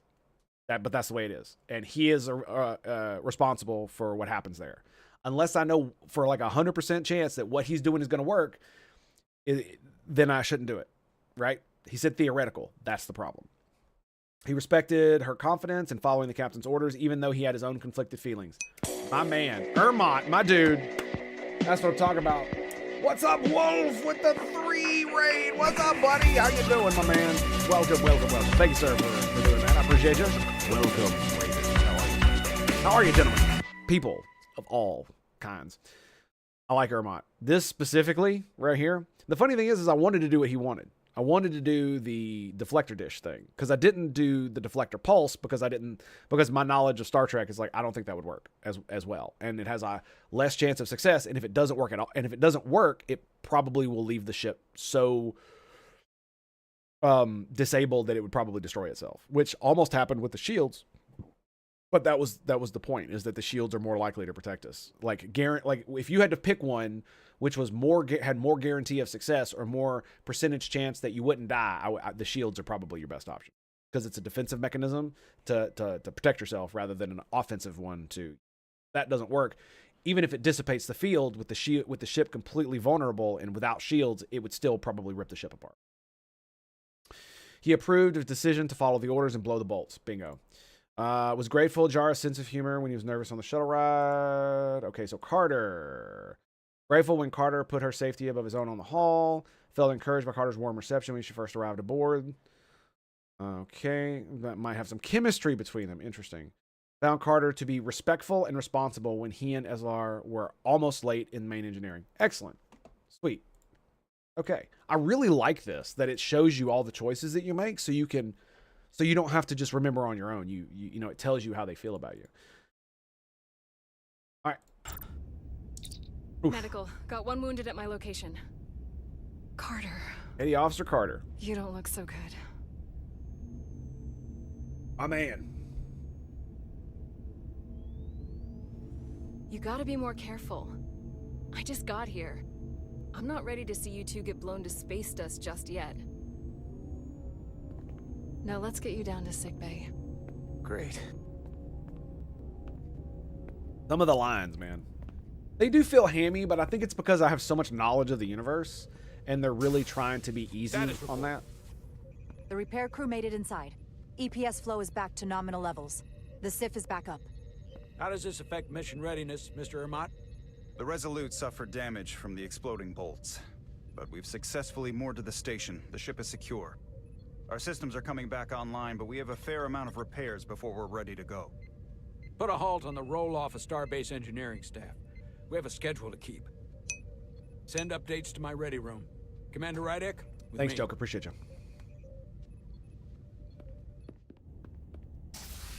All right, here we go.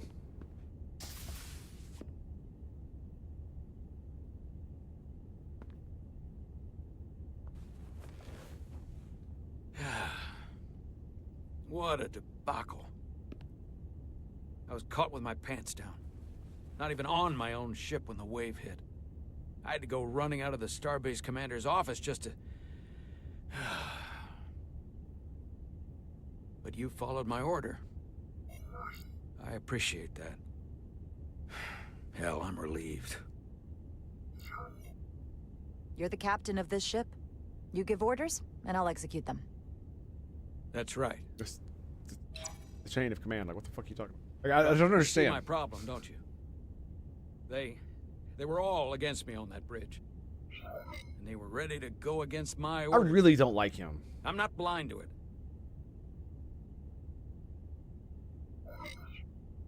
I think you're wrong about that. You still have the respect of the crew, and we have bigger things to deal with. They just don't agree with you. We have a high-priority mission ahead of us and right, a lot that's the to do difference. to get They don't ready. agree, and they don't like it. We're gonna have a pretty big problem if I following can't orders. count on the bridge staff. To say nothing of the rank and file. You know what I mean? Like, I really don't like this guy. He is very off-putting to me. As a military man, as a leader, just like how he casually just lays on the couch. Oh, it's like, seriously, bro. You're both on duty? No, thank you. No. Thank you. It's probably sent the hall, but that's...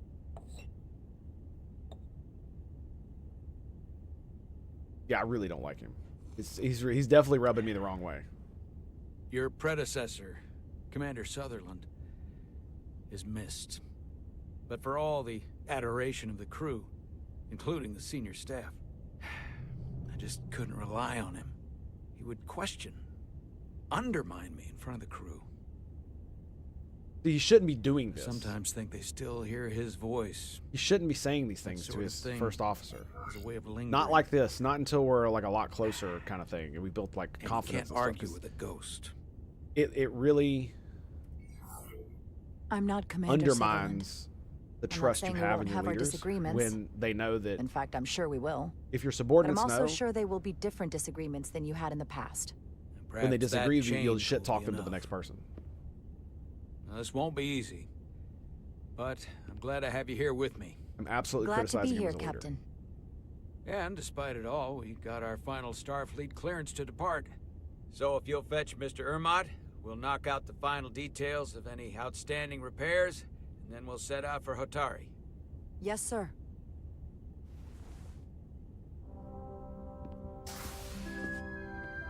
You know, maybe he's having an off day. Ready or not, here we go.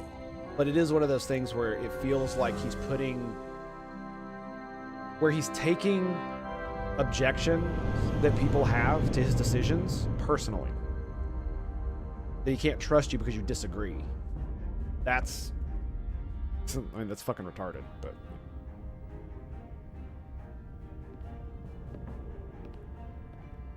I will say questioning in front of the crew is bad. That's why you do it behind closed doors. Reporting full Once the mission captain is readiness. given an order, you follow that order. It's lawful. We've got our full complement on board. This is my favorite moment, right now. The start of a new mission is always full of possibility. The Orion Syndicate could sell it as a drug. Don't let the Admiralty hear you say that. It's like they wrote him to be a Captain scumbag, on the bridge. and it just he feels icky to me, and I don't know. Sit, everyone. You all know, I'm not big on speeches. We're embarking on the first mission since our refit. Let's make it a good one. Disengage docking clamps. Get everyone. Yeah, maybe it's because it feels like he lacks military decorum and he's far too familiar for my taste as a captain. Like, being familiar is one thing. You can be that, but when it feels like you lack all military decorum, that's very off-putting. Very off-putting.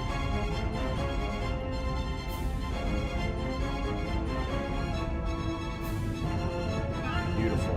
Oh, it was so nice. USS Resolute.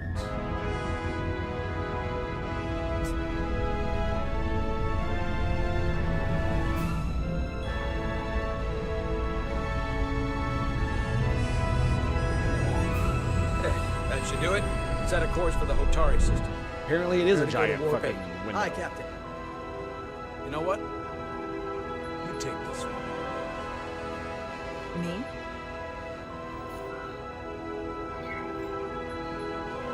Engage.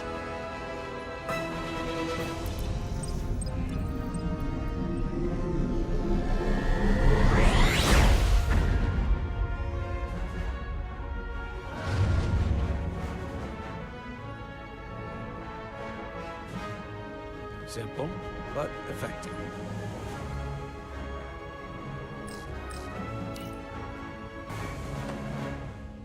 Easy. Thank you. I'm fine. Really, You don't look so good. They're doing the thing. Oh my god. Is this thing. Like, what I don't understand is that I have to get to sickbay. if this is a problem, why doesn't she keep, like, it on her? Or have, like, some type of device can stop. Commander, help me get her inside. You see what I mean? Because this actually is like when the chief science officer brought this up. This is a problem. Like, what the fuck? Why didn't she have some of it on her, or at her duty station, even? That thing looks portable enough. Well, that was quite a scare. Like, a few minutes more and it would have been one of the shortest tenures on record for a first officer. Like, I'm gonna have problems with this. Is that the engineer that was out on the hull? That storm did a real number on him, but he'll live. Just needs rest. You should worry about yourself. Your duridium levels got dangerously low and destabilized your cell structure. This is definitely one of the more memorable first days I can think of. My name is Dr. Aram Duval, Chief Medical Officer. To be honest, I've never met a Kobliad before. You're... rare. I know. I was going to say special. Your people's numbers have dwindled, despite the Federation's efforts to find a more readily available alternative to the duridium you need to survive. Yet you joined Starfleet, and managed to thrive. I imagine the responsibility must be overwhelming.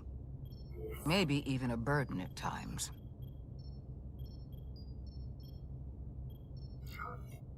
I know what it means. And I know the responsibility that comes with it. But I can't be anything more than who I am. And if someone has a problem with that, or expects something else, then that's their problem, not mine. That's exactly right. Okay. And don't worry, I won't treat you like a science experiment. I just do the science and leave the experiments to Solano. But you don't agree with his methods? But I like being a I don't science agree experiment. with his definition of acceptable risks. See what I mean? The lives of your crew are at stake. My professional opinion is that the accident took a toll. More than he's willing to admit. He's overstressed, operating in the pressure cooker of his own mind. Which is never a good headspace when the lives of your So why has crew she are not at filed a stake. report about this? Like, he needs to be evaluated about Concerns me is that now Starfleet he's Medical. even further away from the thing he's been chasing his entire career. That would be standard procedure. Breakthrough discovery. The major innovation. Something he can put his name on. But the more the time passes and the further out of reach it gets, the more risk he'll be willing to take. People become blinded by their own ambition. Yeah, I'm not Seen gonna let it that happen happen. before. I hear you. But that's my job, isn't it? To make sure that doesn't happen. And we don't lose sight of the bigger picture. Which is exactly why I'm so glad you're here. It's exactly what it is, yeah. We need you now more than ever. It's one of those things, like, to admit, an XO's first duty is to concerned the when I crew. heard what happened on the bridge. Right? That's the entire point. Just followed Solano's orders despite having better options in front of you. At least in Star Trek. Huh. I guess word travels fast around here. It's a small ship. And everyone's curious about the new XO. Fortunately, your cell structure's almost completely stabilized.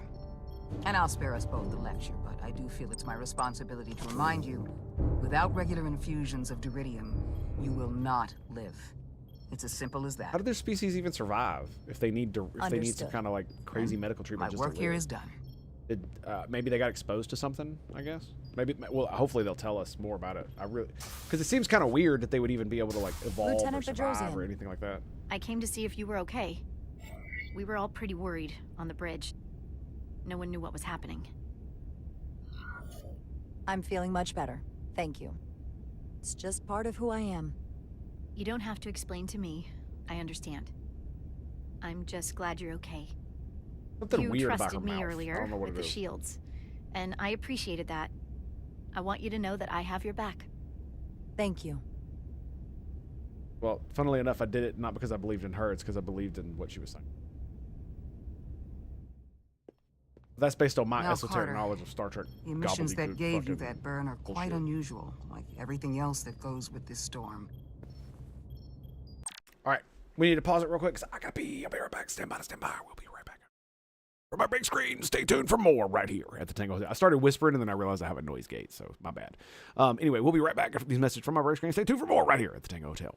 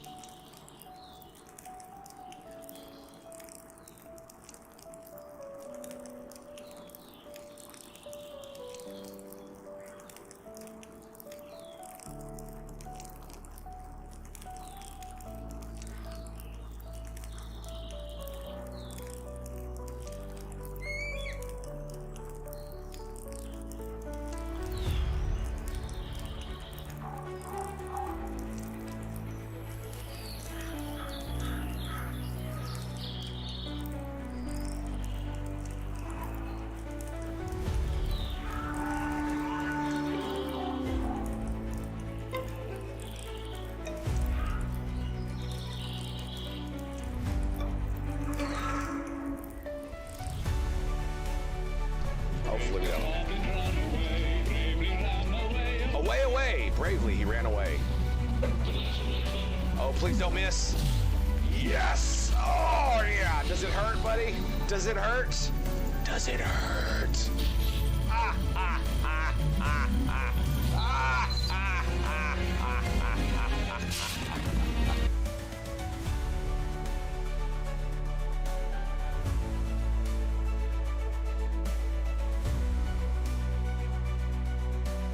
Alrighty, boys. Ooh, that was a good song. Alrighty, we're back. So we're in sick bay.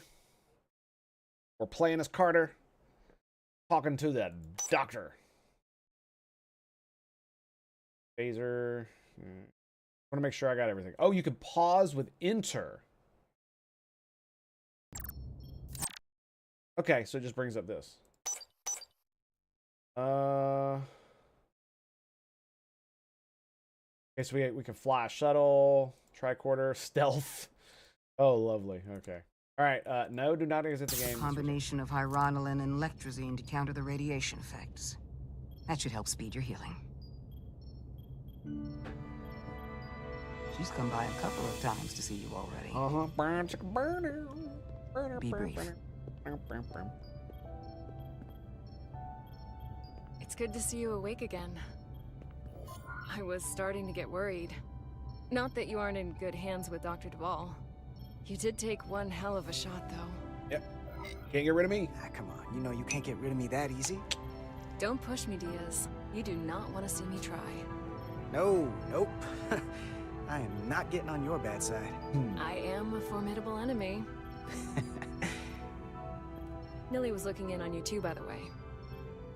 But since it's just us right now, I had a chance to think about this while I was away. And I thought it was important that I just come out and tell you. Instead of tiptoeing around it. Or worse. It's okay, Miranda. You can tell me anything. I know that. Then come on. Just spit it out. I'm trying. Let me talk. What I'm trying to say is, we've been really good friends for a long time. But I got back here and I couldn't ignore it anymore. I want to see if there's more between us than just being friends. Sure. I like redheads. You don't have to explain it. I feel the same way.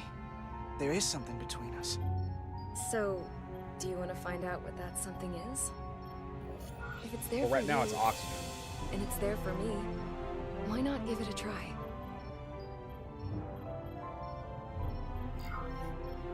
Are you kidding me? I just said yes. I wanted to be sure I heard that right. Sorry to interrupt, but the patient needs to rest if he wants to get back to his old self. I will say, of course, one of the downfalls of these games that I'm really learning is the same. It was the same thing with Mass Effect. It was the same thing with the Dragon Age series. The options that you choose a lot of times do not actually express what your character is going to do. So when you say them, they either come off more flippant, sarcastic, or meaner than you meant to, when you meant to be respectful or something like that. Or you think this means a joke and it actually turns out it's an insult, right? It's kind of that thing. And I really just wish they would just show you what your character is going to say. They would just show the entire thing. That's all they need to do. That's it.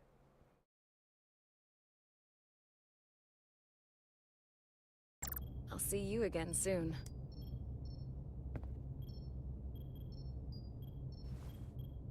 Yeah, I imagine it's something. It probably has more to do with Amazing Barrel. That if I had to guess, I would say it's probably more of a recent thing where they destroyed their planet via climate change, and now they're infected with something, or their cells degrade, or it could be like you say, where they barely survived, and now that they have the Approaching the actual rendezvous technology, point outside Atari space. Helm, bring us out of warp. Dropping to impulse.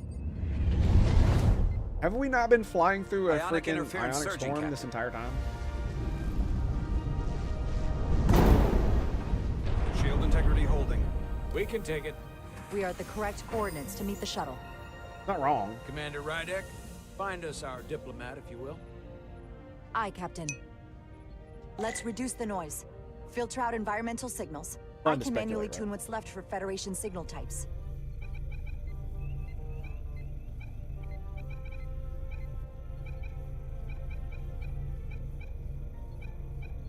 fuck am I doing?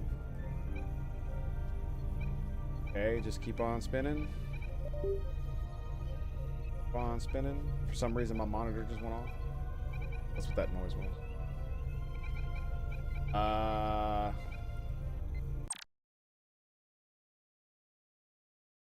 hate when you hit escape, it tries to exit the game.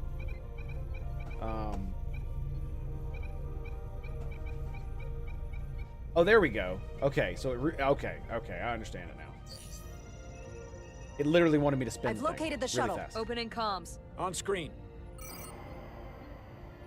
Shuttle to Resolute. I hate when they do Shuttle to asteroid belts like this because Debris field. asteroids are like so Lost far apart. It's not maneuvering. even funny. You'll never hit like really big ones.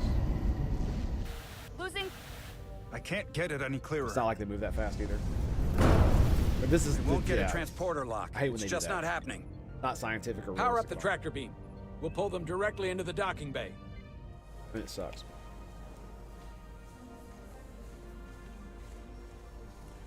Diaz, you good to run the tractor emitter? Yes, sir. You sure? I'm sure. Racing. Come on, Diaz. First thing, lock onto the shuttle and stabilize the rotation.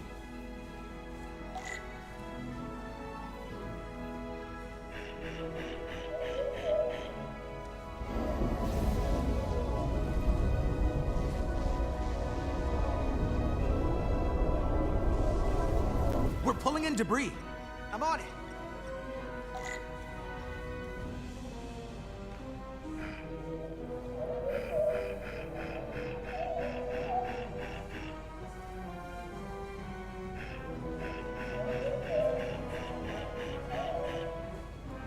It's literally like managing recoil in a shooter. That's what it feels like.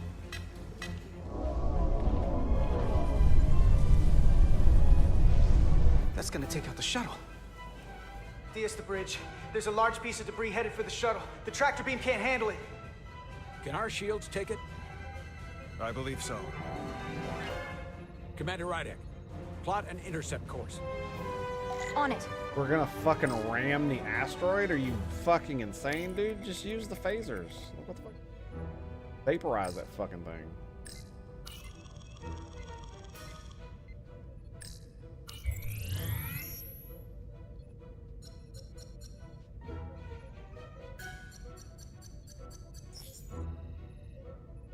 Here we go. Maneuvering thrusters bearing 53 Mark 17. 200 meters on an intercept course. Maneuvering. I mean, I guess if it's big enough, the tractor beam won't be able to handle it, Got it. Whoa. Someone's working hard on the bridge. but... Yeah, I'm not sure how much I like that. But fair enough. We'll roll with that. That's fine. Refocus the tractor beam.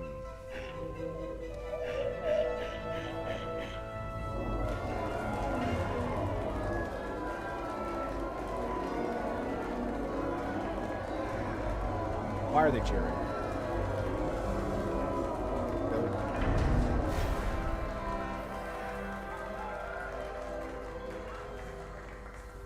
I guess under pressure, it's lower decks, so sure. We got the shuttlecraft on board. Good job. We're on our way down to meet them. Like, sure, attaboys, yeah, but fucking applause? And the shuttle pad was a drift. Terra firma, so to speak. Oh my goodness. Really? Ambassador Spock? Spock? Wait, isn't he dead in the universe?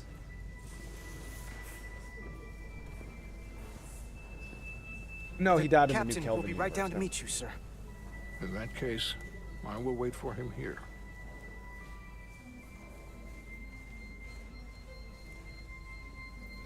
Okay. Yes, sir.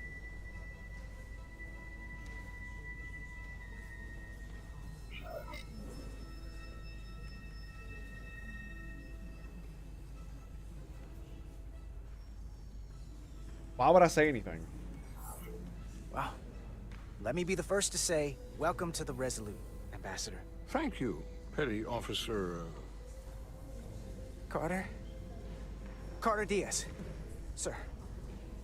I am pleased to meet you, Petty Officer Carter Diaz. It appears I have you to thank for my safe arrival. Your assistance arrived not a moment too soon, if I may say so. Oh, I had some help, sir. Well, it wasn't all me. I got some help from upstairs.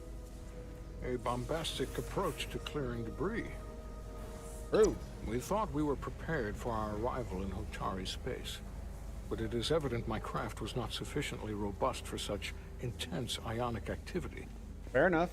The storm has been pretty intense. There was an element that was most unusual. Before you came to our aid, our maneuvering thrusters and impulse engines were rendered inoperable. So we attempted a short traversal at warp speed, only to find that we could not achieve warp at all, even though our diagnostics computer showed no faults or anomalies. What do you make of that? When all indications say that warp speed is possible, but in practice, we find it is not. I'd rather investigate than speculate. A sound principle. Take readings, run some additional diagnostic checks, and we'll get to the bottom of this.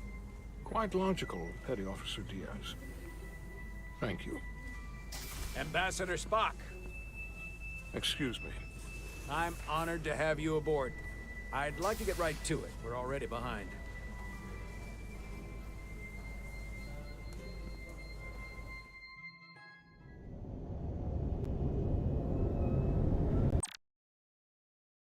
All right, I'm gonna take a quick break. I need to fix my monitor so I can run my stream because it's not on my computer. So I'll be right back. Give me a second.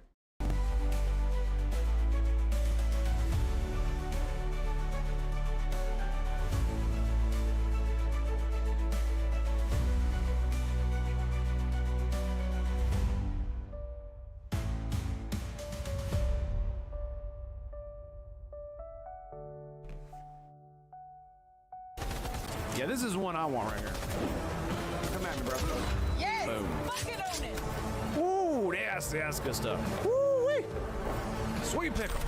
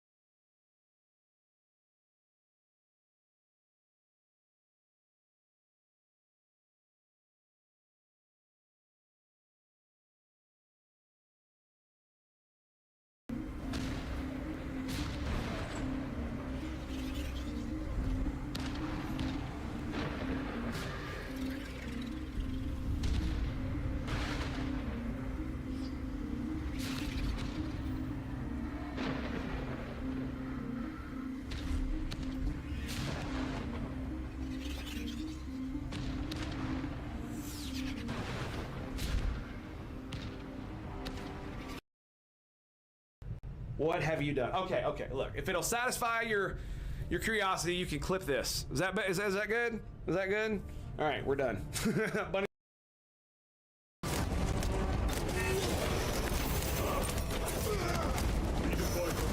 He's back.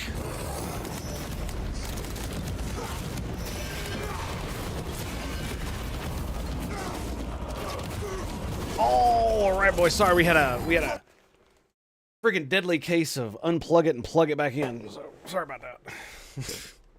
I got enough monitors, but Jesus. All right, let's go. All right. Sorry about that.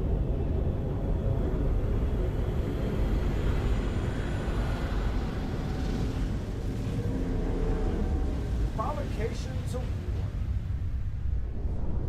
Very interesting. Sorry about that. Ambassador Spock, fucked up my monitor. Senior staff.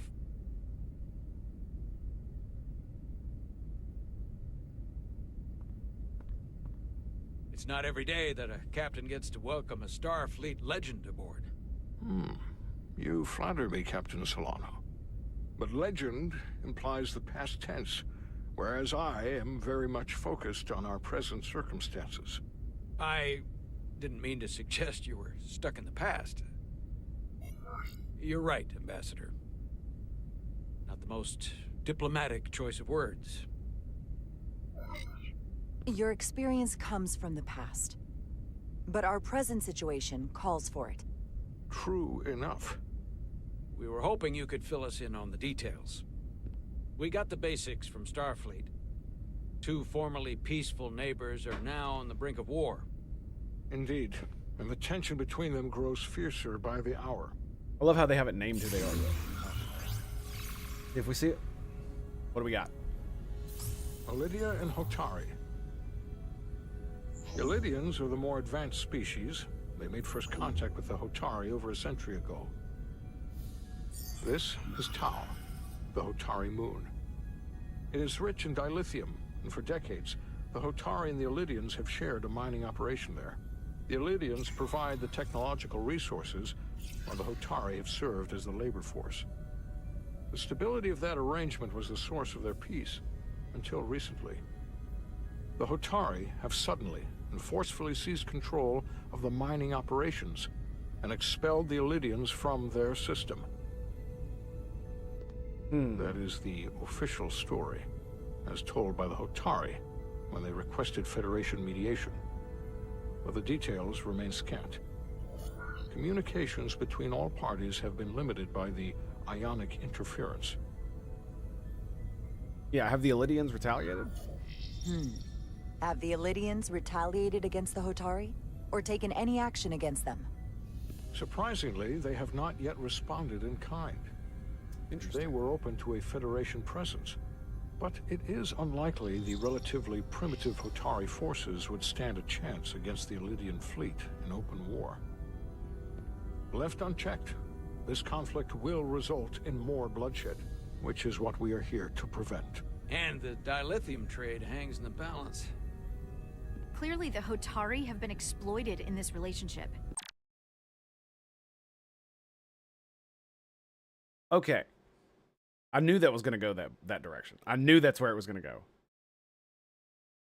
But can't Federation just make dilithium or recycle dilithium? I guess it's still better to... I guess you still need to expand your stores, so dilithium mining is not necessarily as big a business as it used to be, but I guess you still need it. I actually thought they could make their own now by this point. May have been mistaken.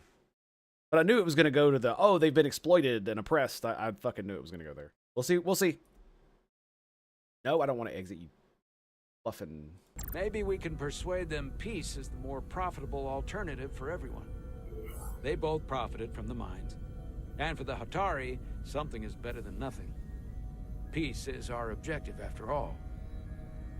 That is correct. Why are my only choices... We can call it profitable or mutually beneficial, but at the end of the day, the Hotari are still being exploited for their own resources. True peace is not merely the absence of war. And as such, this conflict will surely come again. Neither the Elydians or the Hotari are members of the Federation, so we can't make them do anything. There is an additional complicating factor I should mention. In the past, the Federation has relied on the Elydians as a source of dilithium. Ah, so we are a beneficial party. That certainly changes things. Federation sources its dilithium from a lot of places. Yeah, and this is one of them. And this gives us leverage. We could use that as leverage with the Elydians. They'll want the Federation to continue buying from them. There might be something to that, Commander. That's exactly what you do. Putting that on the table could make the Hotari more hostile. Given the Federation's involvement in the Elydium dilithium trade, Captain Solano and I must make every effort to appear neutral in these negotiations. Let me ask you a question. If they're a primitive race that literally couldn't, like, let's say they couldn't achieve spaceflight, and then the Elydians come in and are like, hey, there's a big fucking moon that you got that's got a lot of fucking shit that we want. What we'll do is we'll build the place, and if you work in the mines, we will share the product with you. You can say that's exploitation, but I really don't see that on its face as exploitation. And I find, and this is the thing that I find distasteful about the direction that went, because it was either they don't want peace, i.e. they're terrorists. I agree with Solano that it doesn't matter, and we should try to, you know, do the mutually beneficial thing, or they'll still be exploited. What the fuck? Like that doesn't mean they'll be. I said it because I wanted to see where it would go, so I did that. But it's just like, maybe I should have agreed with Solano because that's more my position. He's just kind of icky and I didn't want to agree with him, which is weird. But just on the face of it, it doesn't, why would it automatically go to exploitation? Why does it automatically go there? Like, imagine the Federation were doing this. And we found a society that just discovered warp, but they had a large amount of dilithium. And, you know, we made ourselves known to them. They welcomed us with open arms. They're like, yeah, we fucking love this. Fucking sure. Your Federation sounds great. And you want to build a mine on our moon and let us work it and learn how all the technology works and then share the product of our mutual production with us so that we can, you know, make our own starships and build our own shit. I don't understand how that's exploitative, right? When the people who supply the technology and supply the like logistics to and all that stuff to make it work, and the other party does all the heavy labor, if they both get something from that, because I mean, if the Elydians had just fucked off and they could have just taken it, especially if the other people didn't have spaceflight, and they would have never fucking known. You know what I mean? So maybe they did have spaceflight, but then they could have just fucked off. Right? They could have just okay, well, fuck you then. We'll just roll out. But especially if they couldn't mine the thing themselves because they didn't know how, or they didn't know how to exploit it, the mineral to its fullest potential. And these motherfuckers come along and all they ask for is a return on their investment. They're just like, look, we're putting a lot of work in here too. You know, we want a little bit too. And that's fine. Why would that not be fine? I don't understand why that would be exploitative. Sorry. It's just it just yeah. But I like the fact that Spock's the actual reasonable one in the room. And I do agree that it gives us leverage with the Elydians that if they are exploiting them, which let's be real, they probably are. So they probably are. Then it will give us leverage with them diplomatically so that we can use our trade negotiations with them, because we get a lot of dilithium everywhere, right? So we don't necessarily need their dilithium. We could probably get it from other places, and we have our own bit. We're able to recycle them with nuclear power and all this other stuff. With radiation, radiation exposure. Like, they literally built fusion reactors in the 24th century, not fusion, fission reactors in the 24th century to create the kind of radiation they needed to create these regenerative factories. It's kind of crazy that they did that. Because it's such an outdated technology, but it produces the specific type of radiation that could be used to regenerate dilithium crystals. It's pretty cool. So yeah. Let's see where this goes. What worries me is if this whole thing unravels and we're at the mercy of the storm at less than full strength. We can't let it come to that. I mean, won't they all be subject to it as well? The storm has done to our ship and the Ambassador's shuttle. We have to assume the Elydian fleet has had problems with it as well. This recent surge in the energy disturbance temporarily levels the playing field. How? Commander Westbrook is correct. The energy anomalies around the Hotari systems have been noted in the past. But they have never been observed on the orders of magnitude we have seen in recent weeks. But if the other ships are less advanced, wouldn't they be even more damaged and susceptible to all that? If it's keeping the two sides talking instead of shooting at each other, right, that actually helps us negotiate a peace. And we'll take advantage of that as long as it works in our favor. And when it doesn't? All the more reason to learn as much about it as we can while we are here. We do not want to be caught unprepared should the energy anomaly continue to fluctuate. So I trust we understand our circumstances. We're operating on a strict timetable here, and we're going to be leaving for the negotiations shortly. He just feels Commander slimy. Westbrook, I want you to leverage our systems to investigate the anomaly from here while we're gone. Aye, Captain. Thank you all. Dismissed. I want to speak to both of you privately.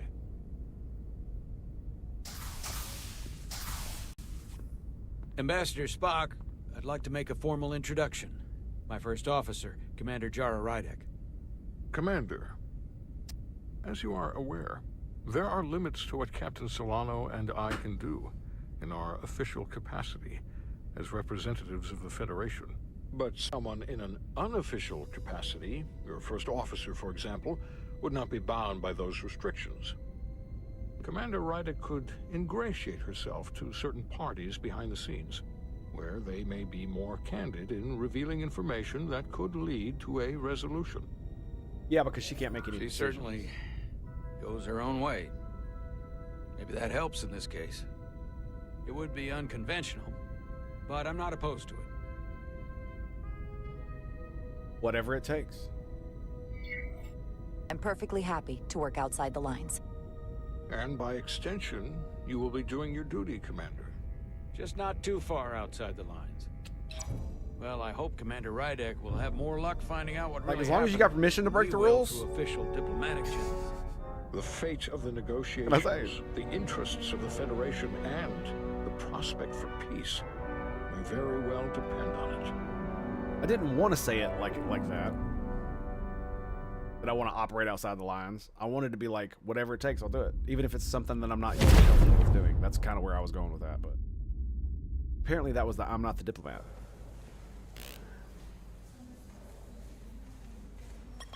SS Excelsior. Man, that shuttlecraft looks old, dude.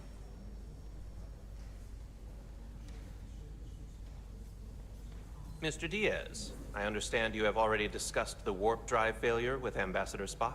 I have. It is imperative that the Ambassador's shuttle be flight ready. I need you both to ascertain the root cause of the system failures he encountered. I'm surprised, Commander. I thought you would have wanted to work on Ambassador Spock's shuttle yourself. I respect the Ambassador and his many accomplishments. Here it comes. But I do not derive any satisfaction from interacting with his shuttle as if it were somehow transubstantiated through its association with him. I love Vulcans, dude. Especially when I have the entirety of this starship to concern myself with. I am not the chief engineer of this shuttlecraft. When you look at it logically, yes, it is just a shuttle. No different than any of the others. There is plenty that is different about it, and that is what you are to investigate. But please limit your findings to observable scientific phenomena. We'll try to restrain ourselves. Then I will leave you to it. Make note of any abnormalities in your report. Carry on. It seems like he's warming up to us. Yeah. Apparently Even he's not Chobok very has good to at look at that face and know banter. you've earned some real respect. And I have to admit that I owe you one. You were right to make me go first. I don't know what I was thinking. You did the smart thing. You've pulled me out of trouble how many times? Call it even. Okay. Yeah, you remember the anomaly At she the blew very up that least, before it maybe I fried can my track face down off? that bottle of Sorry and brandy you're still on the hook for. But first, we have work to do. Rock and roll, baby. Ready to go? All set. Let's run the diagnostic.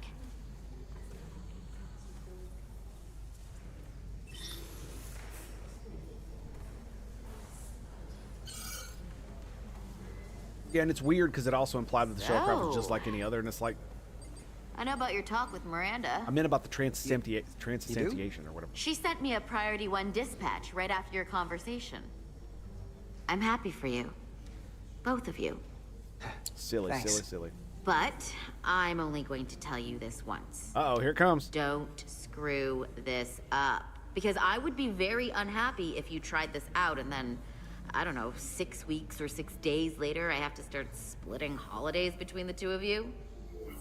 All because things went south and you're not on speaking terms. That just isn't gonna work for me. And I know you'll respect that. True, true, true. You really don't believe in me, huh? It's not you. Or her. Just running the numbers, and things don't work out more often than they do. Mm-hmm. I like Well, my I mean- friends, and I like our group. Be an adult. I don't want to lose that. Is that thing done? Yeah, it's wrapping up. Your Starfleet officers. Let's Fucking see. deal. The relays along the primary EPS are blown. The backup relays are all intact.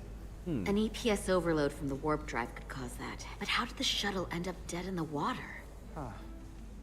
Well, maybe the ship's data recorder can tell us something. Yeah, you probably should have done that first, maybe. What are we looking at? I'm not gonna lie, this is pretty fucking cool. They were only about 8 minutes from their plotted warp point.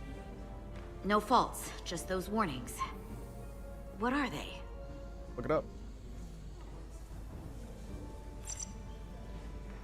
Subspace variance out of tolerance. What does that mean? It means the main navigation array lost sight of space somehow. How the fuck do you Would not the know what array that going means? offline cause that? Yes, but it should have also thrown a fault code.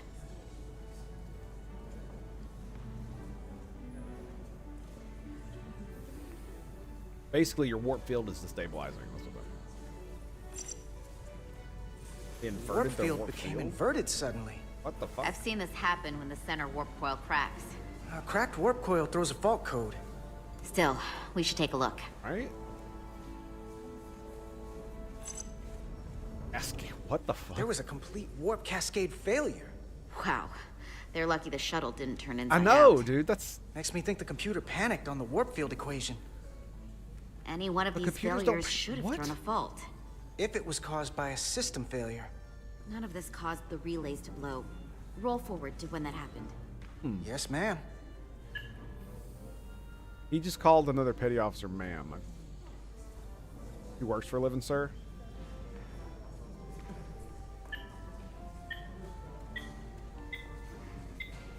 So here, they take a moment to get their bearings and they attempt to re-engage the warp drive.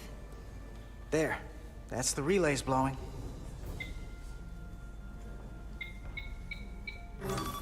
And look, there's another warp system alert.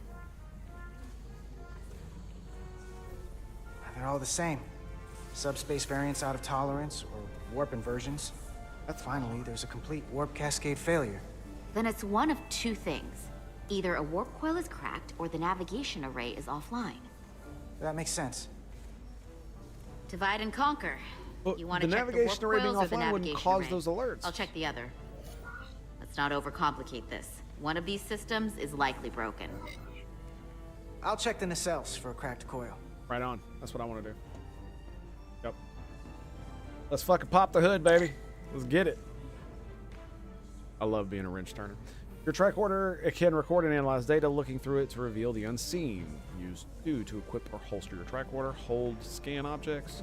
You must be close to objects to scan them. Watch the frame of the screen to see if you are too far away. Okay. Oh my god.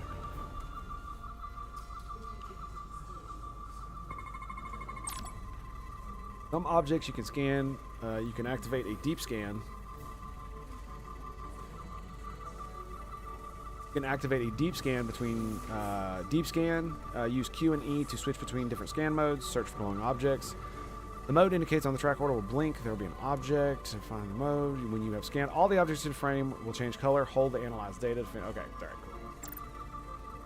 All right, so Q. Oh, okay. So radiation, chemical. The leading coils show evidence of routine maintenance and repair microabrasions from neutrino interactions. Okay. Radiation. What do we got here? In their standby mode, produce residual electromagnetic fields. No deviations detected. Got here. What's up, buddy? Is the captain still alive? Yes. The center coils guide the warp through the focal event, maintaining cumulative through no fractures detected. Right?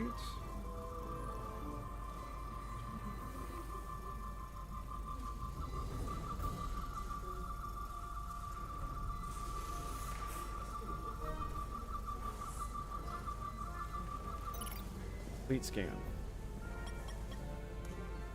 I checked every coil on the port nacelle for imbalances. If any coil in either engine were cracked, I would have detected it. So, it must be the navigation array. Except it's not. Checked and double-checked. Well, the readings don't lie. Here comes the security detail for the way team.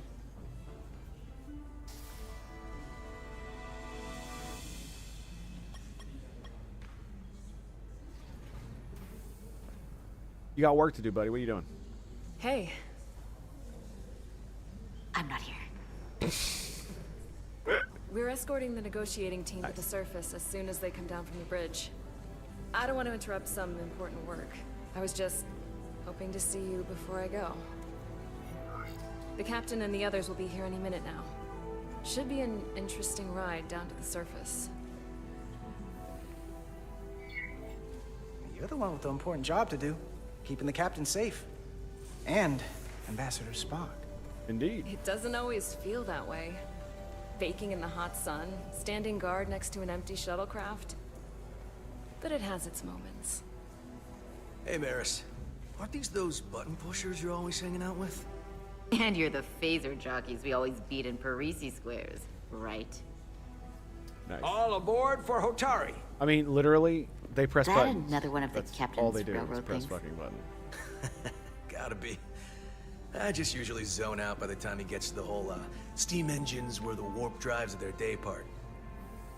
Catch y'all later. Nice. I like that guy. It's pretty You good. don't want to miss your train. Like, he took the jab real well. That's how you do it. I'm like, yeah, you got a good one. I do have to go. Fair enough. Not gonna lie, I'd rather not leave right now. More important things on my mind. We are on duty. Do me a favor. Come back safe. Deal.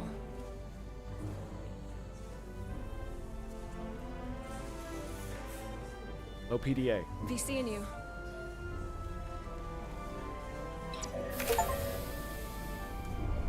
The lower deck dalliance. Choose to date her. Excellent. Etzelar de Diaz. If you could float back down to reality, we still have a ways to go.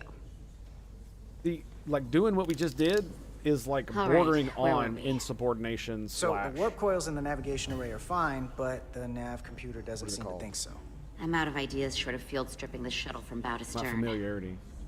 You want to take this Patronizing. out of the shuttle and throw it on the bench? Oh, real hands-on maintenance. Do that when you're not on duty. Yeah, I want to turn wrenches. Give me a fucking Okay, hypo the nav spanner. computer is patched into the ship. The ship's computer can double-check our work. If the shuttle's nav computer is putting out false data, we'll know it. Let's run through the shuttle's logs again. Running now.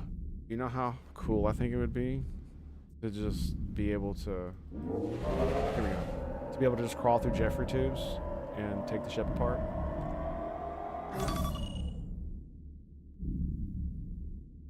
Same. Warp field inversion and a cascade failure. However, the Resolute computer doesn't show the same subspace variance. We're in the same conditions that the shuttle was in when it failed. Why wouldn't the ship's computer get a matching result? What if the subspace variance was a momentary occurrence? That's a possibility, and it would explain why the simulation under our current sensor readings failed to reproduce the issue. But a subspace anomaly strong enough to cause a warp field collapse would leave graviton ripples for days. Let's run with the I have no idea momentary about that, subspace but variance theory sounds for good. now. Roll forward to the shuttle's attempt to That's re-engage the actual warp techno battle drive. right there. We need the conditions of space around the shuttle at the moment of warp failure. Resuming simulation. Let's do it.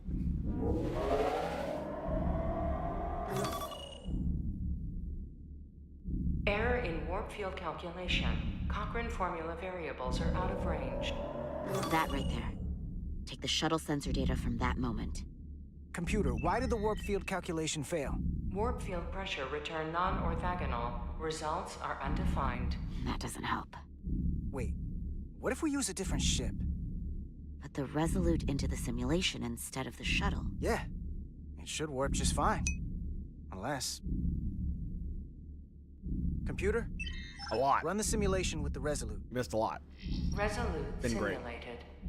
Computer, give me manual control on the warp power. I am absolutely giddy as a schoolgirl. Like,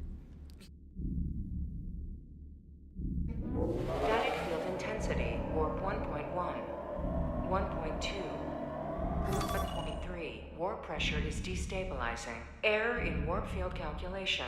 The warp drive has experienced a system-wide cascade failure. Warp field collapsed. Subspace variance is out of tolerance. Cochrane formula results are undefined. Bingo. What-o? The same moment when the shuttle failed to warp, so did the ship. Whatever happened to the shuttle just happened to us. The Resolute will not sustain warp. We can't leave Hotari space. Uh-oh. Uh-oh. Ruh-roh. That's not good. That's not good at all. You see everyone is still alive, I'm so disappointed. Yeah, I know, man, I know. That's the way it is, buddy. I like their ships, though, those purple ones. Oh my god, look at that vista, dude. Dude, that looks beautiful. Wow. Oh, as soon as I do that, okay. As soon as I turn it off. Like, it's, oh, wow, that was great.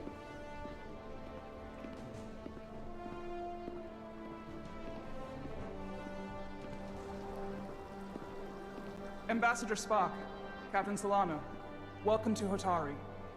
We are honored you have come. My name is Tyler Saltaris. It is a very Minister of interesting Diplomatic choice. They made them Affairs. look like goblins. The honor is ours, and this is Commander Jara Rydick, I'm not gonna first say I don't officer like it. aboard the USS Resolute.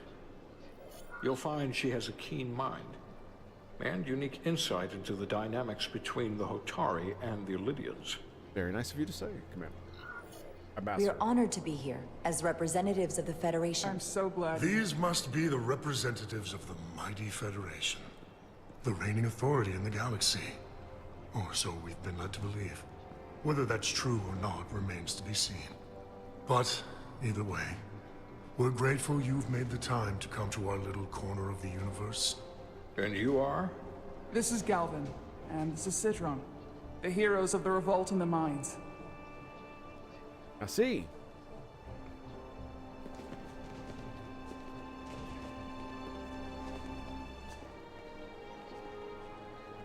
Yeah. Let's hope this is the last time we ever have to come here. Oh. If you'll excuse me. They really are the bad guys, aren't they?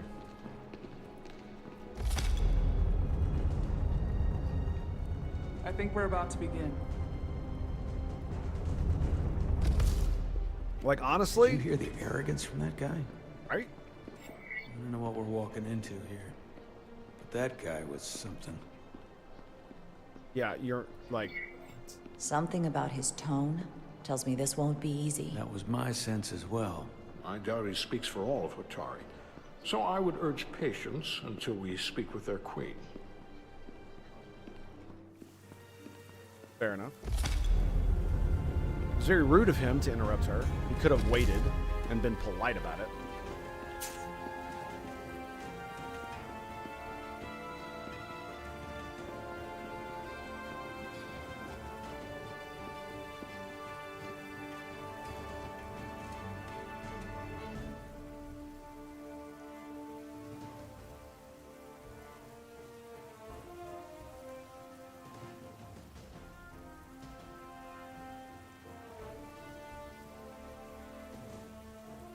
Okay. No deference.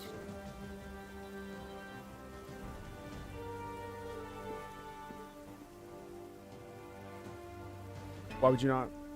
You stand before royalty of an alien Ambassador species. Spock, welcome to Hotari Prime. The honor is mine, Your Majesty. Good relations That begin the with respect. Federation would send one of their most respected representatives is not only an honor to the Hotari people and their queen, but a recognition of our stature and importance. Let's get on with it, shall we? With all due How very respect to the rude. Federation and their ambassador, they have no authority here. We are not members of their alliance. We are not subject to their rule, nor yours. We demand the immediate return of all mining operations to Illidian control, as it has been for centuries and will be for centuries more. That has always been our understanding. I have a feeling I'm not going to be understanding siding with those has guys. changed. Then you invite war. And if you cannot remain silent, you will be silenced. Yes. But his point is well taken. Slay. What is the Federation's interest Sorry. in this matter? Perhaps you would have us trade one oppressor for another? The so we do Federation see them remains as neutral. Our only interest is the peaceful resolution of this conflict. We are here at your request, Your Majesty. For now. Saying this wouldn't be easy was an understatement. I thought they wanted us here. Yeah, she's tough.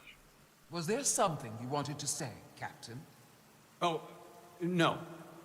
My apologies. And what about the Kobliad? She's not She part can of... speak for herself, can she? Then let her. Yeah, I like her. I do. I do.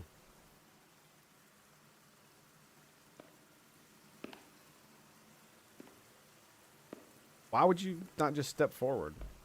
I don't understand. Okay. Oh, because she's beckoning? Okay, I got it.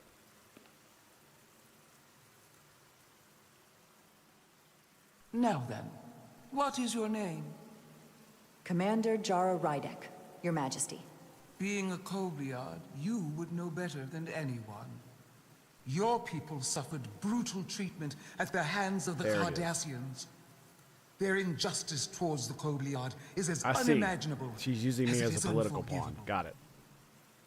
Not unlike how we have been treated by the Alidians.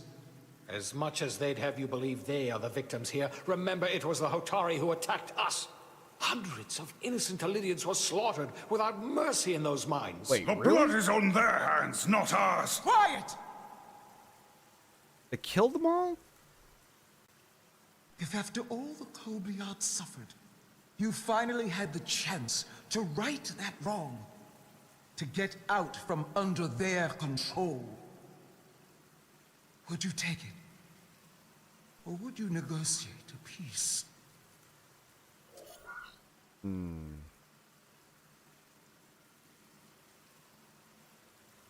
I want to say I can't speculate on that. I can't speculate on something that never happened, Your Majesty. Sadly, that opportunity never came for the Kobliad. No, it did not. But we'd be wise to learn from their example, before we too find ourselves facing extinction. The Federation is the most powerful, most advanced alliance in the galaxy. True. It's widely known we have an abundance of dilithium in our mines. And it's in your interest to secure a steady supply. Your Majesty, if I may. Ambassador Spock would have us believe you're here as a neutral party in the interest of peace. So why are you really here? Well, I want the truth. For both. Not your Federation rhetoric. Oh, well, they didn't tell me. They didn't tell me to lie.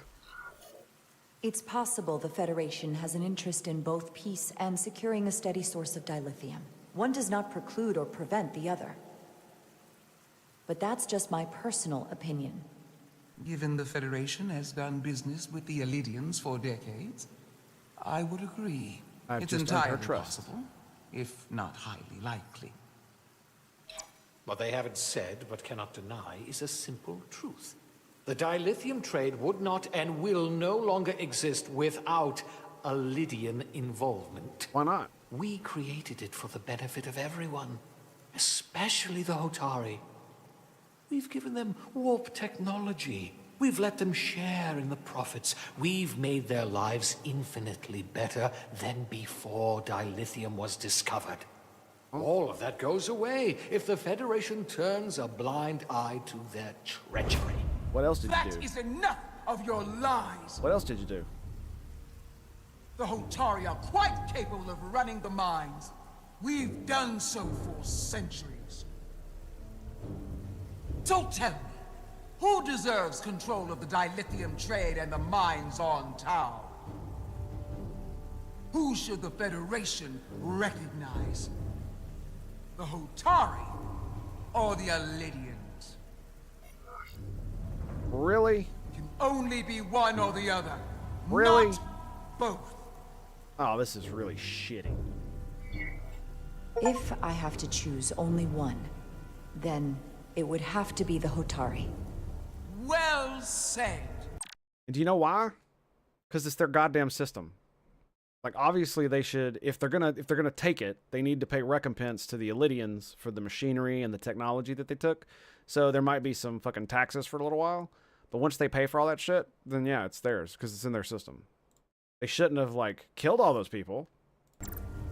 How could the just and wise Federation make any other She baited me into this, and the game didn't give me any way to. Outrage. The Federation has lost all credibility. The mines are ours. Lydia will not be deterred. We will take back our mines by any means necessary. Then you will see more blood spilled. I am more than willing to address your concerns, Your Majesty. Yours as well, Representative. But I suggest we could have a more productive conversation with a smaller group. Perhaps only the most essential representatives.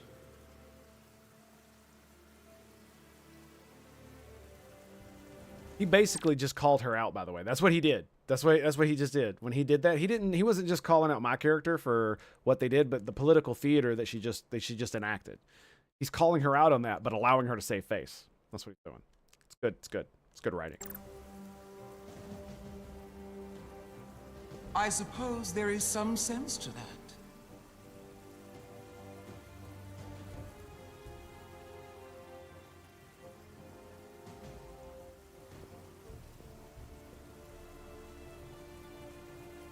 I hope we meet again, Jara Ryder.